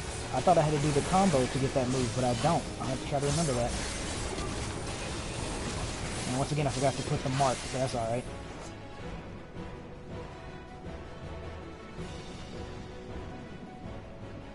That was an interesting AoE, though. It reminds me of some other interesting AoEs I've never seen before anywhere else.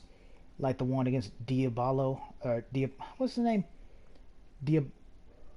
Diablo's Hollow. I don't know why I was having trouble with that for some reason. He has a turn away, group up AoE, and thankfully, as far as I know, it hasn't shown up anywhere else. Unless it's in like a extreme or savage thing that I haven't ran yet. But so far, he's the only one that has an AoE like that.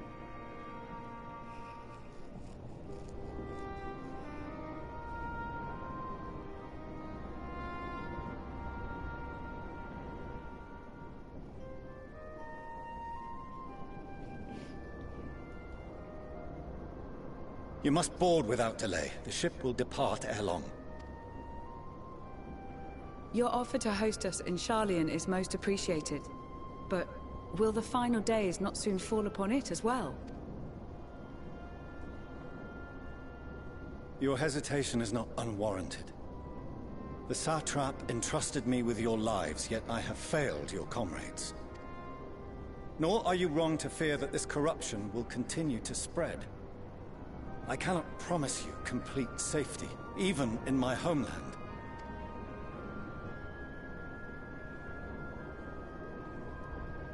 What I can promise is that I will do all in my power to protect you.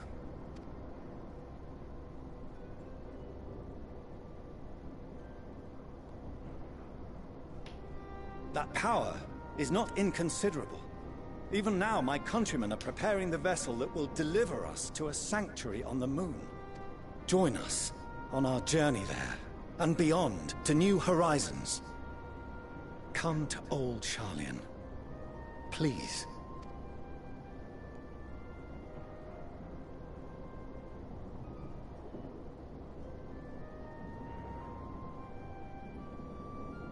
We would be fools to refuse such a generous offer made in earnest.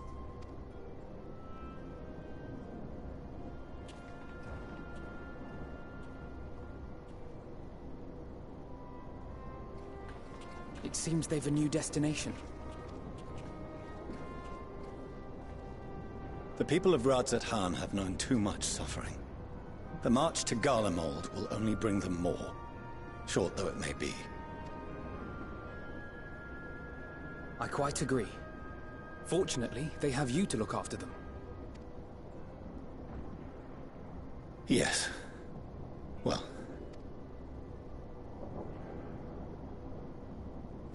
Behind you! Just there!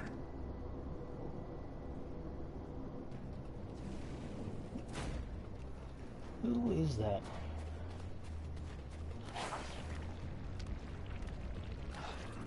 More of them.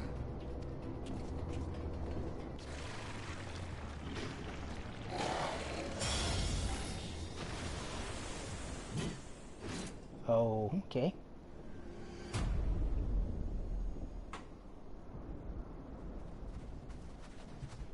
Xenos! Here!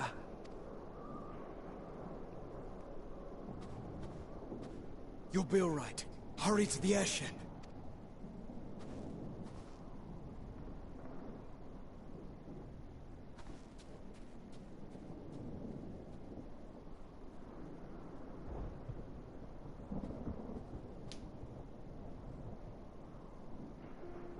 Why have you come? A heretofore unseen beast. 'Twas ripe for the slaying.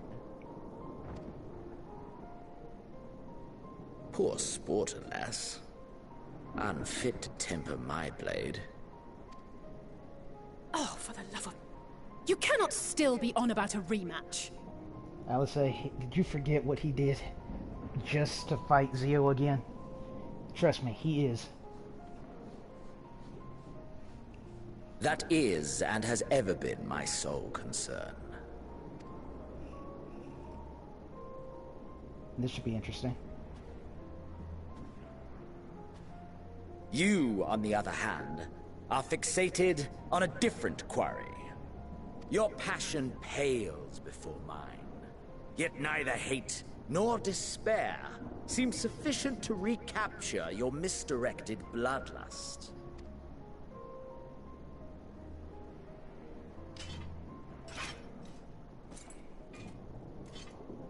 So, I hone my blade, and I wait. That's it. That's all you care about.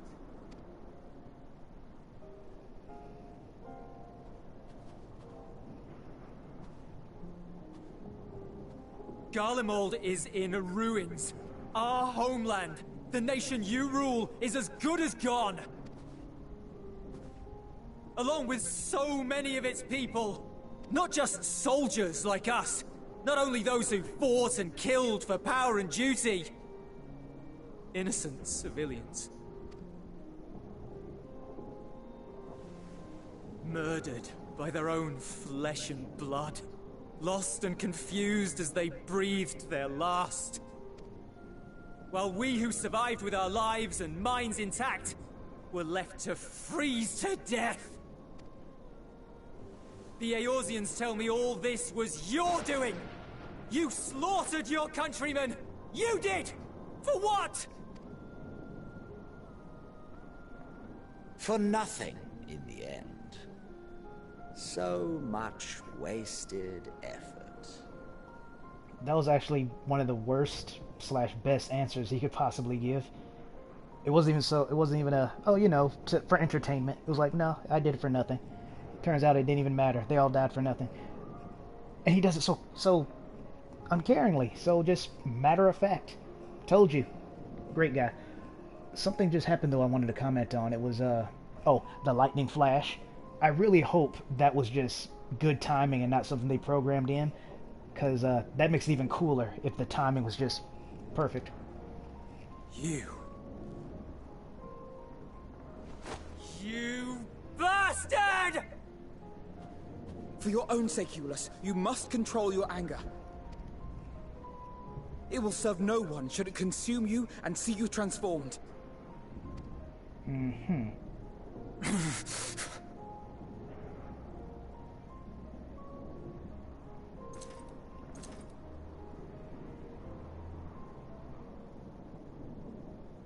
Would you be happier had I a good reason? What? See what I mean? If my motives met with your approval, would you no longer resent the outcome?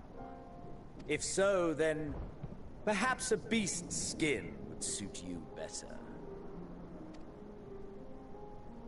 Duty, honor, morality. All constructs of convenience when put to proof. Surely the war taught you how easily power becomes the tool of the self-righteous. How the people's justice was merely a means to their ends? Yet you would ask me why. Ask any creature of this star and those above for answers, and they will tell you what suits their fancy. And they would be right to do so. What meaning there is to be found in the petty vicissitudes of your existence must be gleaned by you, and you alone.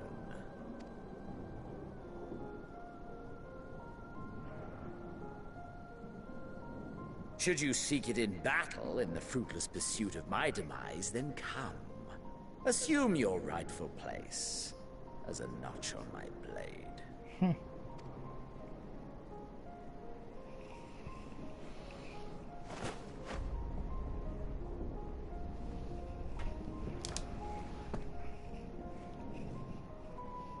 You are a blight on the Garlean race, and there would be no more satisfying way to expunge it than by beating you to death. But I will not be party to another tragedy. I refuse to lose anyone else because of you. So go. Go! And may we never suffer your madness again!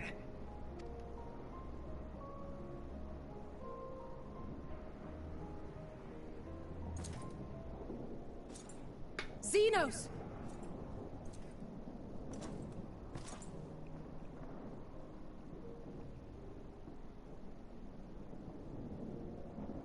Perhaps you found meaning in living this way. I cannot deny you found strength. Yet if you only pursue your hedonistic pleasures and pay no heed to the plight of others, then no one will give you the time of day. You will never get what you want, not even the battle you pine for so dearly. You'll be alone for an eternity, and you'll deserve every agonizing second of it.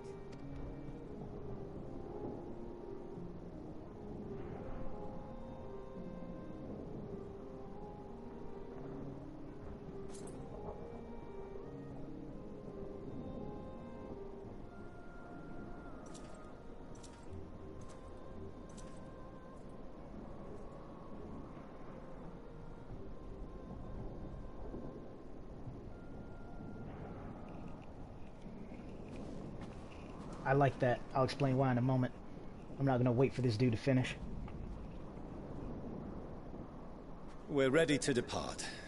The refugee ships will be leaving shortly, but I've asked mine to remain for the time being.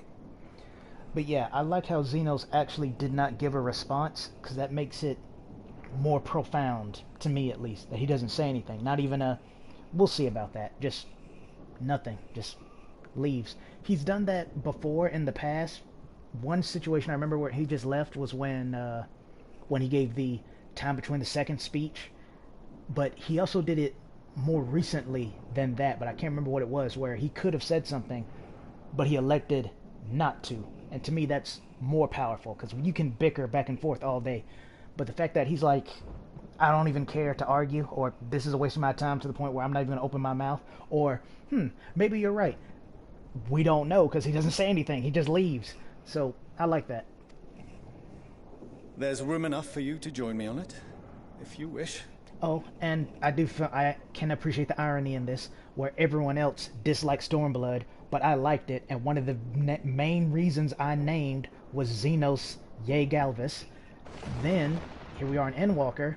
I'm largely indifferent towards it, yet we're getting more of my favorite Garlean. I'm well aware of the irony. Thank you.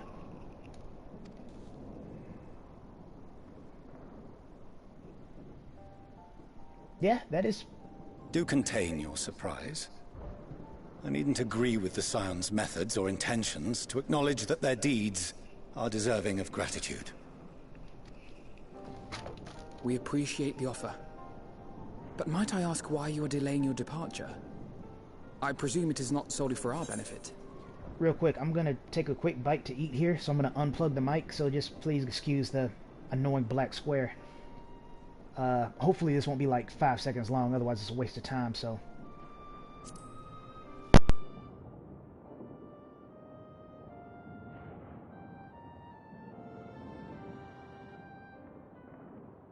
I must visit Garlemald ere we return to Sharlayan. Having caused such an uproar, 'tis only meet that I explain myself to the Ilzabard contingent.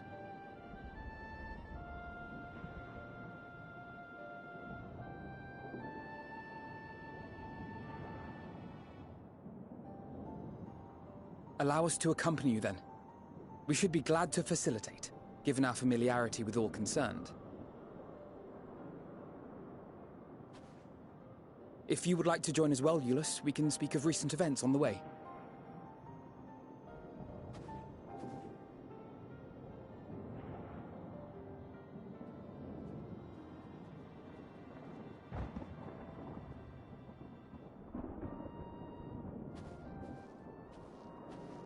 He'll be after your seat on the forum next.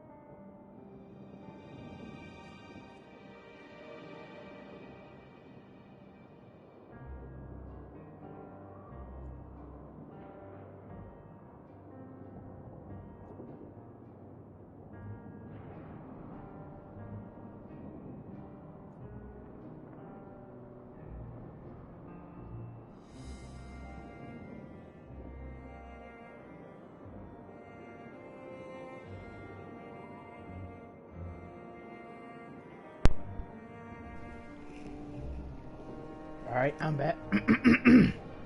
I'm back. And as you can see, right there, where it says, he departs, unwilling to vie with the final days for your attention. That's a really good way of getting an inside look at what might have been going on there. He pretty much said it as well. But I was referring to more of the fact that he didn't even bother to argue, as opposed to what this is. This is explaining why he didn't try to fight us, as opposed to why he just walked away. And not try to give a rebuttal to what Alice and Eulus had said. But yeah, that's also something interesting to think about, is because he's like, you know, your attention is all about averting the end of the world. We're never going to get the rematch at this rate, so I'll just be killing things until you're ready to fight me. See ya. So, Eulus, what do you think of the Crown Prince?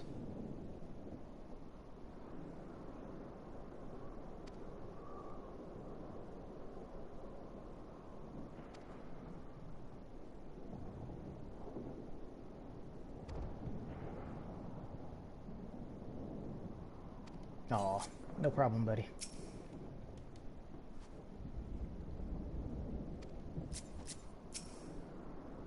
That's a person.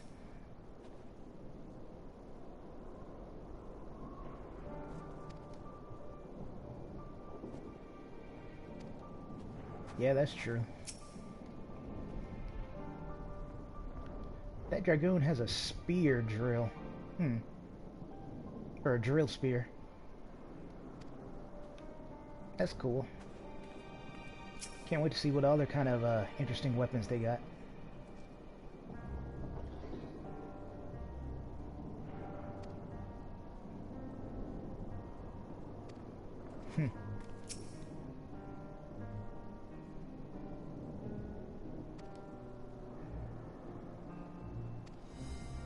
Hey, yeah, special dialogue.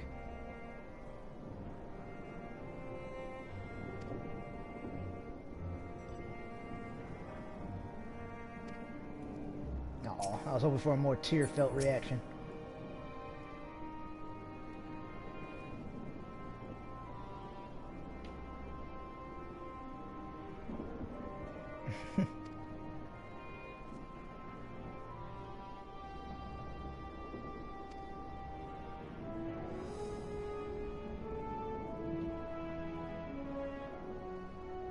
You never know. Oh, that's something I wanted to comment on. Is I like how again, when the story's doing it good, man, it does it really good. I can appreciate it. Where way back in Elpis, they mentioned the time, or not time, but the memory manipulation machine. I had no idea that would come into play. Did any of you? I thought it was just here's a neat little thing. Because that one, I would say, probably doesn't follow the smoking gun rule. That's probably not what it's called. You know, where if you mention there's a gun in a scene, then somewhere soon or by the end of the book or something, you're supposed to have used that gun. I figured that was just another part of amazing technology, because they talked in length about how they can just create things out of the thin of the air, but we didn't quite see that too often. We did, just not often. And then there's like La Habrea. Who wouldn't want to meet La Habrea back before, you know, that version of La Habrea? Who would want to meet him? Or Elidibus. They did go so far to say that Elidibus was still around there. I'm not quite sure how, because I thought Elidibus was the position for Zodiac's heart, so maybe I just remember that wrong. But La Habrea was definitely back there, as well as that other Asian, I can't remember her name, the female one. She would have been around there. Who wouldn't want to have met all of them? So that's why the memory manipulation thing didn't really stand out to me, because I figured it was just a fun little detail, as opposed to this will come into play later. I mean, think about it. Wouldn't it have been cool if La Habrea was one of the people that showed up for the dungeon? Since Mr. I'm useless, I can't do much of anything. Wouldn't it be cool if La Habrea, for whatever reason, showed up somewhere in the story and he came with us instead, and we got to see him fight? I think that would have been cool. But of course, then the whole trickery that we played probably wouldn't have gone to plan either. But, oh well. I'm just rambling.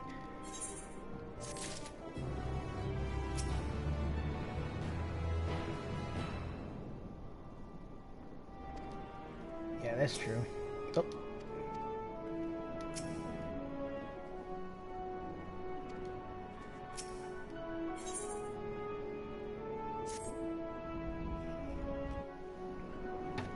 Wish I knew where my drink was. Oh, I think this might be it. No major injuries then. Good. I briefed the recovered soldiers and sent them on their way as quickly as I could, but nevertheless feared they would not make it in time.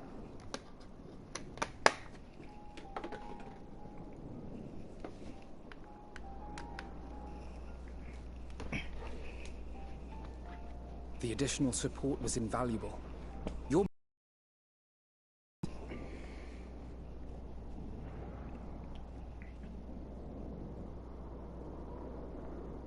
Though not all, I regret to say.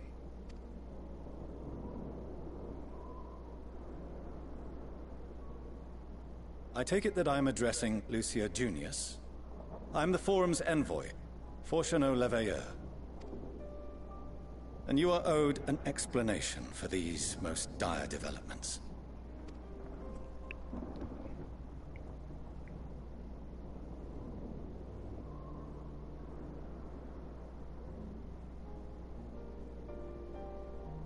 Another trial wrought by the final days. I was beginning to suspect as much.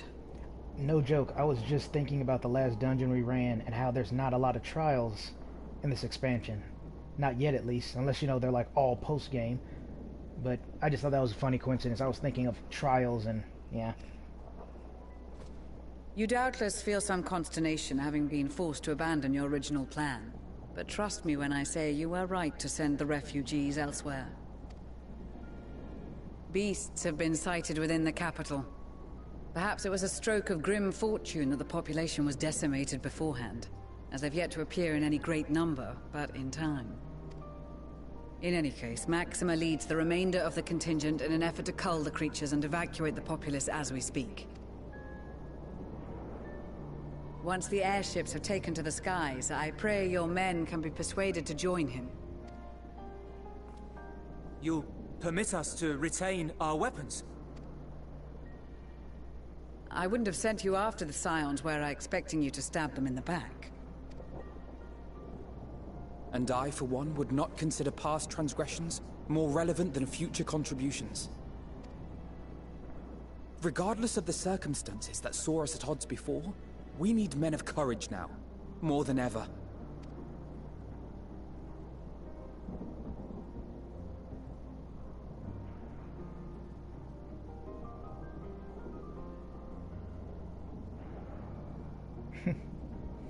You still can't believe it. Yeah, we were here to help, like we've been saying.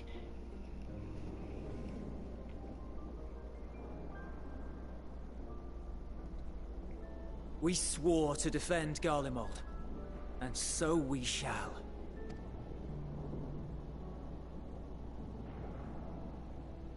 It seems you have everything under control. You will excuse me then, for mine own duties await. A moment, Master Fortuneau. You did desire to express your appreciation for services rendered, did you not? I did.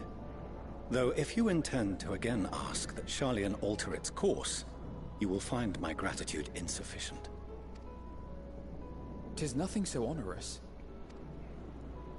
I wish to hear the details of this grand endeavor of yours.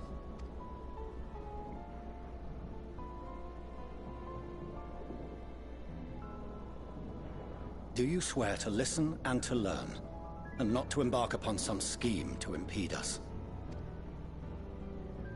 I swear.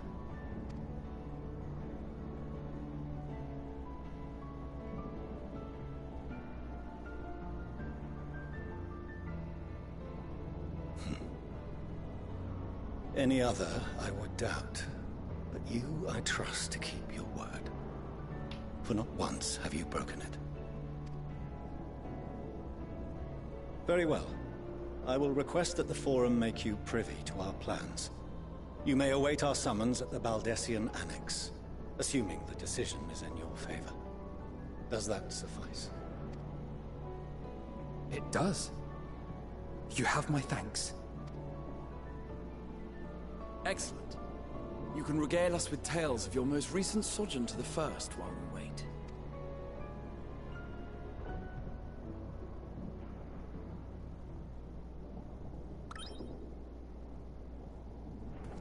Did you hear something just now?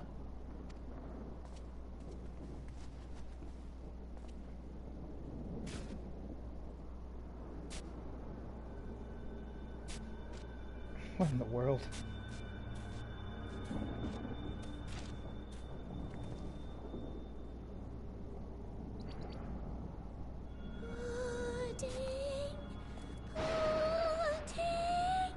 I get it.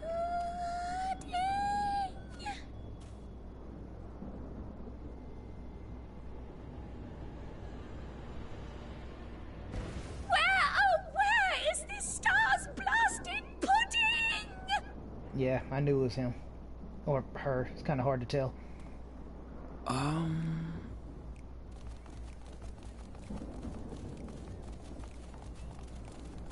still hear them complaining.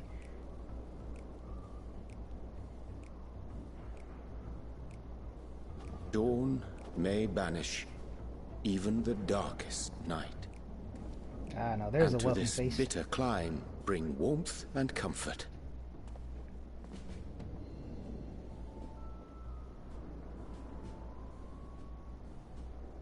'tis heartening to see such an assembly upon my return. I thought often of you whilst I looked down upon our star's brilliance from the moon above. Yes, but what are you doing here? And dressed like that? Aren't you cold? It's funny she says that, because, man, it happened again. I swear, if I had time to say something, I would have. I was going to say that, yeah, Urianger's dressed like that. But so are y'all. Y'all are wearing your combat clothes again. You know, the ones that are not sufficient enough for the cold. I was thinking, you know, just because you get serious doesn't mean the weather's going to change. But here she is calling him out for what she's doing. What they are all doing. Verily. I fear for my health should I proceed to expound upon our purpose, ere I procure more suitable garments. Then allow me to summarize. We're here because none of you lot are up there. Nor has anyone deigned to send word about any changes in the plans. It's rude, is what it is. At least that's what I thought at first, but then folks got to wondering if you weren't in a spot of bother, so we decided to take matters into our own hands. Come down here and help, if our help be needed. So she says, but it's also something of a convenient excuse to visit Etheris. Urianger made it sound absolutely marvelous. More so before the impending doom, but still. And it's not like there will ever be a better time. What with the aforementioned doom?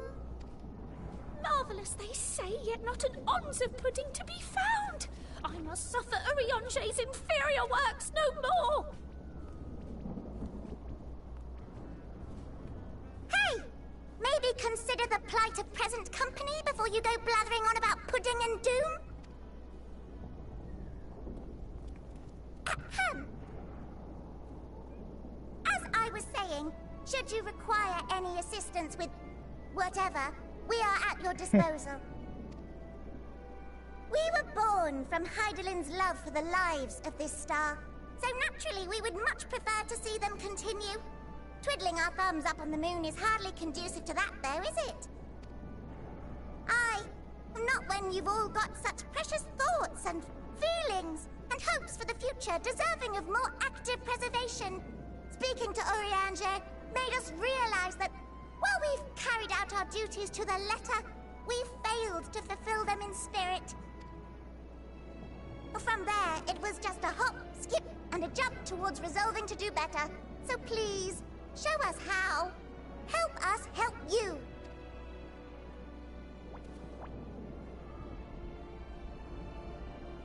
Forgive me, but are they... Yep. Thy distant collaborators, indeed. Hail, fellow, well met. You'd be a member of the Forum, would you? It's an honor and a pleasure to meet you at last. I'm Livingway, Hydaelyn's right paw. That last bit is very important. As am I, if I may humbly say so myself. I, bid you welcome to our star, Livingway. On behalf of the Forum, I thank you for traveling such a distance to meet us. As you have surmised, preparations for the Exodus have not proceeded as smoothly as we had hoped. I should be happy to personally escort you to our headquarters in Sharlayan, where you may advise us as you deem fit.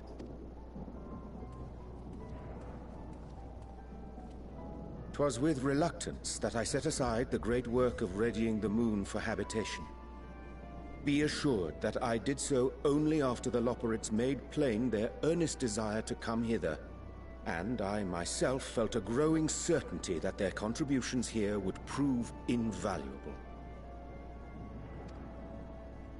'Tis trite, perhaps, but I followed my heart.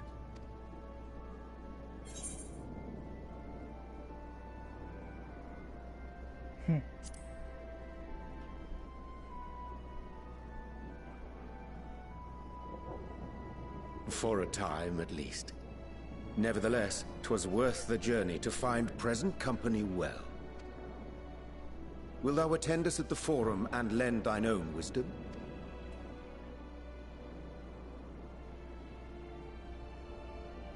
If that's all quite settled, can we start moving before Urianger catches his death? Even I'm freezing out here. once again, I was just thinking about how much discipline Urianger has, because he made it quite clear he's freezing, but he's not making that a pressing issue. I respect that. Oh, I dare say you'll warm up quickly once you're aboard the airship. Sat shoulder to shoulder with our fur-covered friends.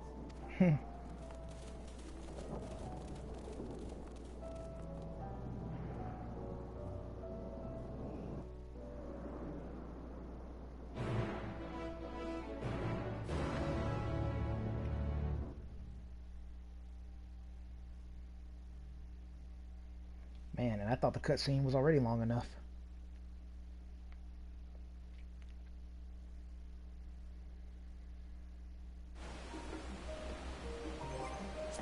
Well, that kind of explains why.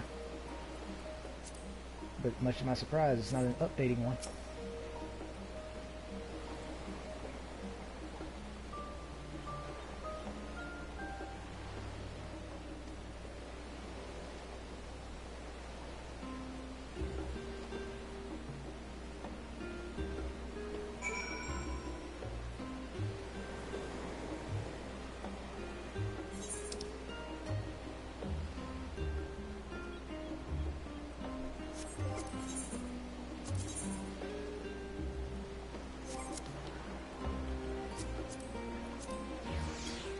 Starting to remind me a bit too much of Hermes, so back to the second archive you go.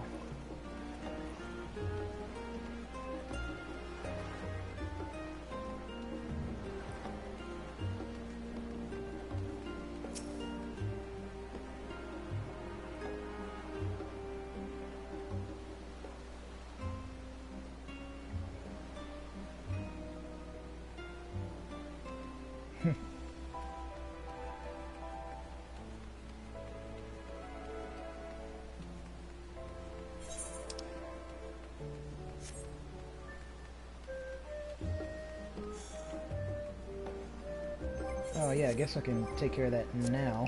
Let me see.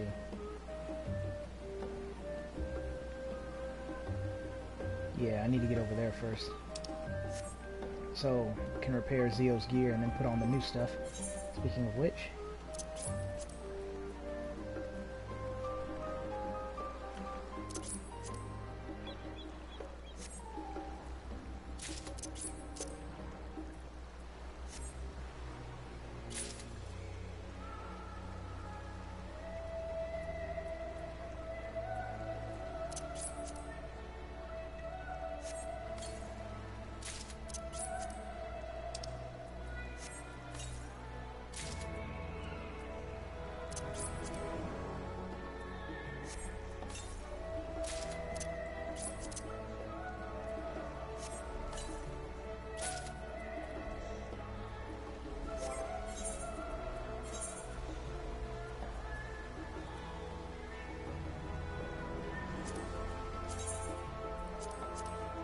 yeah, some of y'all gotta go.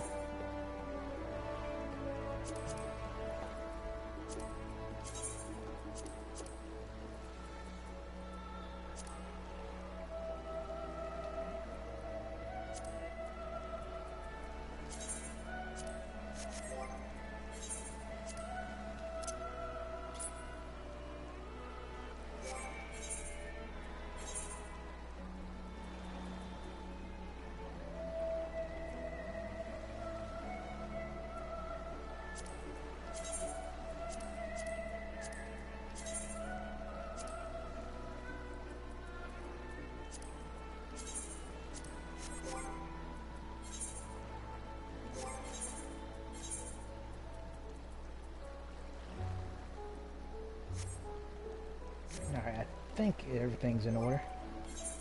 Pretty sure it is. Yeah.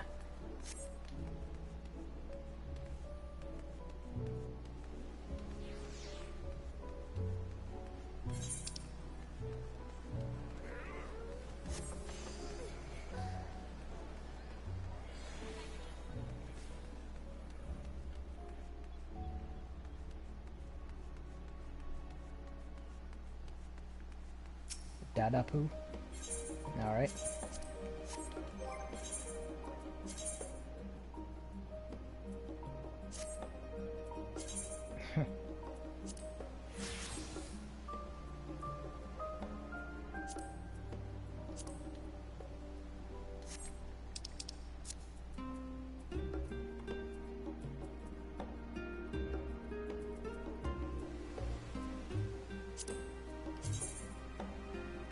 Oh, okay. Yeah, I forgot there's technically two of these. One is the... because it's another saw scythe, but it's designed slightly differently than the first one I showed.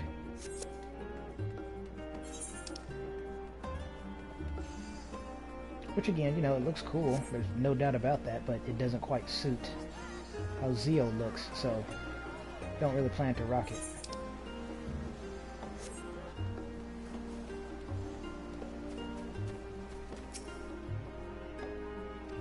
Yeah, obviously. I was wondering what was going to happen if interacted with it.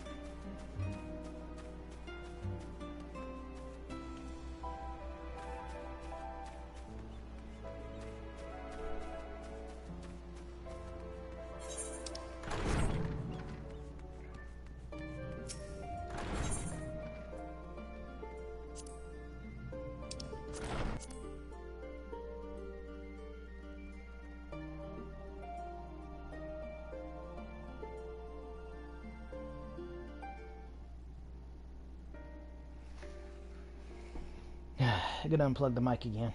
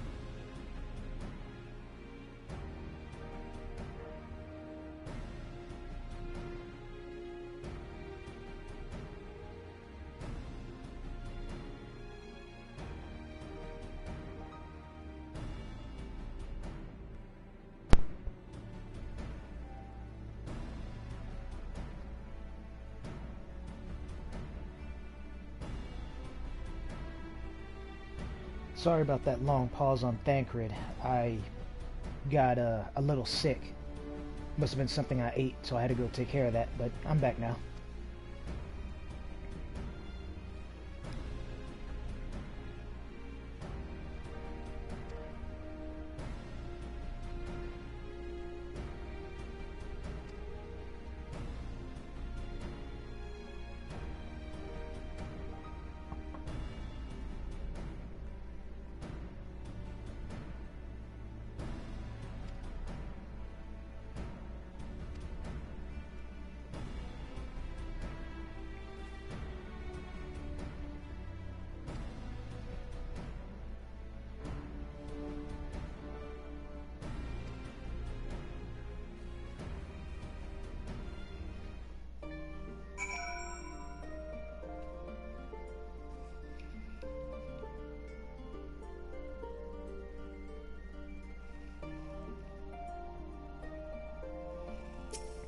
Oh, it has its ups and downs, Niche.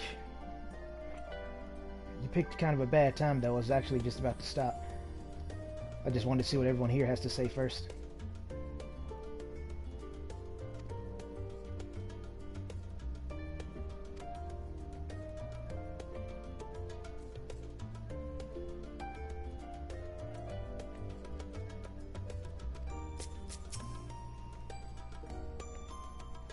Ah, I see.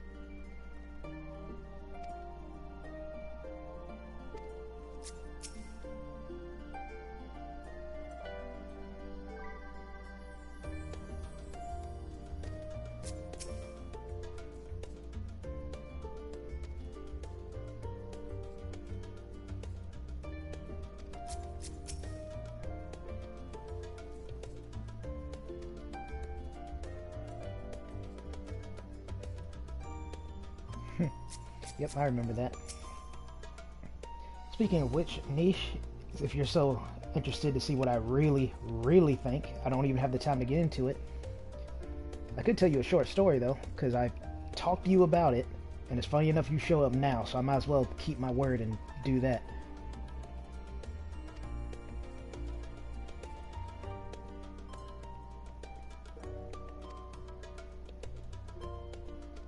Okay. So I mentioned it way near the beginning. I had a story to tell, but I was going to wait for a good time to do it. And even at the end of the stream, if that's the case, then I'll just say it then. So since you're here, and since I was about to end it, I might as well just do it now. The timing literally could not be better. So, Niche, that screenshot I sent you. The guy there, I don't know who he was. I don't care, because I was just surfing the internet, killing time while I was house sitting. And he reminded me of what would happen if a Call of Duty player played Final Fantasy. That's the best way I can put his personality. Whether he was joking or not is irrelevant, because what he wasn't joking about is how he played, which I think was curious, because while fighting a singular boss with no tanks around, matter of fact, him being the only thing around, when he was fighting Ardbert, quote-unquote Ardbert, when he was fighting Ardbert, he was using some kind of weird rotation that involved him using Provoke. And I thought that was so weird because it was completely unnecessary. So that tells me one or two things. Either he did it just because, or that was part of his rotation. I can't do that kind of stuff, you know? My fingers have limited stamina. Sorry, ladies, but I can only press buttons for so long, and then I gotta stop. So I try not to press needless buttons, you know? Saying that, when he actually got into a dungeon with people, he was fighting the necromancy boss in the Hero's Gauntlet, and he saw the AoEs appearing on the ground, the ones that cover half the arena, and he said, paraphrasing, he was gonna move, but then he was like, I don't give a fuck. I don't give a fuck. So he got back into the AoE, and it went off, and he ate it with Dark as Night, but he changed his tune right quick when he saw that those AoEs were lingering AoEs. So he gets out of it and turns the boss around to face outside of the AoEs, but the boss is still in the AoE herself. So the ninja and the dragoon would have to use, you know, True North to do their true damage. And those AoEs linger for quite a bit, so... And that's only if they decide to use it. And yeah, sure, you got people out there that'll make the argument, well, they should use True North. Well, let me give you a better argument. The tank should do their job. How about that?